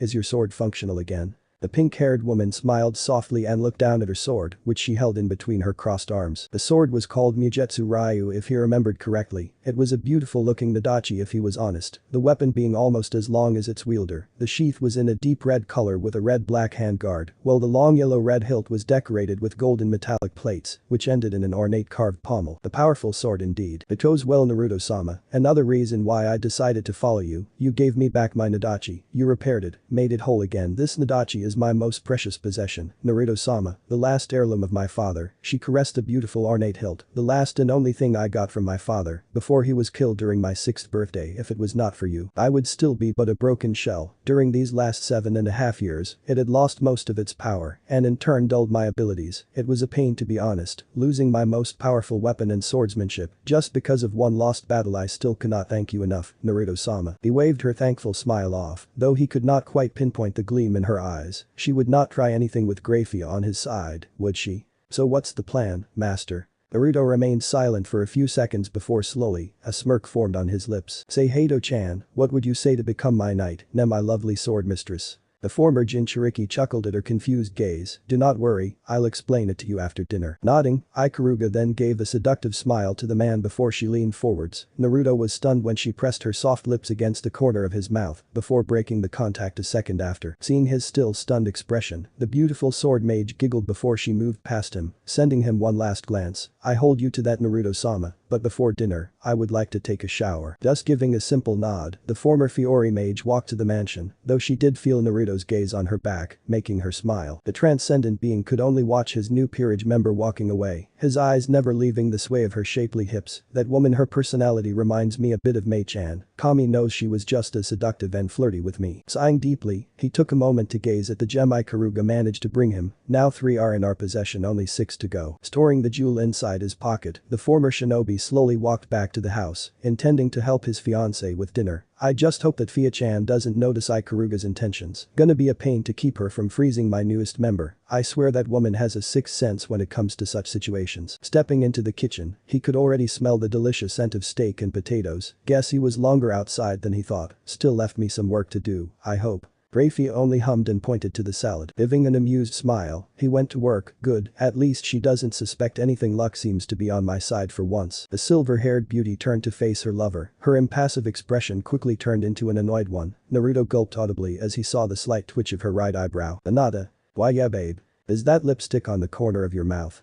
Care to tell me?" "Fuck it." 2 hours later, shopping district of Narima City, several miles south of Kuo City, Japan. Naruto calmly walked on the pavement to his destination. It was already pitch dark outside, and only the shine of the streetlights illuminated his path. Not a soul was out at this hour, mostly due to the cold breeze that kept the streets in its grasp. It seemed that a storm was coming up, and the heat from the day had all but disappeared. The former shinobi gave a small sigh while continuing his path. Things had been quite awkward to say the least. After Grafiya discovered the lipstick on his mouth, he did not find any way to talk himself out of the situation, and as such, his lovely woman gave him one hell of a beating. His head still ached just thinking about it. The atmosphere did not ease the moment Ikaruga stepped into the dining room after her warm shower, only clothed in one of his white shirts, which was too big for her, and did nothing to hide her shapely hips and her long creamy legs, her wonderful chest not to forget. Her smile only triggered Grafiya's ire, and it took quite some strength to hold her down. He did not want his home to be frozen, much less his new peerage member to be killed by his queen's power. Fortunately, Ikaruga was the wiser and did not do any further seduction attempts on his person. She was not that keen on dying, and she knew very well that the silver-haired woman would kill her if she attempted something. Oh well, she could always get closer to him whenever his first member was somewhere else. After a somewhat deadly silent dinner, with occasional glares between the two females and Grafiya's cold shoulder treatment, Naruto explained his plans to the pink-haired sword mage. Ikaruga listened intently, and when he proposed to turn her into one of his kind, she did not hesitate one moment, surprising him and Grafiya. The former dark mage seemed more than eager to be of use to him. Not that he would complain about her strong sense of loyalty. Naruto quickly brought them to his study room and performed Ikaruga's reincarnation into a transcendent. Yes, she was now his knight, his sword to kill the legions of demons that were to come to this world. Her power output had been strong, far stronger than he predicted it to be for a human mage, but nowhere near Grafiya's level. Well, it would take time for her to get used to her new power surge and to control it. The process did quite a turn on the beautiful sword mage, as she fell unconscious the moment her evolution was completed. The strain seemed to have been too much for her. Quickly taking her to her own room, he laid her down on the bed. She needed to rest now more than ever. Grafiya was still a bit off, but at least she talked to him again. Guess she was quite angry with him, or maybe she just feared, yes, a part of her feared what would be. Giving her a short but still gentle kiss, Naruto told her that he still needed to go out to persuade another possible member to his peerage. His fiancée did not seem too happy about it, but nevertheless nodded her consent. She would wait for him then. And now here he was, slowly walking down the streets of Narima, only a few miles away from Kuo to search. Will more just persuade her to follow him, although, he knew it would not be so simple. Of all the people he managed to save, she was emotionally unstable, and still mourned the loss of her precious people. Not that he could not understand since she had lost the most friends and family of the surviving Fiori mages, so it had and was still very difficult for her. But he needed her on his side, and not just to strengthen his own force, no, deep down, he wanted her to be happy again, to see a true smile on her lips. It would take some time, yes, but he needed to do it. She needed to become happy again. He could not forgive himself. Should he fail in doing so, he would not fail again. Finally, after some more minutes of walking the pavement, he found the house he was looking for, or rather the small pub. Kakashi's Sake Bar. Oh, he did love sake for sure. With a small whistle, Naruto entered the pub. It was quiet and completely empty. Probably most customers did not want to go out of their homes with the worsening weather conditions this night. That was actually in his favor, at least this way. He could speak to her without making the rest of the customers fall asleep, but just to be sure. He placed a quick view in on the door, better not risk anything. His gaze traveled over the stuffy warm room until his eyes fell upon the bar on the other side of the room. He frowned when he did not saw the person he was searching for, but since he still felt her magical signature, she was probably just tending to the stores. Silently walking to the wooden bar, the blonde man sat on one of the chairs and patiently waited for her to come out. Naruto gazed down on the desk as he thought about how he should handle the following conversion. He knew he could not just force her to join him, not that he even wanted to do so in the first place. He needed to be a bit more tactful and sensitive to her feelings. After all, he knew exactly what she was feeling at the moment. Without Grafiya, he would still blame himself. He would still live a shadow life without anything to do. He gave a tired sigh. You know, Naruto-san, this tired and thoughtful expression doesn't suit you. A small smile graced his lips. Well, times had been quite hectic these last few weeks, but I didn't really come here to discuss my problems with you. He looked up and was met with two beautiful blue eyes. The woman hummed lowly, I didn't expect you at this late hour. Normally, you would have come last week to check on me, but I can see that you were quite busy then. The former Jinchuriki nodded slightly. Yeah, I'm sorry, but I had some things to do which couldn't be postponed. But I haven't forgotten about you, nor will I ever in the future. Murahin. His gaze never left the shining orbs of one Murahin Strauss. A slight smile sneaked upon her lips as she heard his words. Part of her really felt relieved that he had not forgotten about her. Even though she always told him that he did not need to look after her, she was still happy for his intention to help her. He had a good soul after all, even if he thought he had lost it over time. Naruto glanced at the woman. Murahin Strauss, a beautiful woman if he may say so. She was still young, and if he recalled correctly, she just had her 20th birthday 2 months ago. The Fiori mage was at least 1.5 heads smaller than him, and had a slender body, with curves in all the right places. Her flawless and pale skin accentuated her beautiful large dark blue eyes, as well as her cute nose and plump lips. Even though she did not wear any sort of makeup, not that it was necessary in his opinion. Murahin's long white hair nearly reached her butt, while two smaller hair bangs framed her face and rested on top of her large bust, the ends being slightly curled. The small ponytail, which kept some strands of hair from falling down her forehead, made him chuckle. The beautiful mage wore a simple yet elegant ankle-length maroon dress without sleeves, which hugged her proud form quite good. Her chest, which the thin dress did nothing to hide, was adorned by a pink bow, while matching trimmings acted as straps and framed her neck, other pink trimmings decorating her waist. She also wore maroon-colored high-heeled shoes, and a bracelet made of white flowers was wrapped around her right wrist. A necklace with a small oval blue gem finalized her attire. Murahin was indeed a sight to behold. However, even if her delicate facial features were undoubtedly beautiful, the sadness and sorrow in her eyes dulled her natural beauty. He should not be surprised to see her in such a state. The emotional wounds she had suffered only 3 months ago were still fresh and would take a long time to heal, though he was sure they would not heal fully. The ivory-haired mage was one of the few people, next to Ikaruga, who he managed to save from the Legion's destructive path, and just as the others he had saved, she was still scared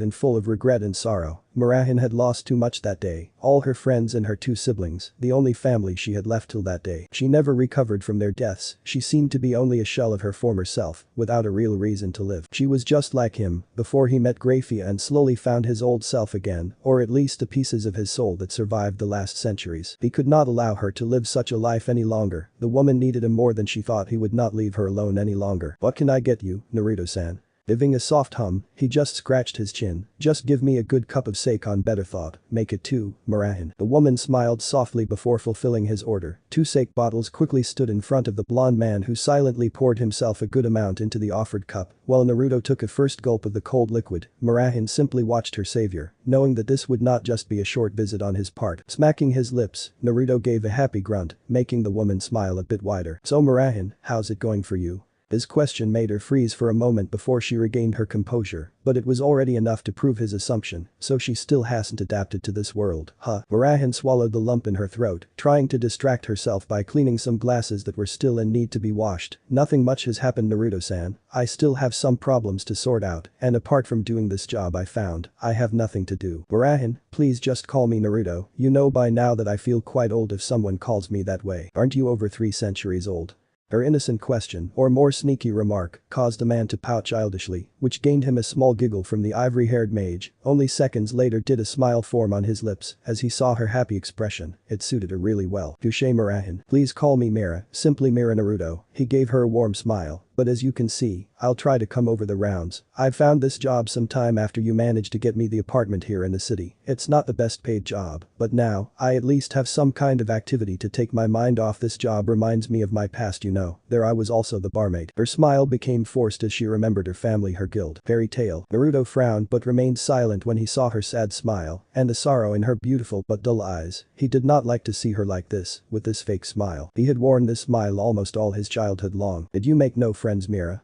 I find it hard to believe that someone would not want to be friends with you, to be honest. The woman carefully dried the glasses off. It's not that I couldn't make friends, Naruto. It's more like I don't want to make friends here. I know it sounds stupid, but I've already lost enough, Naruto. I couldn't bear with it. Should I lose more friends? So that's why I don't try to make any friends. Sure, I have some acquaintances, but they aren't close enough to call friends. I have a pretty good relationship with my landlady, a very friendly and cheerful lady. You met her, didn't you?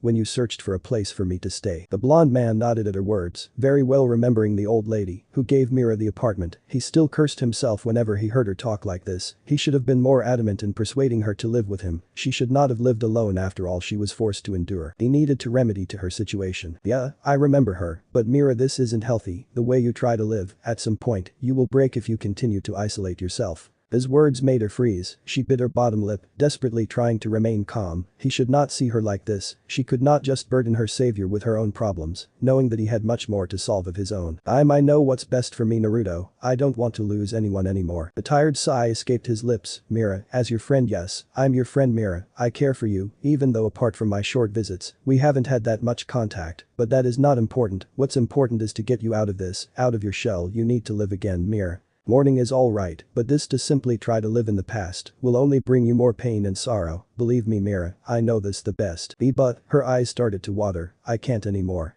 I wouldn't be able to bear the pain of losing other friends. I'm not stupid, Naruto. I know that even this world is not safe, isn't it?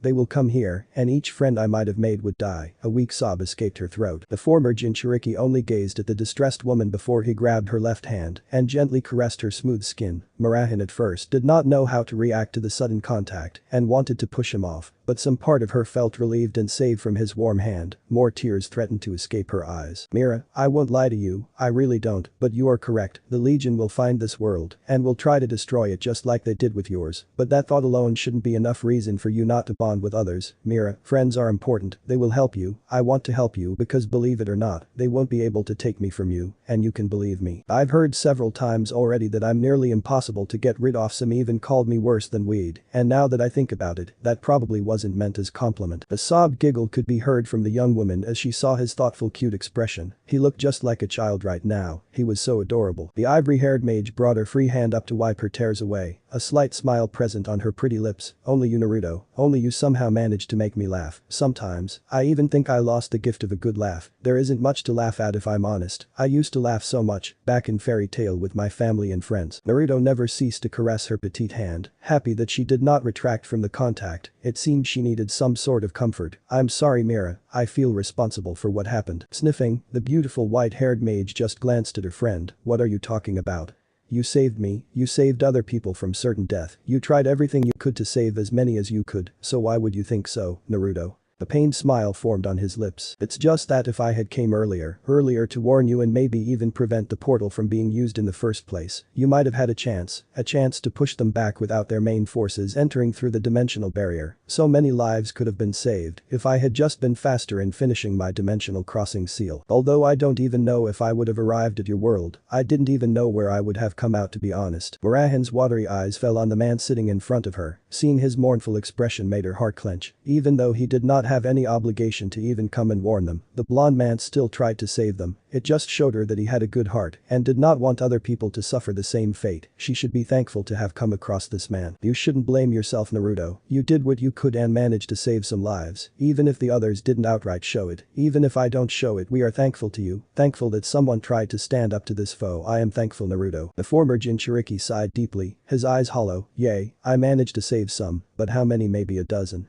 Yeah, a dozen compared to millions. That's nothing to be proud of, Mira. Nothing to ease the regret I'm feeling even till now. It will hound me for the rest of my life, I fear. Naruto. The Transcendent quickly shook his head as he heard her low and gentle voice. His eyes quickly found hers, and he immediately felt guilty. Here he had come to help her move on, and then it was her presence and gentle nature that managed to ease the sorrow he felt. The two of them had not deserved this fate, but yet here they were, and they needed to make the best out of it. And the best would be for the two of them to give each other some sort of comfort, knowing exactly how the other one felt. They knew the pain of losing everything and everyone they cherished. You're amazing, Mira. The woman only blinked at him, confused by his words. In fact, I came here to check on you and help you move on, to protect you from being alone any longer, and here I am, showering you with my own problems. See, truly pathetic of myself, to be honest. You need the comfort more than I do. Naruto looked down on the bar desk before he felt a petite hand on top of his own, which was still caressing her other one. The blonde being slowly lifted his gaze and met Mira's shining orbs, the tears doing nothing to hide her beautiful frame. I think we both need the comfort, Naruto. We both do. I guess we do, huh? The woman gave him a sincere smile. He truly loved her smile, her real smile. You are very special, Mira. There are truly not many people like you out there, people with such a pure and caring soul. The world would be a better place if there were many more like you. You never cease to amaze me, Mira. His words made the former fairy tale mage feel warm and special. A slight hint of pink sneaked on her cheeks as his eyes never stopped to look into her own orbs. Yeah, she could get used to his company. Definitely get used to him. You're too kind, Naruto. I don't deserve your praise because I failed them, didn't I? I failed my family and guild. I couldn't do anything to prevent their deaths. I was frozen to the spot. I can't forget the fear and helplessness I felt the moment I saw their forms descend upon us. I will never forget the dying forms of my brother and sister. I will forever regret not being able to stand up to fight and protect them. Naruto only listened to her sorrowful low voice, knowing what was going on in her mind. I know how painful it is, Mira, but you can't just let regret fill your life. Regret will always lead to one's downfall. Even though I never met your siblings and friends, I'm pretty sure that they wouldn't want to see you like this. They would want you to live your life without sorrow and regret. They would simply want the best for you, Mira. The ivory-haired woman sobbed quietly. She already knew that. She knew that her family did not want to see her like this, so weak and fragile, simply mourning their deaths without moving on, and yet she still did it. She could not just let go of her past life. Mira gaining her attention, the blonde Transcendent gave her a warm smile. I know it's difficult. Believe me, I was. Maybe I still am in the same boat, but you will overcome it, but not alone, Mira. You need friends. Friends that can shoulder the burden you carry, sharing the pain you currently feel. Mira, I want you by my side from now on. I won't let you live like this any longer. Marahan's eyes widened at his words before she lowered her head. And no, I can't just I'm here with Mira. Tears were slowly falling down her cheeks while she clenched her eyes shut. I'm weak and useless, Naruto. I can't make a difference. I couldn't make one that night, and I won't be able to make a difference in the future. I won't be of any use to you, Naruto. I'm sorry. Not a second later did she found herself pressed against his broad chest, while his arms were wrapped around her small frame, bringing her closer to the man she could call her only friend in this world. Naruto could feel her stiffen in his embrace, but she quickly lost her hesitance, and her hand slowly moved upwards to hold onto his chest. The shock in Marahan's eyes slowly faded away before she finally leaned into the warm embrace. Naruto rested his head on top of her own, his right hand moving up her back to slide through her soft silky hair. Don't say that, Mira. You are far from being useless and weak, so don't you dare think so little of you. Even if you think you have lost it, you are still powerful. You can still fight for what you think is right. You can still make something out of your life. He heard the young woman sobbing into his chest. You were never weak, Mira, nor will you ever be. You just need to find a new reason to live for, Mira, just like I did all those years ago, and maybe I could be the first person you wish to live for. Slowly, Marahan looked up, forcing the man to stop, resting his head on hers to gaze down at her, a warm gleam shining in his Dojutsu. As your friend, I hope you accept my proposal to come and live with Grafiya and me in my mansion. We have enough enough place for you, and the house slowly becomes a bit more lively. I really hope you come with me, you can have new friends Mira. You won't be alone anymore, nor will you ever in the future. The ivory-haired mage sobbed while gazing at the man, who came out of nowhere to save her. She bit her trembling bottom lip. Why you want me, even if I may never find my old power again, knowing that I may never be able to help you, do you really mean it, Naruto? Her innocent teary eyes made him smile warmly. Yes Mira, I really want you by my side, even if you don't want to fight any longer, I still want you to come with me, I need you just as you need me Mira, and together, we can achieve much more than we ever thought possible. The former fairy tale mage listened intently to his words before leaning her head back into his chest, enjoying the warmth he emitted and the reassuring beating of his heart. He made her feel safe, something she hadn't felt for a long time. What if we fail, Naruto? Her voice was low and full of hesitance. The man only hummed before planting a chaste kiss on her hair. Then we won't die alone Mira, we wouldn't die alone. He could feel the sobbing woman nodding into his chest. He embraced her harder. We won't fail Mira, that I can promise. And in the yellow flash, the two of them vanished. 1 hour later, Naruto's private rooms, city of Kuo, Japan. The last living shinobi let out a tired sigh as he pushed the door to his bedroom open. Roughly 1 hour passed when he brought Mirahin to his mansion, appearing right in the living room where Grafiya was currently reading one of her books. The former ultimate class devil quickly saw the emotional state of the white-haired human and decided to keep them alone for a moment, preparing some tea while her lover would make her comfortable. The Fiori mage calmed down afterwards while Naruto showed her the mansion where she would be living from now on. Grafiya accompanied them, and though she did not show any emotion on her face, Mirahin could see that the woman was not that keen to know that she would be living here now. Not that the silver-haired beauty was unfriendly, far from it. In fact, it was mostly due to her gentle and calm personality that the woman on Naruto's side did not show any sort of hostility. Her savior did not speak much about his plans, and to her great relief, he kept his word and did not press her to fight for him. He only told her that it was her choice to follow him or not to become one like the two in front of her. She still did not feel well with the thought of fighting those demons again in the future, but she would reconsider his offer. The blonde man then showed her her room, where she would be living from now on. The new resident of the mansion was quite surprised when she saw all of her stuff already inside, and to her confused look, he just chuckled and said that his clones had already moved everything from her old apartment. That was only minutes ago. Mirahin had gone off to sleep. It had been an emotional day for her after all. Naruto closed the door behind him and did not see or hear his fiancée in their shared room. He quickly located her signature, and only moments later did he step on the balcony, pushing the curtains out of the way. And there she stood, leaning on the railing. Her silver hair shined in the moonlight, while the strong wind swirled her white night grown up. One would think that it was too cold for her and that she would catch a cold, but he knew better. She was a master of ice magic and as such, was not really affected by the cold breeze. Grafiya gave a soft hum as she felt two arms embracing her from behind, a warm body pressed against her back. She closed her eyes and enjoyed his presence, feeling his hot breath on her neck as he placed several light kisses on her skin. As Mirahin accustomed to her new room, Naruto gave a short nod and rested his head on her right shoulder, both of them now looking down at the illuminated skyline of Kuo. A bit too early to say, but I think she will do just fine. It's important for her to be with other people. Now she was already alone for far too long. I see. Both fell into an enjoyable silence. Grafiya started to moan softly when her lover started to caress her belly through the thin cloth she wore. I hope you don't mind Mira's presence here, Fia-chan. The former devil only sighed and leaned her head back. I'll manage Naruto-kun. Mirahin seems to be very good company, and from the short time she was here, I can deduce that she will fit in very well. At least she isn't so forward with you as your new knight. That woman wouldn't hesitate to sink her claws into you. Naruto chuckled as he heard her sharp words. Yeah, Ikaruga truly got to her. Relax Fia-chan, she's only a bit playful and loves to tease me. Grafiya wanted to slap herself at his words. Even if he had decades of life experience, he still seemed rather dense. Sometimes there was simply no way he would not be able to see through the pink-haired mage's intentions. Maybe the new transcendent was not outright in love with him, but she had seen the gleam in her eyes. Call it a woman's intuition. But she just knew that the sword mage would be a dangerous love rival. Better not think of her right now, it would just make her blood boil. Grafiya was driven out of her thoughts when she felt her lover's embrace becoming a bit tighter. She could hear his tired sigh. Something troubling you, Anada? Naruto only gazed down on the city. It's so fragile Grafiya-chan. Pardon? This world, his voice was nothing more than a whisper, is so fragile my love, so fragile that even the smallest flame could set everything on fire. The silver-haired woman remained silent as she listened to his soft-spoken words. This world won't stand a single chance if the time comes. A divided world won't be able to stand against the might of the Burning Legion. Even the few of us cannot just do everything by ourselves. The races of devils, angels, their fallen counterparts the Yaokais, even the heretic gods, they will be annihilated even before the main force of the Legion steps foot into this dimension. The former devil frowned at his words, but what did you expect, Naruto?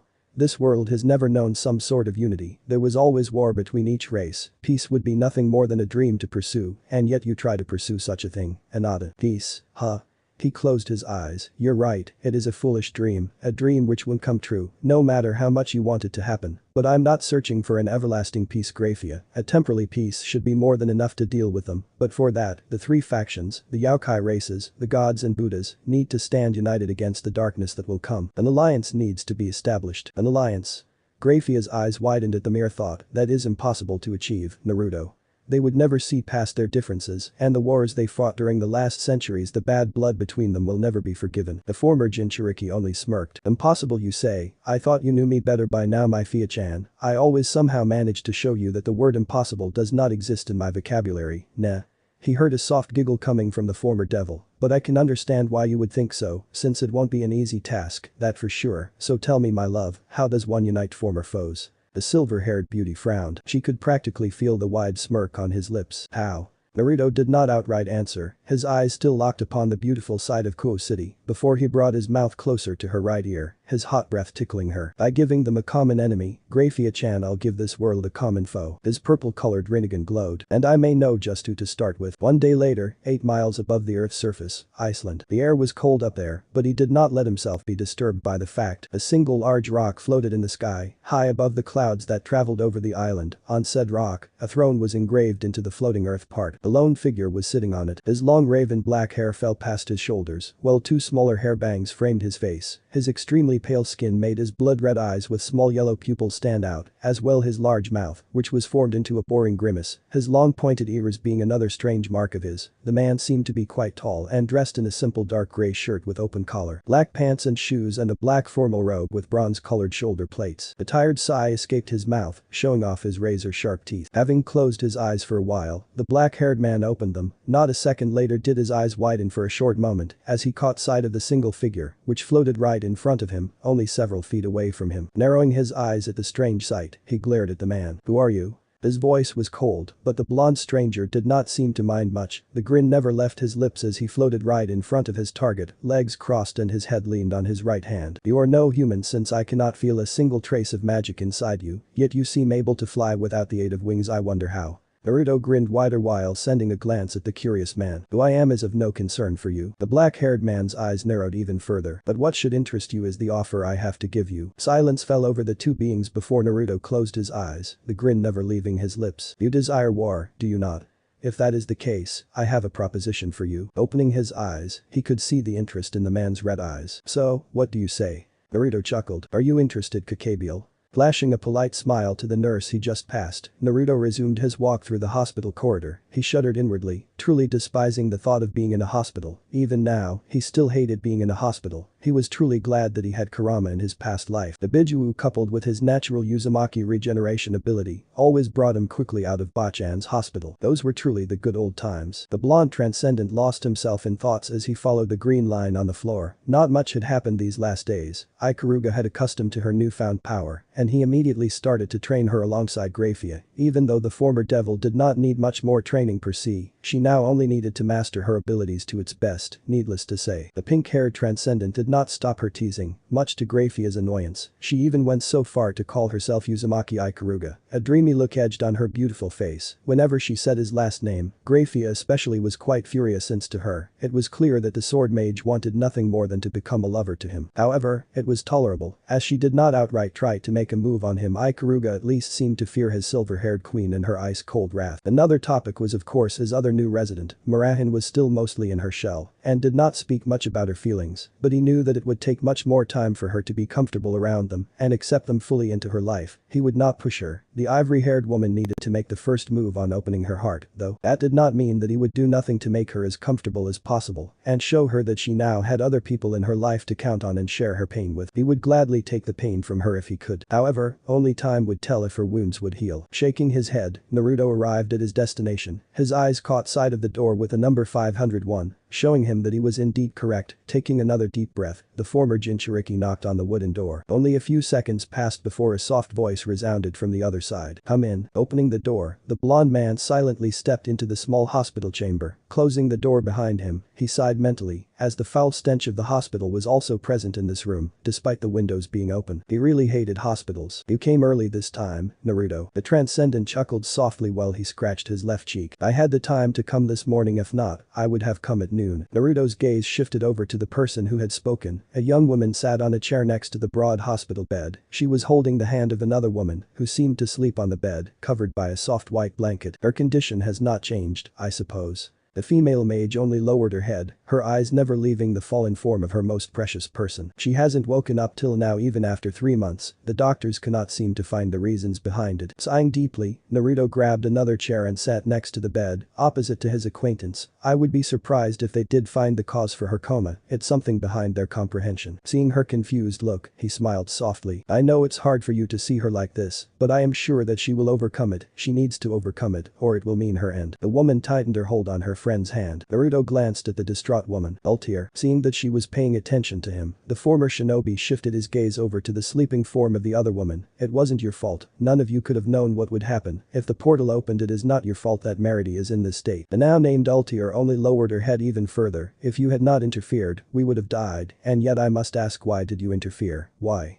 If I had used my last ages, I may have prevented everything from happening, and maybe, our world would still be standing today." "Nothing would have changed, Ultier." The woman tensed at his soft tone. "Nothing would have changed. You would have only thrown your life away for nothing. Time is not something to meddle with, especially not when it consumes your own life force. Even if you think so, nothing, not even a warning, would have changed anything. There was simple nothing you could have done about them. So please do not wallow in guilt and regret." Ultier did not reply, her eyes only gazing at the sleeping form of her only friend and family. From the corner of his eyes, Naruto studied the young-looking woman. He frowned inwardly when he saw her distraught state. She was a beautiful woman. Ultier Milkovich, another survivor of Fiori, another mage, who he managed to save from the Legion's claws, although it had been a close call. He was nearly too late in rescuing the two of them. He saved them, but for the younger woman it was already too late. She had come into contact with them, and now, she suffered the price. Ultier was beautiful, a woman in her end-20s of moderate height with flawless pale skin. She had dark purple hair, almost to the point of being black, which traveled down to her waist, 2 smaller hair bangs framing her face, and covering her shoulders down to her bust. Her dark brown eyes were, despite beautiful, full of sorrow and regret, a deadly mix, if you asked him. The young woman did not wear any makeup to accentuate her pretty feminine features. The former Fiori mage wore a simple short-sleeved dark blue shirt, which barely managed to hide her impressive bust, and black pants with matching sandals. Naruto did NPT miss the hollow gleam in her eyes. It made him frown, knowing that a part of her was blaming herself for what had happened to the other woman, who was currently resting in bed. His eyes shifted over to the patient. Her name was Merity, no last name, though, what he managed to deduce from Ultier's behavior towards the comatose girl. It was safe to say that she simply used the family name of the raven-haired woman. The girl was presumably in her late teens, and already had quite a curvaceous figure despite being so young. The white blanket and the equally white hospital dress she wore did nothing to hide her beautiful frame. Merity had a pretty face, with flawless pale skin just like Ultier, a cute nose and supple lips. Her long pink hair was equally beautiful, probably reaching her middle back, while 2 smaller curly hair bangs framed her face. Merity's hair was a darker shade than Ikaruga's, and it was also wavier than his knight's. If she was not in a coma, one could see her usually bright dark red eyes. Naruto's eyes softened when he saw how Ultier gently caressed the back of Merity's right hand. Her low voice brought him out of his stare. "No one seems to know what she suffers, Naruto. None of the doctors can do something to help her. They say that she is in a sort of coma, the cause being unknown, and they don't even know if she will ever wake up." Ultier bit her bottom lip. Naruto gazed at the woman, who tried to remain calm. He could not blame her for what she must be feeling right now. It was always hard to see a precious person suffer, and not being able to do anything to help easing the pain. The blonde transcendent crossed his arms over his chest. "And you?" Ultier raised her head to look at her savior. "Can't you do something for her, Naruto?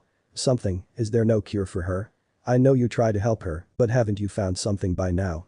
There must be something you can do." He sighed, a thoughtful expression adorning his face. "Unfortunately, it is not that simple, Ultier." He leaned backwards. "It was already a struggle to keep her alive while I brought you out of your dying world. I'm still surprised she even managed to survive the first hours, to be honest. Considering all odds, she should have died. The corruption on her body should have been enough to kill her, no, to turn her into one of them." Ultier frowned as she remembered her last moments on Fiori. "What exactly was that thing we fought that night?" Naruto closed his eyes. That Altair was a satyr, one of the thousands of races the Burning Legion is composed of, a foul race that only desires power and destruction, willingly given their minds and bodies to the demons they once fought. A satyr, yet it still looked so humanoid. Yes, my intel on the Legion is not perfect nor complete, but I know some of their traits and races. The satyrs were not originally part of the Legion. Once, they were a proud old race, protectors of the nature and the arcane magic. They were once known as the race of the Calderae, if I recall correctly, immortal beings with 1,000 years old culture, but when the time came, not even they could stand against the might of the Burning Legion. Their once proud civilization annihilated, and the former race of the Calderae highborn corrupted by the demonic energies unleashed upon their homeworld. As Rinnegan glowed, the same nearly happened to Merity. The satyr you fought against was a strong one for sure, as a lesser demon should not have been able to corrupt her this quickly. The curse was quick to spread through her very being. Had I arrived only minutes later, she would have become one of them, and you were sure to follow her fate then. Altair's hollow eyes remained on his person. Did you kill the demon? No, the blonde man shook his head. The moment my clones teleported you two to my home, I confronted the satyr. But I didn't have much time. I came to rescue as many as possible, and not to engage the full might of the Legion. That would have been suicide. I wounded it enough to slip past it and to search for other survivors, though for most of them, I was already too late. A pregnant silence fell over the room. Naruto only studied the sleeping form of Merity, his mind trying to find a way to help her. There may be one way, but it was risky, especially since he had not used this ability much, and in the end, it was only Merity herself who would be able to decide whether she would live or die by his hands. But as it seemed, this may very well be the only possibility they had. So there is nothing you can do. Altair's voice became desperate. It was something he greatly despised if he was honest with himself. Despair was always the path to one's downfall. I didn't say that now, did I?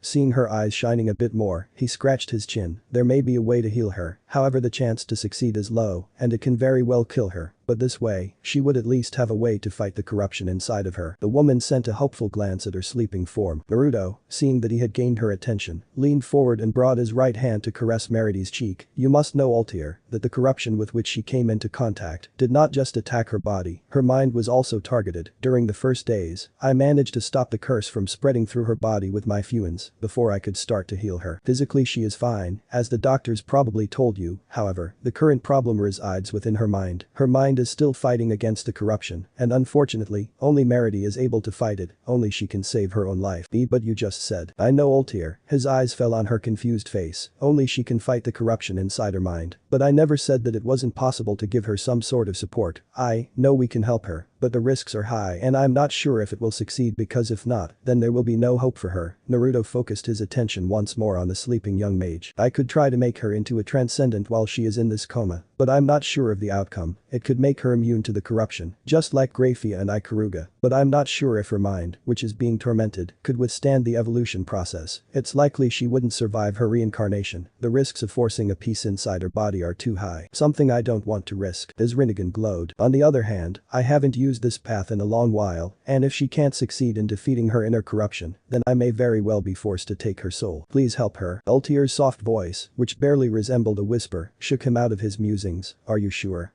I can't promise she will be fine or even survive. His Dojutsu locked eyes with her own brown orbs. He could already see that she made her decision. Please save my daughter Naruto. Give her a chance to fight. Gazing into her determined eyes, he nodded. Very well then. Taking a deep breath, he moved his right hand over her forehead. I'll need your help, Altair. Merity will surely remember you. You can give her the support she needs to win, so lay your hand over mine. Altair gave a small nod while doing what he said, her smaller delicate hand finding its way on top of his own. Naruto smiled at the raven-haired mage. We need to believe in her strength. If what you told me about her is the truth, then I'm sure she will be fine after all. She has someone she wants to protect at all costs, does she not? She is a special one after all. And for the first time since weeks, Altair smiled. That she is, yes that she is. Focusing on Merity, Naruto then closed his eyes. Let's hope for the best. He took a deep breath. Nintendo human path release. And with those words, both Altair and Naruto entered her mind, hoping to free her from the corruption that threatened to feed upon her soul. 2 days later, evening, park of Kuo City, Japan. All he felt was pain, a numb pain, which slowly started to weaken with each passing second. His body was failing him after only 16 years of his young life. life. He could not feel his body any longer. He only had the strength to slowly raise his right hand. It was covered in blood, his blood. What a miserable way to die, isn't it? Dying at such a young age. The huge hole in his chest stained the hard stone pathway with his blood. He could feel how his life faded away. Darkness consumed him. It should have been a wonderful night for him. It was his first date with a girl. A beautiful girl at that. It had been so perfect till a few minutes ago. They had enjoyed themselves, and he could still see her serene smile in front of his face. How had it come this far? He expected a kiss from her when she came up to him, but what he got was the hole in his chest, inflicted by Yuma, sweet Yuma-chan, his first girlfriend. He still could not believe what had transpired only moments ago, when his innocent girlfriend had transformed into this cruel woman with black feathered wings. Only seconds later did she deliver the killing blow to him, sealing his fate with no sign of remorse in her cold, playful eyes. Hyde-USA wondered if this was the revenge for his perverted nature. He knew he was not what women would consider a perfect boyfriend material, but he still had a gentle side. Only did his perverted nature often take command of his actions. He could not help himself. A woman's eye were truly the best thing in this world. At least, he had seen Yuma's wonderful pair before he would die. A little triumph in the end, huh? Issei never saw the strange flyer, which he got before his date from another strange-looking woman, floating out of his pouch. His vision was already darkened as the flyer glowed in a bright red, and moments later, a feminine figure materialized next to him. So it finally happened, I see. Rias looked impassively at the dying teenage boy, lying lifelessly at her feet in a pool of his own blood. The hole on his chest, where she could still feel traces of light magic, did not leave a chance of survival to the young boy. The fallen angels really were after the human in the end before making their move. Good that my familiar gave you one of my flyers. It seemed I was right to assume that the fallen angel would try something tonight. Rias crouched down and caressed Issei's already cold cheek. She gave a soft hum. A pity I have to resort to such a method to get you into my peerage. I do not really like to do this, but from this day on, you will live your life as my new pawn. Unknown to the Gremory heiress, she was not the only one in the vicinity. Another person had watched the scene. Ikaruga's emerald eyes never left the downed form of one Hyde-Issei. She had been watching the young boy ever since he left his house. Quite an annoying task if you asked her, but Naruto-sama had requested it, and she would not deny her master, never. Well, it could have been worse. After all, the teen was a bit funny to watch, and seeing him so nervous and flushed during his date with that fallen angel woman was a bit entertaining. Still, the newly evolved Transcendent wondered what was so special about the human boy. Naruto-sama had not told her much, as she only remembered the term of sacred gear being used, a powerful one at that. Ikaruga sighed softly. The pink-haired mage leaned on one of the tree branches, which covered the whole park apart from the fountain spot where Issei had been killed only moments ago. Since her evolution to a transcendent being, she practically did not need to hide her presence any longer. The beings of this world were not even able to feel their power level, something she found quite enjoyable. She was glad having accepted to serve her new master. He made her far more powerful than she ever thought possible. The former Fiori mage watched silently as a crimson-haired young woman appeared next to the dead human boy, so that seemed to be the Gremory girl her master tried to influence in becoming a future ally. Ikaruga narrowed her eyes as she saw the female devil pushing one of those pieces inside the boy's chest. Before he was engulfed in a red light, the Gremory heiress grabbed the dead human and vanished in one of her magic circles. I wonder why you allowed this, Naruto-sama. It was true. Her master seemingly had no problems giving the sacred gear user to the young devil. She did not know why, but as it seemed, he had further plans for him. Though it did not matter if the boy was a devil or not, Issei would still be in his grasp, as he practically controlled the crimson-haired king. A bit heartless, but she found that more manipulative side of him quite attractive. Still, one could only wonder why. She had only been tasked to watch the events and report back to her master. She would let her Naruto-sama decide what to do with this. She had done her part for now. Such an interesting world you brought me to, Naruto-sama. Ikaruga pushed herself off the tree she was leaning on, and only moments later, 5 sets of pink glowing wings spread from her uncovered shoulder blades. She smiled as she felt the cold wind against her new appendages. She really had to thank her master, maybe on a bit more personal level. She liked her lips at that particular naughty thought. Without making a sound, her tendril-like wings spread out, and with a mighty push, the former mage took off into the orange-colored night sky. 2 days later, noon, cliff to the north of Kuo City, Japan. It seems you managed to find some suitable members to include into your peerage, you called it, wasn't it? Some interesting females you found there, Naruto. Naruto only grunted at Zetsu's deep voice. The former Jinchuriki sat cross-legged at the edge of the high cliff, having a wonderful view at the azure blue ocean, shining brightly due to the rays of sunshine. The sound of breaking waves and the cries of the seagulls were music to his ears, easing the headache he had since a few hours. However, Zetsu's appearance made his quiet and peace for naught. Well, it could not be helped in the end. Indeed, I have found some good members already. Naruto leaned his head on his right-hand palm, his Rinnegan gazing at the horizon.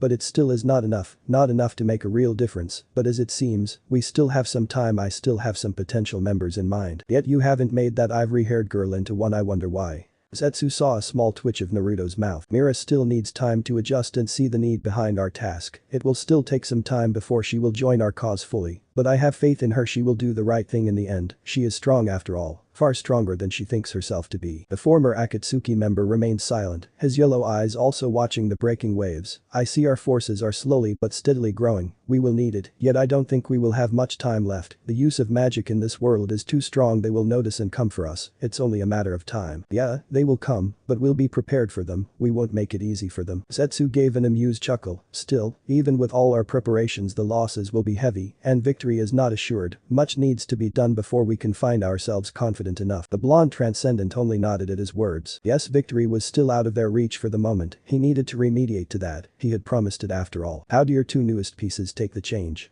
Sparing a glance at Kaguya's creation, Naruto only hummed softly. They are well, the evolution progress had been a success. Altier's and Merity's power level had greatly increased, more so their magical reserves, since he had used 2 of his bishop pieces on them. Yes, with Naruto's and Altier's help, the pink-haired girl had managed to free herself of the corruption that had spread through her mind. It went better than he thought if he was honest with himself. Had she lost the fight against the Satyr's curse, he would have claimed her soul at the end, since he could not allow the Legion's influence in this world, as minor as it would be. He knew that he took a great gamble with his Nintendo path. He was not even so sure if he could simply let go of Merity's soul, should she win her inner fight. From Nagato's memories, he knew that this path always took the soul of the victim he had used it on. But luckily for Naruto, he seemed to have greater control over the Rinnegan than his fellow Uzumaki clansmen. Luck seemed to be on his side for once, and now, he had gained 2 strong allies, a win-win situation in the end. After Merity's successful regeneration, the young girl was greatly shocked by what had happened to their world. He still remembered the gleam in her eyes, especially when she saw the happy yet distraught expression on her surrogate mother's face. He allowed them their privacy, as they had surely much to talk about. He did not want to ask them right away to join him, but to his surprise, Altier contacted him via one of his Horatian markers only a day later, and explained to him that they wanted to join him. He had been quite surprised if he was honest, having expected a bit of sweet talking from his part and a bit more time to persuade them to his cause. Well, he had not complained and accepted them into his ranks. The 2 former dark mages now living in his mansion. He still had enough place, and the mansion was becoming more and more lively, something he quite enjoyed. During their reincarnation, he was pleased with their current power level. Altier now had 5 sets of wings, while the younger Merity only sported 3 sets of wings, but she still had time to grow stronger. They all had time to grow stronger. Grafiya already managed to gain another set of wings, which took him by surprise, but was greatly welcomed. All in all, it had been quite the interesting days. You seemed to enjoy their company, and yet I wonder how Grafiya reacted. Zetsu chuckled when he saw the blonde man flinching. Not good, I suppose. She already seems to be quite angry with your little girlfriend, is she not?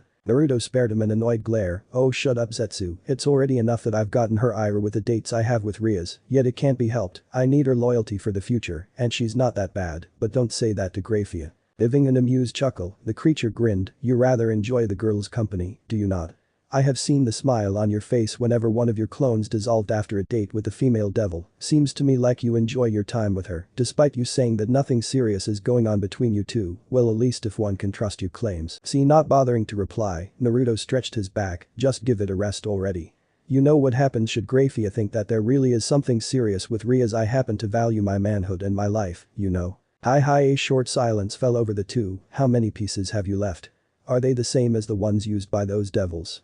You never really told me much. He closed his eyes. They are not the same per se, Zetsu. I only needed the, let's say, blueprints to recreate my own version. Some traits I took over from the evil piece system, but not everything. I do not have a king piece inside of me, because I forged the pieces from my own soul, which bounds my peerage to me. Furthermore, I had no use for such a trivial thing as pawns. They may be useful in those raiding games the devils seem to enjoy, but for me they are useless. Promotion wouldn't be truly effective, as no one apart from myself can reach Grafia's level. If she gains all her wings, and my knight, rook and bishop pieces all have some unique abilities, which couldn't be used by mere pawns. Opening his eyes, he gazed at Zetsu. And for how many pieces I have left, I still have some. Now only suitable members need to be found, though I already know the majority of whom I will have in my peerage. peerage. The Gaia's latest creation remained silent. They continued to watch the endless ocean before Zetsu raised his voice. Someone is coming. Naruto nodded. Yeah, I also felt him vanish for the time being. Zetsu gave no reply as he molded with the earth, leaving no trace of his presence. Only a moment passed by before Naruto heard someone landing a few feet behind him. Though he did not turn his head to look, the Transcendent did not react as the newcomer stepped up to him, now standing next to him on his right. Been some time since I last saw you. Naruto's slightly amused voice made the man chuckle. Been quite busy these last months, more so since I became one of her, well, let's just say trusted soldiers. It's a bit of a pain if I'm honest. How so?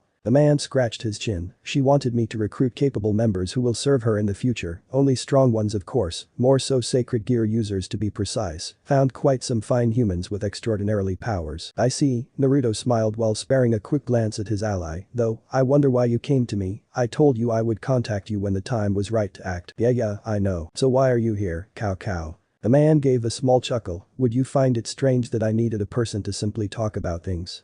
Seeing Naruto's blank stare, Cow laughed. Aw man, should have seen your face Naruto, nah. Yet as strange as it sounds, I really need a person to talk to. Most of the people I have contact with aren't really talkative and as easygoing as you are, especially not Office. That dragon chick is simply a pain to talk to, I can tell you. Now that managed to make the blonde Transcendent laugh. Welcome to the club then, she can be a real pain in the ass, that for sure. Cow quickly joined in before making himself comfortable, sitting right next to the blonde immortal. Cow was one of his newer acquaintances, having met the human only 5 years ago. He was a relatively young and tall man, probably in the end of his 20s, with shoulder-length black hair and matching eyes. He had sun-tanned skin and nearly always an amused grin on his lips. The human wore a black long-sleeved shirt with matching pants and brown sandals, while a red golden skirt decorated his waist. From the corner of his eyes, Naruto scrutinized the weapon, which now leaned against Cow's right shoulder. It looked like a simple black spear, but the former Jinchuriki knew better. This was the strongest sacred gear in existence, the first and most powerful Longinus. Also known as the true Longinus or the Holy Lance, Naruto recalled that this very spear was once wielded by a Roman centurion named Street Longinus, who had used the weapon to kill Jesus Christ, has spilled blood, making the spear the most powerful holy artifact in this world, capable of killing the strongest devils and even gods. A deadly weapon, wielded by a capable and cunning warrior. But that Cow was one of his allies whom he managed to persuade to his side. So tell me then, Naruto's amused voice brought the human out of his stare. What do you have to tell me? Don't tell me you're getting tired being Office little pet, huh?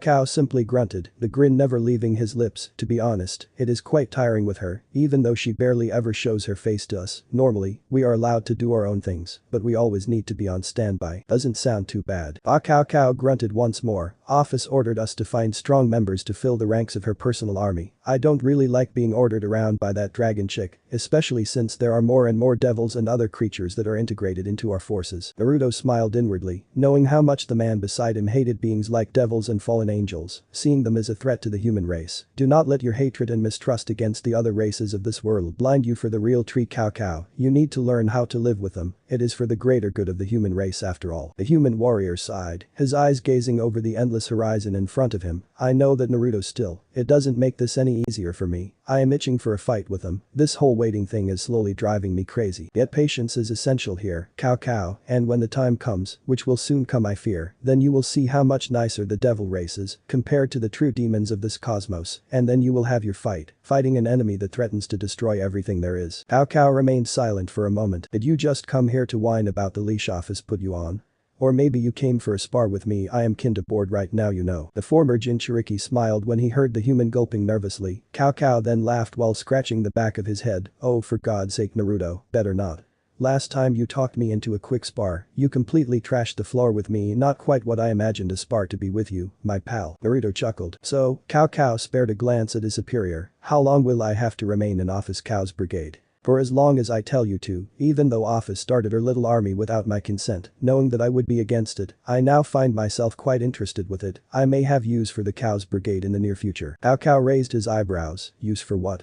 Office will use her army against your own plans. After all, she plans to fight Great Red, and as I recall, that dragon is one of us. Naruto, I fail to see how the brigade will be of use to you. The Transcendent only raised his head to gaze at the cloudless sky. They will be of us for me to unite all the races who call this dimension their home. The Cow's brigade will be the main enemy of all the other races. Their actions will bring them together as allies, and only then, there will be even the faintest chance for us to hold our own against the Legion's might. And Office doesn't know that she is being used. She still thinks that she can outsmart you by doing this behind your back. I still wonder how you managed to keep her at bay for so long. She is a troublesome person to deal with." "Amen to that." Naruto clicked his tongue. "For the time being, you continue to work for her and find strong members, and only inform those who you deem trustworthy. Cao. I do trust your ability to find those with great talent." "Of course, boss." "Do the others know to keep playing their role?" Cao nodded. "Siegfried and Georg know to keep low about our plans. They trust my decision to follow you, so there aren't any problems coming from the hero faction which I lead. I'll see if Leonardo and Jean fit your standards, but no promises."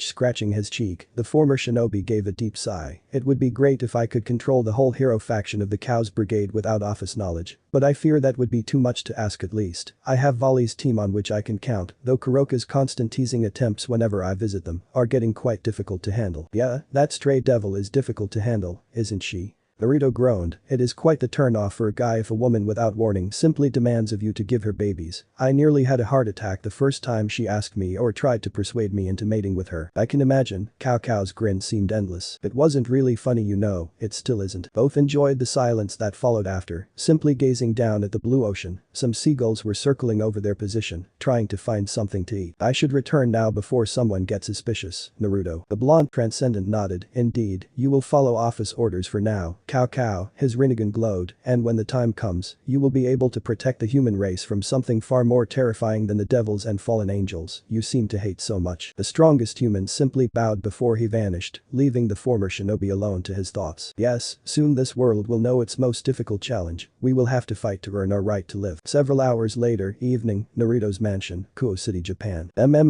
Giving a pleased sigh while stretching his back, Naruto exited the bathroom of his private chamber, simply dressed in black pants and a plain white shirt. "Oh, how I love a good relaxing shower. It truly helps to sort out my mess of a mind." It had only been 2 hours since they had dinner, and now with the growing number of residents, it took a bit longer to prepare the food. Fortunately, Murahin seemed to be quite eager to help Grafiya and him to prepare dinner, so it was not really a problem. He did enjoy the lively mansion of these last days and weeks. Dinner itself was quite pleasant to say the least. Well, pleasant and somewhat tense. Merity was cheerful. Despite what had happened to her world, it seemed the young girl had not that much friends in her homeworld and was simply glad that Altier had survived the whole mess. She was her only family after all. The raven-haired woman was mostly silent during dinner, though she did offer a smile whenever she engaged into conversation with Murahin, the former fairy tale mage, slowly regaining some of her old cheerful personality. A great start, if you asked him. The tension was more so between his Grafiya and Ikaruga. They did not speak with each other, but each time his Hato-chan gave him a seductive wink or licked her fully irresistible lips whenever he looked at her, his fiancée would tense and send her own glare towards the pink-haired woman, before heatedly glaring at him for even allowing such an improper behavior. How was this his fault to begin with?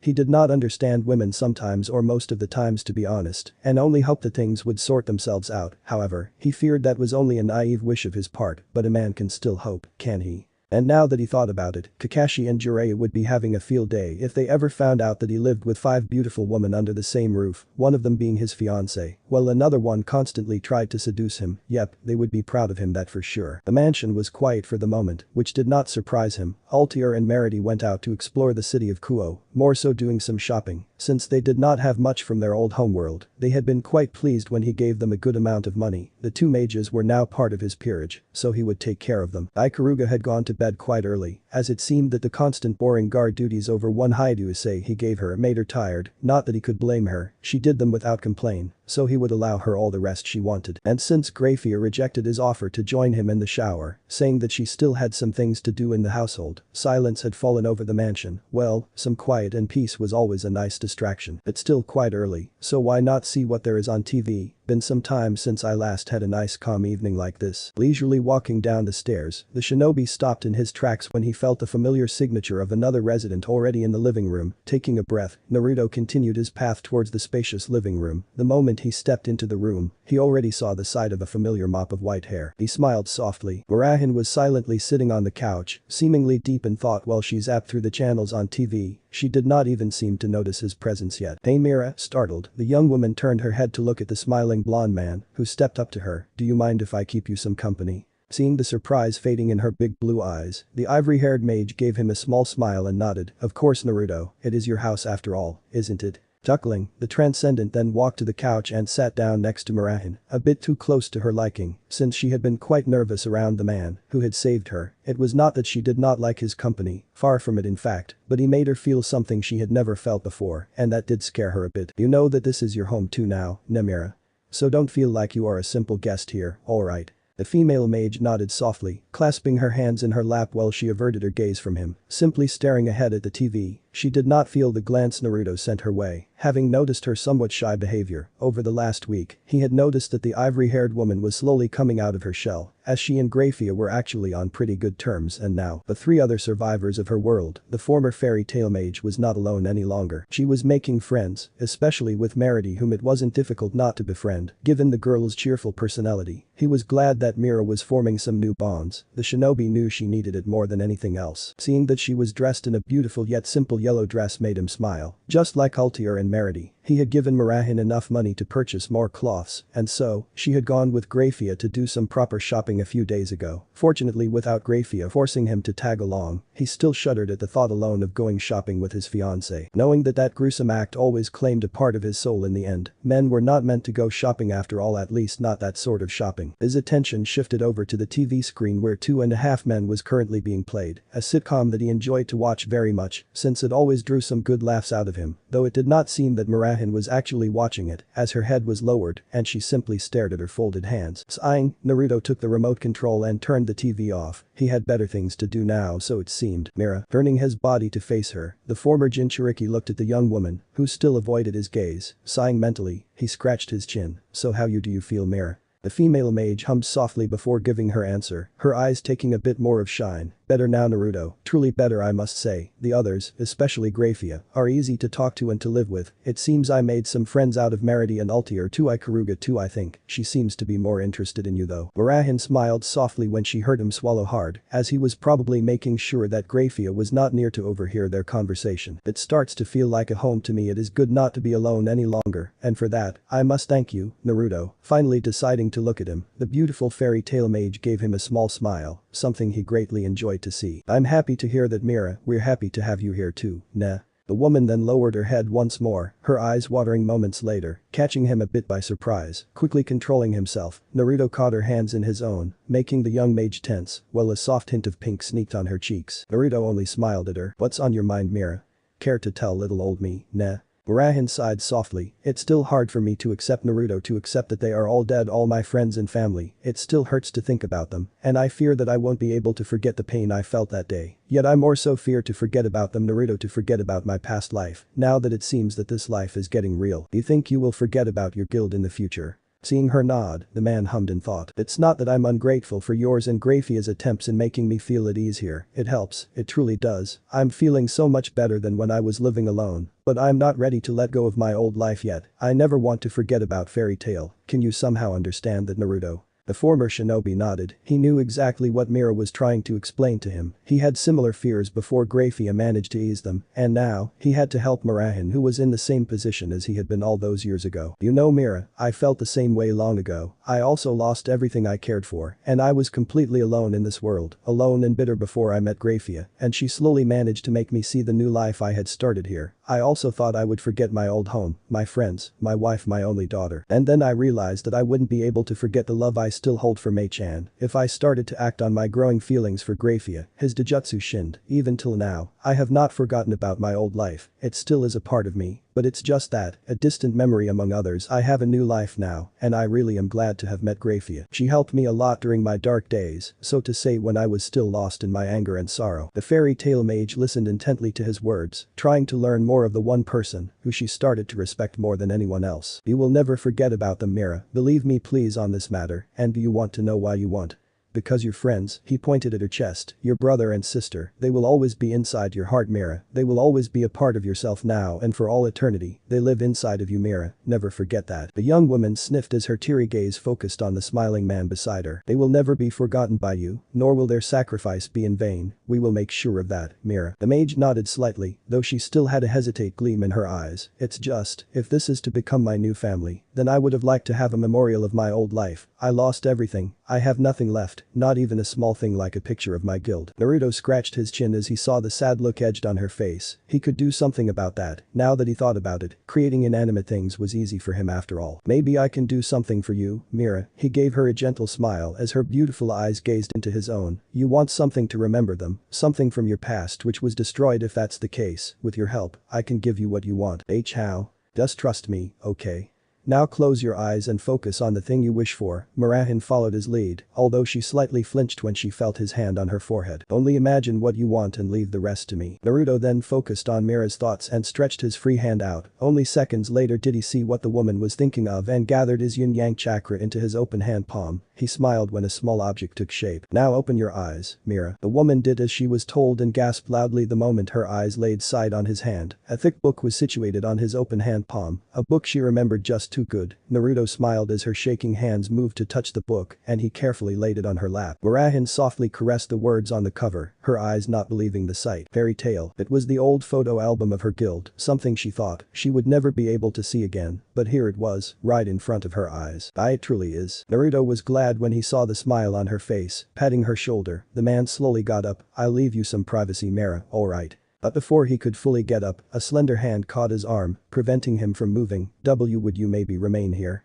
I could show you my old guild. His surprised expression quickly morphed into a happy one. Smiling gently, he leaned back into the couch. Of course, Mira, I would love to. Sniffing lowly, Mirahin opened the cover of the album. Immediately, a picture of her entire guild graced their eyes. Her eyes watered as she remembered the day it was taken, only 2 days after their return from Tenryjima. Her delicate fingers traced down the faces of every single member of her old guild before she arrived at her siblings' forms, my younger brother Elfman, and my little sister Lisanna. Naruto wrapped his left arm around the sobbing woman's frame. Only moments later did Mirahin lean her head on his shoulder, her teary eyes never leaving the happy faces of her deceased guild members. Tell me, Mira, let it all out. The young mage sobbed quietly before she nodded, and for the rest of the evening, he listened to her. He listened when no one else could. The following day, noon, highest building of Kuo City, Japan. A strong wind blew over Kuo City. A storm was slowly making its way over the eastern coast of Japan, as the gray clouds could already be seen miles over the ocean. The sunshine slowly losing in strength, the streets of Kuo became deserted very quickly. Naruto's gaze was solemnly fixed on the upcoming storm front. His spiky hair blew with each wind gust, as well as his long black trench coat. The transcendent did not react, as a lone lightning illuminated the sky above the ocean. It was still miles away from reaching Kuo, so he did not deem it necessary to search for shelter just yet, not that he needed to anyway. He sighed deeply. He had an uneasy feeling these last few days. Something was bound to happen, he just knew it. The question was what, but he could bet that it would be something really bad. Unfortunately, neither Zetsu nor himself had been able to find anything about this strange feeling, which lay in the air. It troubled him greatly, just like some of his inner thoughts, which slowly resurfaced after centuries of suppressing them. Naruto did not turn his head as a silver glowing magic circle appeared several feet behind him. Only moments later did Grafiya emerge from her magic transportation circle. The silver-haired beauty looked around before her eyes settled down on her lover, Naruto-kun. The former devil grew concerned, as the man did not answer right away. Walking up to him, she stopped to his right. Naruto-kun.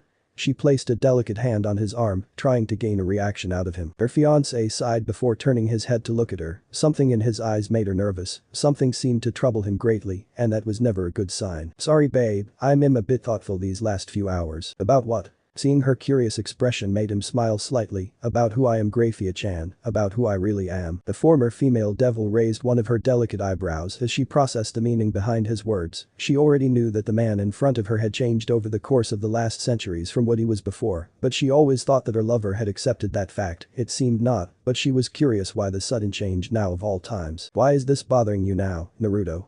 I mean, you yourself said that it was a necessary change. You changed because time needed it. You lost everything that day. Of course you would not be the same any longer, but I fail to see the problem here. People change over time, so why do you care now? He did not answer right away, turning his gaze to look at the darkening sky. Is this because of Mira?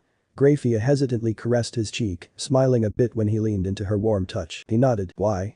I thought you liked her company, maybe a bit too much to my liking, but nonetheless I saw you last night keeping her company. It seemed quite important to Mira, so I did not want to intrude on you, but I failed to see why she seems to be the source of your current sorrow. Naruto hummed softly before sneaking an arm around her waist, bringing her closer to his frame, the woman not resisting in the slightest. A small smile sneaked upon her lips as she snuggled against his warm body. I am happy for the moment I shared with Mira last night. She needed to get her fears off her shoulders, and more so a person who willingly wanted to listen to her. She did a huge step last night, and I think she is ready to finally move on to let the past behind her. I'm happy for her, I truly am. So why are you like this? It's complicated. I have time. Naruto chuckled as he gazed down at his fiancée, who looked at him with a smug expression. She was really cute now and he loved it. Alright my love, can't really deny you, huh? Grafiya only smiled a bit wider. The former shinobi took a deep breath before, after a moment of silence, he spoke in a low voice. I hate the person I have become, Grafiya. The silver-haired woman raised her eyebrows at his words, her confused eyes looking up at his impassive face. She could see the mixed feelings glowing in his eyes. Leaning her head against his shoulder, she ushered him to continue, trying to understand why he felt so. When I spoke with Mira last night, when she told me of her past, her family and guild, I was amazed that, even though she lost them all, she still managed to maintain her gentle and caring personality. That truly surprised me, to be honest. Mira is so much stronger than I used to be. You're strong, Naruto.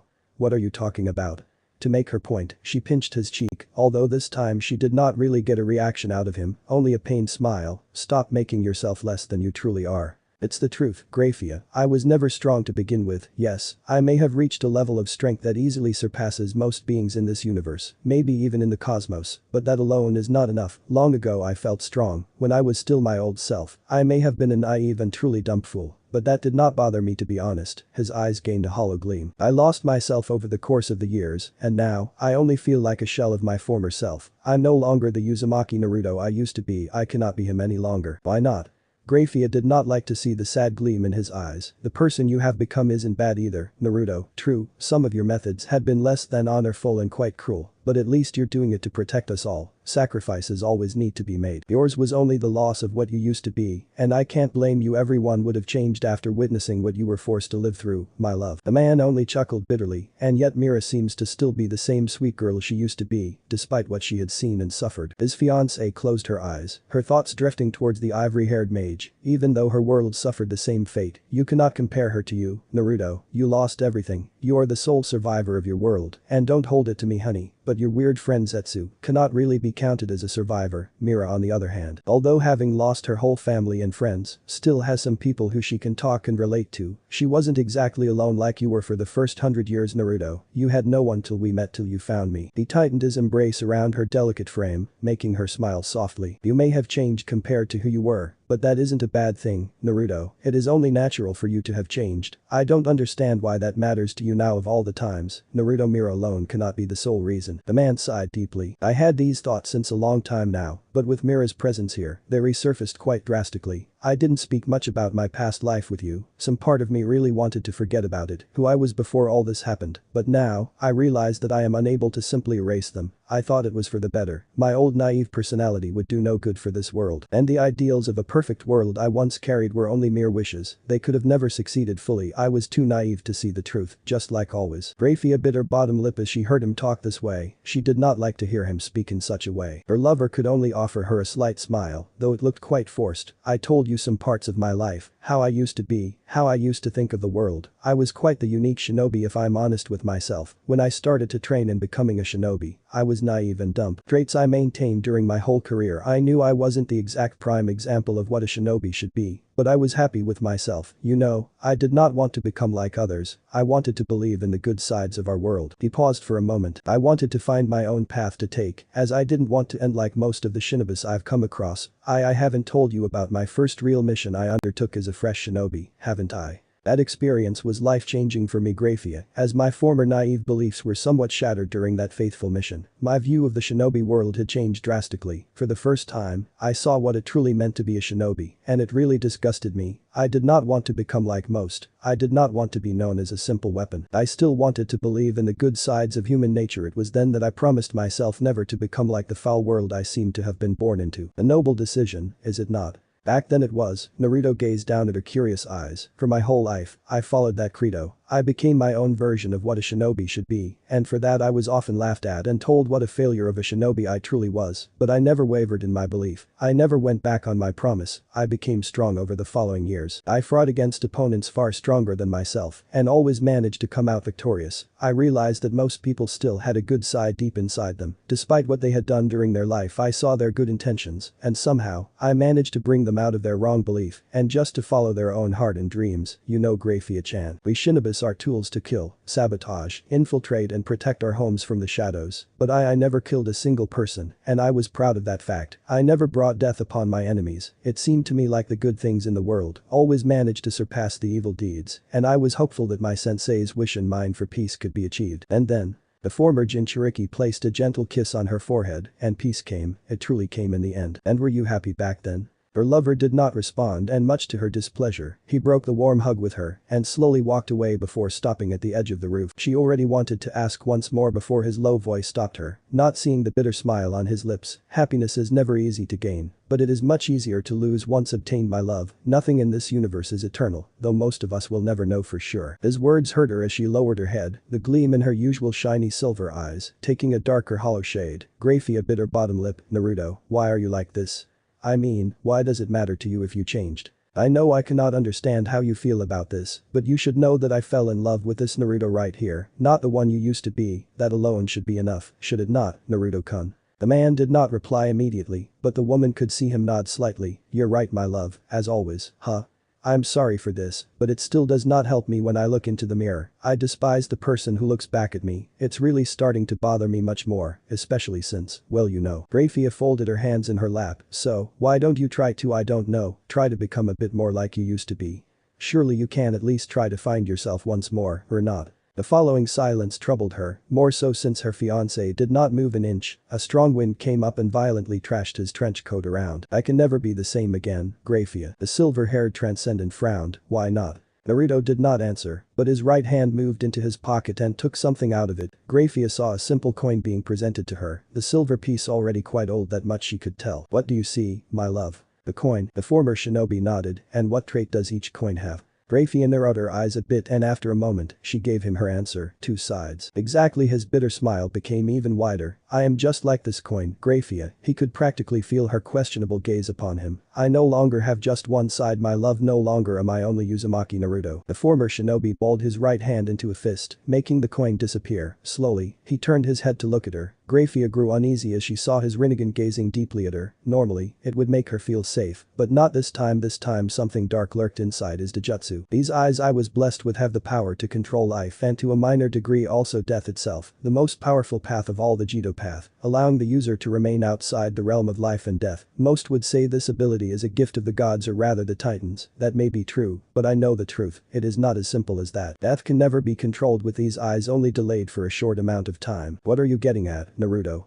He pointed at his eyes. The Rinnegan was only meant to rule over life, not death. Grafiya, the power to create life is its most powerful ability. That was this Dojutsu's primary function and nothing else. The eyes of the very titan, who rules over all life forms. Naruto broke the gaze with the former devil. I would have been proud if it were only these eyes I gained control of. Despite my profession, I was always proud of the fact that I never killed a single person in my life. I treasured the gift that is life, and with the Rinnegan's ability to watch over it, I would have been satisfied. But no longer. Anata. No longer am I only the guardian of life. Grafiya hesitated before she took a few steps towards her man, but the moment he once more turned his head, she froze. A shocked gasp escaped her lips as she saw her fiancé's face. A cold shiver ran down her spine. Life is too fragile, too weak. Nothing remains forever, for I am more than life. I am. His once golden hair had become ash gray with several black strands in between, his tanned skin even darker, gaining a gray-bluish complexion. But it were his eyes that startled her. Those were no longer the eyes of the man she loved. Naruto's black lips formed into a pained smile as he saw her flinching form. His Rinnegan had all but vanished, replaced by deep yellow eyes with black pupils. His fiancée took a step back as she gazed into his eyes, devoid of any emotion. For I am. The wind carried the word across the whole world. Death. Hours later, deep underneath the human realm, complete and utter silence greeted Naruto as he walked across the narrow stony pathway, which seemed to go on forever. he still was not able to see his destination, not even from afar, but he was in no mood to hurry, he still had much to think about, that's why he decided to walk towards his destination and not bother Charon, the ferryman of the underworld, he wanted to take his time. Around him, one could only see utter darkness, even though he was deep underneath the earth's surface and the human world, he could not see the roof of this realm, not that it surprised him, after all, there was only eternal death that awaited those who ventured down here, an unholy greenish glow illuminated his path, coming from the rotten sea, enclosing the only passage to this world. Naruto only spared a brief glance at the countless pitiful souls that swam in the greenish sea, not minding the sorrowful and begging looks they casted at him, death had come and claimed them, never intending to let go of their souls for all eternity. Death was absolute, and no one, not even the creatures that called themselves gods, would escape the dark embrace. Something the gods of this world yet had to learn and realize, especially not this so-called god of the dead, no one escaped death, no one. The former Jinchuriki sighed deeply, recalling the last few moments, he could not help but feel like the worst kind of bastard to walk among this world, to put it blunt he felt like shit, and he was scared, something he never thought to feel again. He could not forget the fear he saw in his love's eyes the moment he told her of his secret, even though he had suspected that she would react the way she did, it still hurt to see those eyes, usually filled with trust and love, turn towards him, that had been the first time Grafiya had shown fear towards his person, and it broke his heart, though, he did understand her. Fear was always the companion of death, something he grew accustomed to, but to see it in the eyes of the woman he loved with all his heart had been cruel. He could not bear the sight any longer, and vanished from the roof before the former devil could say something. Naruto knew that Grafiya now had something to think about and needed some time alone, after all, he did keep a truly important secret from her, and he never kept something from his love, and yet he could not bring himself to give her the truth when it had happened, when he had become what he was now. And now, he paid the price for his weak resolve. Naruto gritted his teeth as he continued to walk his path, he just hoped that Grafiya would forgive him, or else he would not know what to do without her after all. He was shaken out of his desperate musings the moment the hollow green glow became strong enough to temporarily blind him, before giving sight to the very heart of this realm. Tartarus, the great prison of the realm of the dead, the eternal and dark prison, where no living person ever escaped from, a huge constellation of ash-gray stone walls amongst the greenish sea, filled with the dead souls of countless humans, devils and other races. Death did not care for something as trivial as races after all. Naruto looked unfazed as he passed the huge open gate of the dark prison, it was not the first time he had come here, though he was the first person to ever leave these folds alive. Tartarus, the so-called prison of the Titans, if one could believe ancient human mythology, but he knew better, no prison could ever hope to hold the might of a single Titan. And yet the first Greek gods had claimed that this was the very place where they managed to imprison their own Titan parents, it seemed even gods needed to believe in their own lies, if they wanted to have the respect of the lower realms. Even though this part of the myth was a lie, Tartarus remained however the deepest abyss of this realm where the souls of this dimension were judged, and those who had committed atrocious crimes were tormented for all eternity, the very place this god of the underworld chose as his personal residence, although not any longer. Ignoring the painful screams of tortured souls and the foul stench of fire and smoke, Naruto walked through the dark corridors, before finally arriving at a sealed stone door. With a simply touch of his hand, he transferred chakra into the door before it opened with a heavy loud. The transcendent stepped into the spacious room, hearing the door shutting itself behind him, yet his eyes were solemnly fixed on the lone creature in the middle of the weakly illuminated room, floating above blood-red flames. Well, a dark booming voice resounded through the chamber, has my warden finally decided to grace me with his presence yet again? The cruel smile graced Naruto's lips, his Rinnegan staring deeply at his prisoner. One could think you missed me, something I find quite hard to believe given you wanted to kill me all those years ago. You always were a sour loser, were you not? Watch your tongue, whelp. You may hold me for the moment, but soon I will be free once more, and then, death will claim you. Your pitiful soul will give me immense pleasure to personally torture, Naruto. The former Shinboy chuckled at the threat, big words for someone who did not stand the slimmest chance against me. The arrogance of gods never ceases to surprise me, more so as it starts to annoy me a great deal. You do not seem to have learned your lesson yet, not even after near 50 years of being beaten and trapped in your own realm. Pitiful indeed, don't you think so, Hades? The once proud ruler of the realm of dead, now only a shell of his former glory. Hades, one of the trinity gods of Olympus, one of the ancient Greek gods, the one who ruled over the dead, only growled deeper at the insult. He despised this blonde man so much, the one being apart from his two brothers who could stand against him, and completely and utterly defeated, humiliated him by imprisoning the god in his own realm. Naruto smiled wider as he saw the deep hatred in the supernatural being's eyes. Given that the god of the dead was one of the strongest beings in this dimension, he fell quickly by his hands long ago, when he first stepped into this realm to claim it as his own. The Greek god, contrary to his brethren, had not taken the form of the humans they ruled over, Hades was, true to his realm, not made out of living flesh, as his sole appearance reminded of a skeleton, though the bones were of an ash-gray color. The once powerful god was clothed in a simple black robe, although it had seen better days. What do I owe this pleasure for, you despicable heathen? The void eye sockets in his skull did not reveal much, but the former Jinchuriki could clearly the deep hatred and the thirst for revenge. Naruto chuckled while stepping closer to the captured god, his amused gaze making the supernatural being even angrier. I don't have a real reason to come here, I fear just wanted to make sure you aren't up to something really stupid, nah. The blonde transcendent grinned when Hades tried to shake the restrictive bindings off, knowing that it was a futile task. He made sure that the powerful Greek god would never escape from this prison. Nearly a dozen of his created black rods, which he named Kuroibo, were pierced into the bones, constantly disrupting the being's power flow with his own chakra and making it impossible for him to escape. Although the countless fuins he had drawn on Hades' body to keep him immobilized might help with keeping him restricted, not to forget the purple barrier, which kept him sealed inside. As last resort, there would be no way for him to escape, not now, nor in the near future. Hades was too dangerous to let loose upon this world, at least not at a crucial time as this. Seeing the blonde man's grin, the deity growled, "Soon I will wipe that grin from your face, Naruto, you will pay for your insolence. No one dares to keep me imprisoned in my own realm, you will regret not to have killed me back then when we clashed, as I will come free, and then, you will feel my wrath, you fool of a human." Though narrowing his eyes, a golden aura started to envelop Naruto's body. "You make it sound as if you could actually kill me, Hades, and you still fail to see that you are completely at my mercy. Nothing you could do can stop me or even pose a threat to me. I think I made that very clear when I destroyed your precious army of Grim Reapers. If you do not start to become more cooperative, I might just have to kill you after all." Seething with rage, the Greek god gritted his foul teeth. "So why have you not, then? Or are you unable to kill a god after all, Naruto?" The former shinobi remained silent, his gaze solemnly fixed upon this so-called god of the underworld. Slowly, the blonde man floated into the air, now coming at the same height as his prisoner. "You ask why, my foolish friend, unable I am not, that much you should know after all. The only reason you are not dead by now is that appearances need to be maintained. You are an important part of this dimension, Hades, ruler of the dead, and your death may bring confusion to the rest of your brethren. The only reason you live is because you are part of the Trinity gods of Olympus, and your brothers and sisters will notice when you fade away from existence. I cannot allow them to know of my existence just yet, the time is still not right for that." Grinning once more, the former Jinchuriki clicked his tongue, "And I must thank you, Hades, because of your strained relationship with the outside world. None of them will ever come to look after you, knowing that you do not allow a single person to step into your domain, not even your own brothers, Zeus and Poseidon. How fortunate for me, is it not? You. Normally, I couldn't care less what a simple god, even though a powerful one for this world, does in his own realm, but you, I couldn't allow you to continue with your schemes. You wanted war, did you not?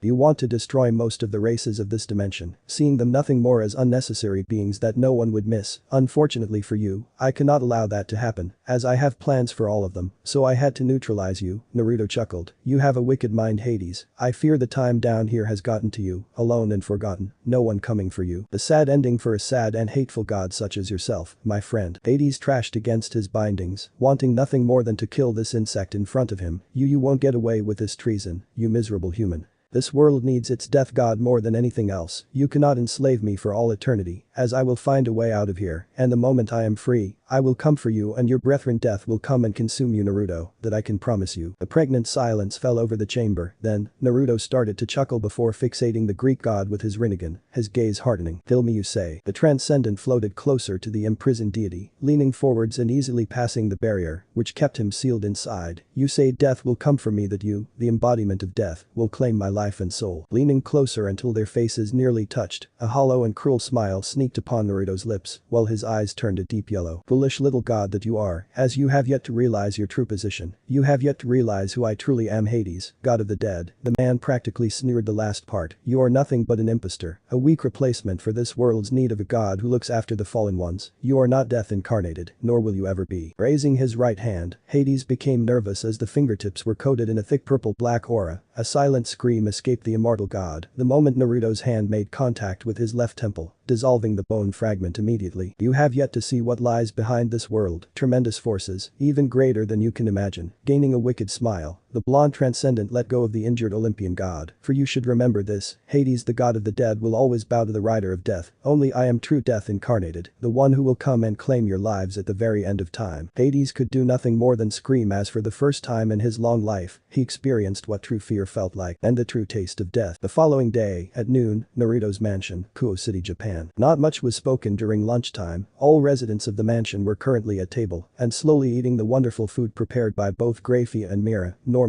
it was a good time to converse, but this time, one could feel the heavy tension, which currently engulfed the dining room. The women were cautiously observing their master at the head of the table, who was unhealthy quiet while he was eating. The same went for Grafiya, who was seated on his left side. The silver-haired beauty simply stared at her plate, having not touched most of the food. The rest of the residents were casting glances at each other, not really knowing what this was about or how to react to the uncomfortable silence. Even Ikaruga, who often dared to tease both her master and his fiancé, that word always left a bad taste on her lips. Well, even the sword mage kept her mouth shut this time, something which Altier found really surprising as she was honest with herself. Already used to Ikaruga's attempts to bed their master, a rosy flush sneaked upon her cheeks as she thought about the blonde man who had saved her daughter figure and herself. It was Merity who could not take it any longer and finally started a conversion, mostly with Mira. The two other former Fiori mages quickly joined in, letting the two gloomy transcendents to their own. Now that the attention was not longer focused on them, Naruto allowed himself to look up, casting a brief glance at his silent fiancé. Feeling his gaze, the former devil crossed eyes with her man. They did not know how long they gazed into each other's eyes. Naruto swallowed the lump in his throat as he could still see the hurt in her eyes, so he quickly averted his gaze, not able to further look into her beautiful eyes. It was painful seeing his most precious person so distant and even fearful of him. It felt just like in his childhood, something he never wanted to experience again. The warm and petite hand, which could only belong to one person, soon found its way on top of his own and shook him out of his sad memories. His hesitant gaze met hers. Grafiya gave him a small warm smile, knowing exactly what went through his mind, and tried to ease his fears regarding his mistake. Yes, she was hurt and had been somewhat afraid of him at first, but he was still her Naruto, the man she fell in love with, and nothing could change that fact. Smiling, he took her hand into his one. From the side, Mirahin smiled at the heartwarming scene, glad that the tension was finally or at least seemed to be over. However, a small part of her heart did hurt to see them like this. The mage bit her bottom lip, unseen by the others. It seemed to become like an ordinary meal after all. Yet suddenly, a terrible and dreadful feeling disturbed the peaceful atmosphere. Only seconds later did the mansion shake with terrible power, sending pots and pans to the ground, as well as many other decorations inside the house. What is this?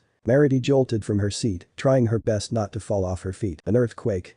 Altier's eyes narrowed as she felt the powerful shocks, which made the house tremble. Similar thoughts went through the others' minds, though they doubted it was a simple earthquake. Naruto and Grafiya were the only ones who felt the high explosion of magic, which was undoubtedly the source. Narrowing his eyes, the blonde transcendent teleported himself outside, now standing on the roof to look at the city. The shockwave strong enough to even be felt through my barrier. How can damn I can't even feel where it is coming from. Too much magic in the air for my sensory vision to work. Seeing the results of the now weaker growing shockwaves on the city of Kuo, Naruto gritted his teeth. Zetsu? Not a moment later did his best spy emerge from the roofing tile, a serious gleam in his usually blank eyes. Go find what caused this.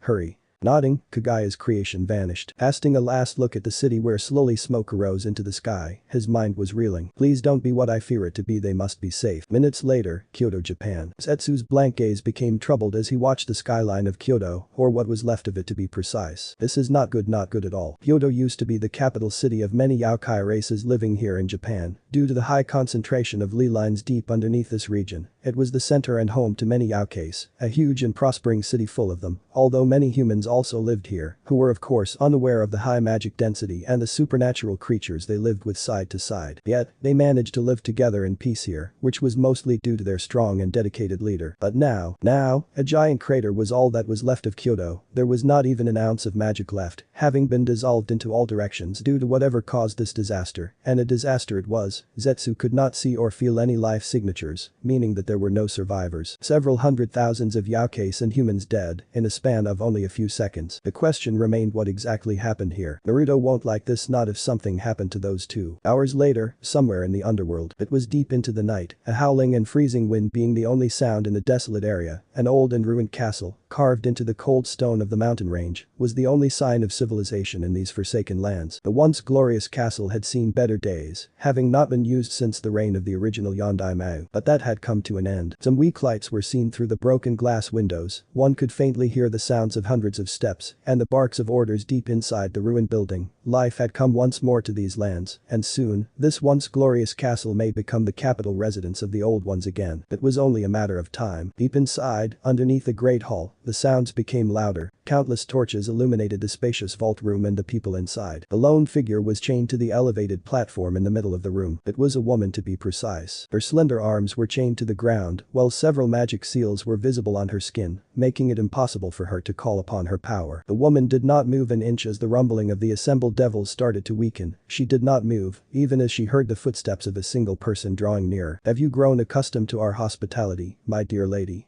The cold voice made her blood boil, knowing very well that the man mocked her. The countless bruises and fresh wounds on her usually flawless skin were proof of her treatment here. The woman shook with rage. These last hours had been so degrading for her, especially since they still held her daughter somewhere down here. Oh, how she wanted to tear this despicable fool apart with her claws. Where here is she? The man gave a charming smile. "For the moment, she lives, and she will live if you continue to be so cooperative, my dear." Chuckling at the dangerous growl coming from his prisoner, the devil stepped closer to her. "Now, let's have a nice little talk, shall we?" Taking her chin into his right hand, the man forced her to look him into the eyes. "You are quite the beautiful woman, if I dare say so, even though you are a filthy yokai." The woman wanted to shake his filthy fingers off, but having no power left, she was forced to endure his mocking presence. "Hisaka." The yokai woman growled even louder the moment this despicable devil dared to speak her name, all the while wearing that damn smile on his face. Grieving and Lucifer, the last heir to the original Lucifer, smiled wider as he took in her appearance, seeing Hisaka, the proud and strong leader of the now nearly extinct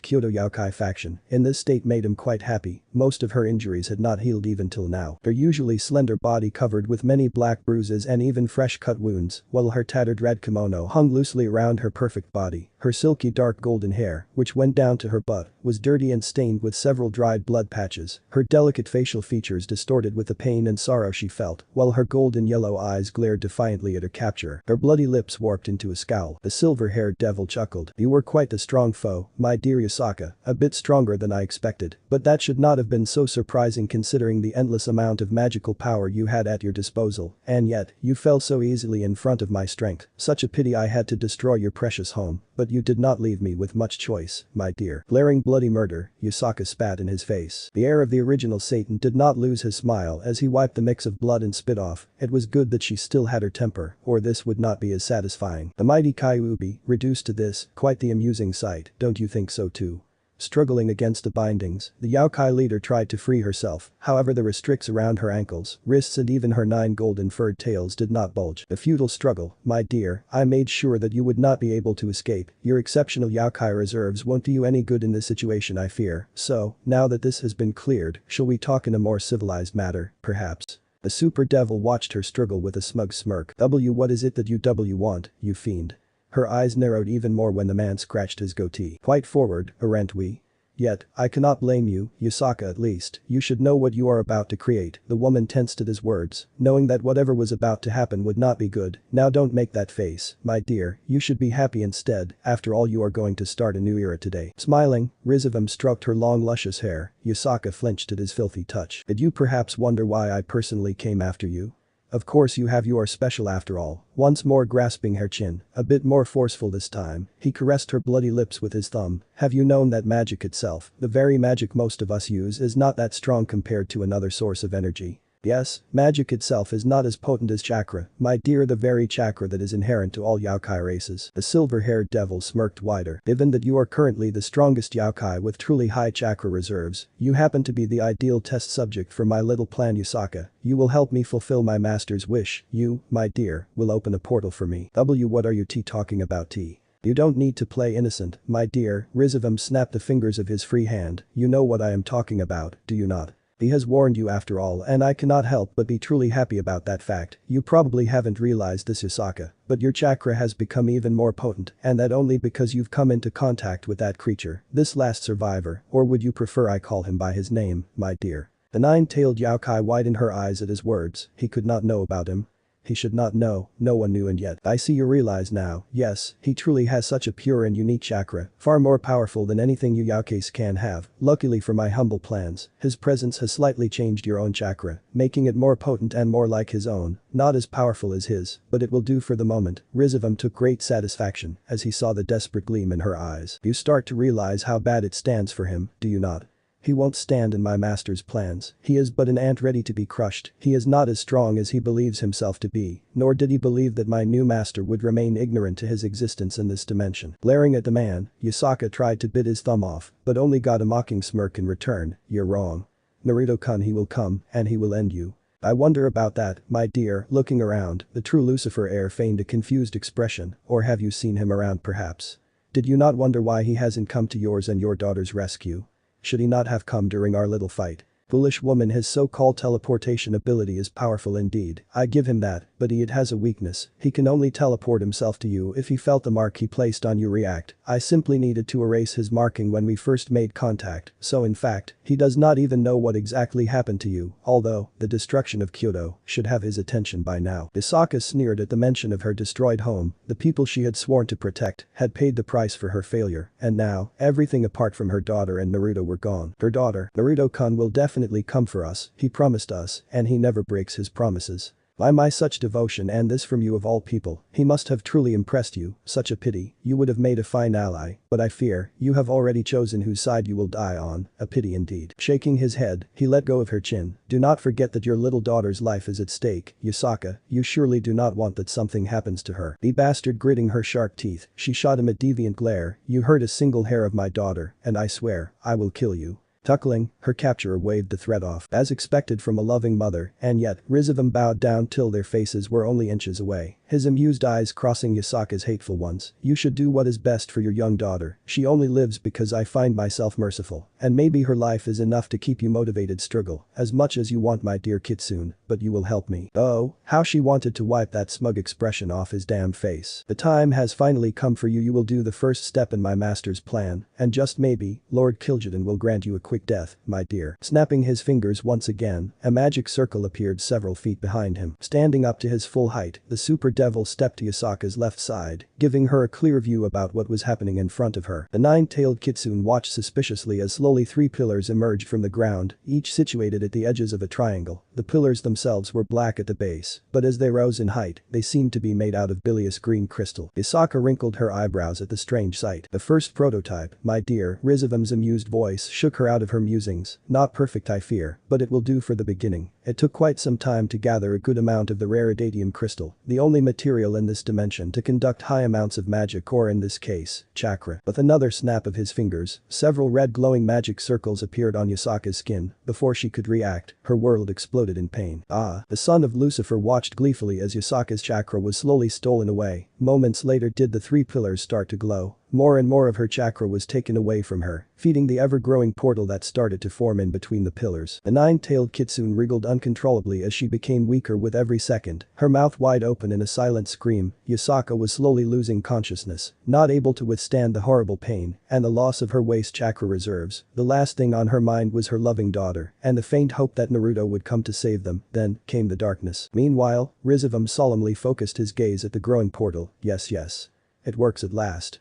Only a bit more, and then, the unholy greenish light the portal emitted became strong enough to temporarily blind every devil in the vault before he felt it. The dark tremendous energy signature flooded the room, making most of the people inside fall to their knees. Even Rizavam was affected by the ominous aura, and yet, he smirked, he had fulfilled his first mission after all. The demonic portal glowed a deep red before a shadow-like figure emerged from it. Rizavam watched with rapt fascination, the sight of a being far more powerful and terrific than he ever thought possible, the sight of a true demon, and what a sight it was. The creature was far bigger than the average human body, with quite the muscular build. The skin of the demon was black-reddish, while his chest, shoulders, forearms and legs were protected by black-colored armor with silver ornaments, a simple red loincloth covering his waist. Instead of normal feet, the demon had dark-colored hooves and four long claws as fingers. From its shoulder blades, two bat-like wings sprouted, giving it an even more imposing appearance. The demon's face turned into a snarl, shoving off its razor-sharp teeth, while its deep green glowing eyes scanned through the weak illuminated room, the pointed ears trying to memorize every new sound. Its appearance appearance was completed by 2 black horns that sprouted from its forehead. Finally, its gaze fell upon the last son of Lucifer, who quickly bowed in front of the extraterrestrial being. "So you are the little devil our Lord Kil'jaeden happened to recruit for our cause." Rizavim bowed even deeper, clearly intimated by the cold and deep demonic voice. He nearly puked at the demon's mocking glare. A pitiful creature indeed. But what can we expect from this part of the cosmos, such weak-minded creatures? The portal glowed once more and soon, 2 further demonic signatures emerged from it. "At least it did manage to open a portal for us. That was the least we expected it to achieve, brother." The first demon merely grunted at his brother's replies. He casted his attention once more at the super devil, analyzing his kneeling form. "At least, you are not useless to us. Maybe you do have a place amongst us, but your true value still needs to be proven. We should start at once. This world still needs to be prepared for our Lord's arrival." Teasing Rias. Indeed, Rizavim now knew the name of the first one. Turning his attention to his 2 brothers, Teasing Rias balled his claws to a fist. "This world is still so young, so unprepared, yet we have time. Our main forces are still consuming several other dimensions by now, so we can play a little while with these pitiful races, my brothers." A short silence enveloped the room. Melganus, the second black-green colored demon, nodded. Elnazar, the last arrived black-purple colored demon, smirked darkly. Gazing at the weaker growing portal, Teasing Rias snarled, "It seems we were the only ones of the first wave who made it through, but it matters not.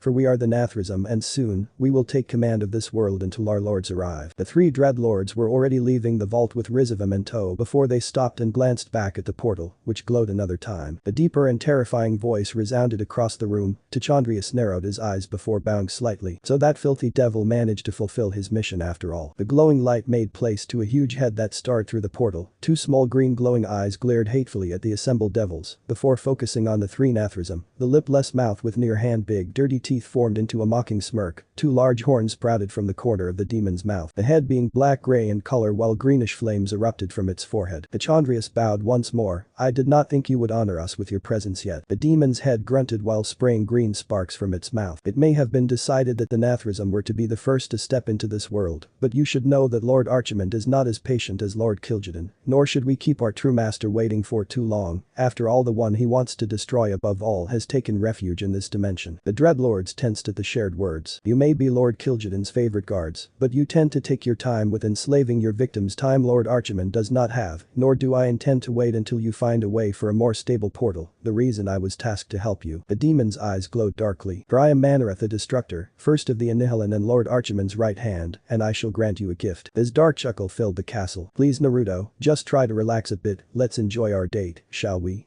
The blonde man sighed heavily, leaning back into his chair while his gaze shifted across the whole room, only not to look into his fiance's worried eyes. Grafiya could only watch as her lover tried to distract himself from his thoughts, not at all being able to simply relax like requested. It saddened her that he was not enjoying their date evening. But she should not be surprised, since learning about what happened in Kyoto the other day, her man had fallen into a depressive state, so to say. He had not slept all night long and constantly sent his cage bunchins out to search for those 2. Yet, he and Zetsu still had not found a clue of their whereabouts, not even with his impressive sensory abilities. It seemed they vanished from the face of the world, at least the human one. Had she not forced him to go out this evening, the blonde transcendent would still wander through the mansion, hoping for any new information, or most likely, he would go out to search them himself. Not able to leave this task to simply Zetsu and his clones after all. The silver-haired queen gave a sigh of her own. So much for the nice and quiet dinner they should have right now. The 2 of them were currently seated inside one of her favorite restaurants in the world, Le Meurice, being one of the best the human world had to offer. She appreciated the style of the hotel, reminding her of the time when Naruto took her to visit the Palace of Versailles. A beautiful time they shared, being one of the first times she actually traveled around the world, having only known the underworld in her earlier youth and then, of course, Japan. She especially loved the view on the Tuileries garden, now that it was dark outside. So romantic indeed. If only her man would start to enjoy himself, yet that seemed too much to ask after all, not with what had happened. Taking hold of her wine glass, the silver-haired beauty gracefully took a small sip, enjoying the taste of the cold liquid, while her silver eyes continued to remain on her lover. The blonde shinobi was dressed in one of the black suits she managed to purchase for him, knowing that Naruto did not have much of a fashion style after all. even for the simplest of things. Fortunately, the former Jinchuriki had her in his life. Given their usual outgo evening, Grafiya had also dressed up nicely, one of the rare opportunities where she could feel like a normal woman, who could simply enjoy her time with the man she loved. Her delicate body was covered by a beautiful black dress, which barely hid her curvaceous figure from the many lustful stares she received since Naruto teleported them to Paris. The dress showed off her strong back, as well as her slender arms and a good amount of her generous cleavage, just as much as her long creamy legs. She had applied some minor makeup for their date. Apart from her ruby red lipstick, gray eyeshadow accentuated her silver eyes, while golden earrings and a silver necklace completed her appearance. Grafiya did not enjoy the attention from the male population. If she was honest with herself, she should have asked Naruto to cast an illusion over them, just to ignore the stares she felt from all sides. She was still not proficient enough in the illusion field, or she would have cast one herself. Bad enough at this time, her man did not even try to scare them off, being too engrossed with the capture or possible death of two of his most precious people, Isaka and Kunu. The former devil frowned deeply as she recalled the two Yaokeis from Kyoto, the two last nine-tailed kitsune still alive to these days, or more what she would like to believe given their current unknown location. She knew them very well, having met them on several occasions during the last decades, more so Yusaka since she and her lover shared history together. It surely must be over 50 years by now, at a time when she already traveled together with the former shinobi around the world, before finally settling down in Japan. It was their first time visiting the country, only a few years after the Second World War fought between the humans. Fortunately, Kyoto had been one of the few cities spared by the American bombardments, and as such had preserved its unique and many temples. It had been the perfect refuge for the many Yaokeis living in Japan, and even for hundreds of others who came from all the corners of the world. At the time they visited Kyoto, the last descendants of the Kitsune clan still ruled over the city. It was one of the oldest and most powerful Yaokai tribes in the world, next to the vampire tribes, and the strongest of them were the rare nine-tailed kitsunes. Even though the clan was composed of several hundreds of members, there were only a handful of special kitsunes who managed to gain 9 tails in their life. Given their tradition, it were those 9-tailed members who ruled over the tribe, as well as the whole of Kyoto, with its immense Yaokai population, as well as the immeasurable source of magic energy underneath the city. Yet time had taken a toll on the strongest Yaokai clan, and in the middle of the 20th century,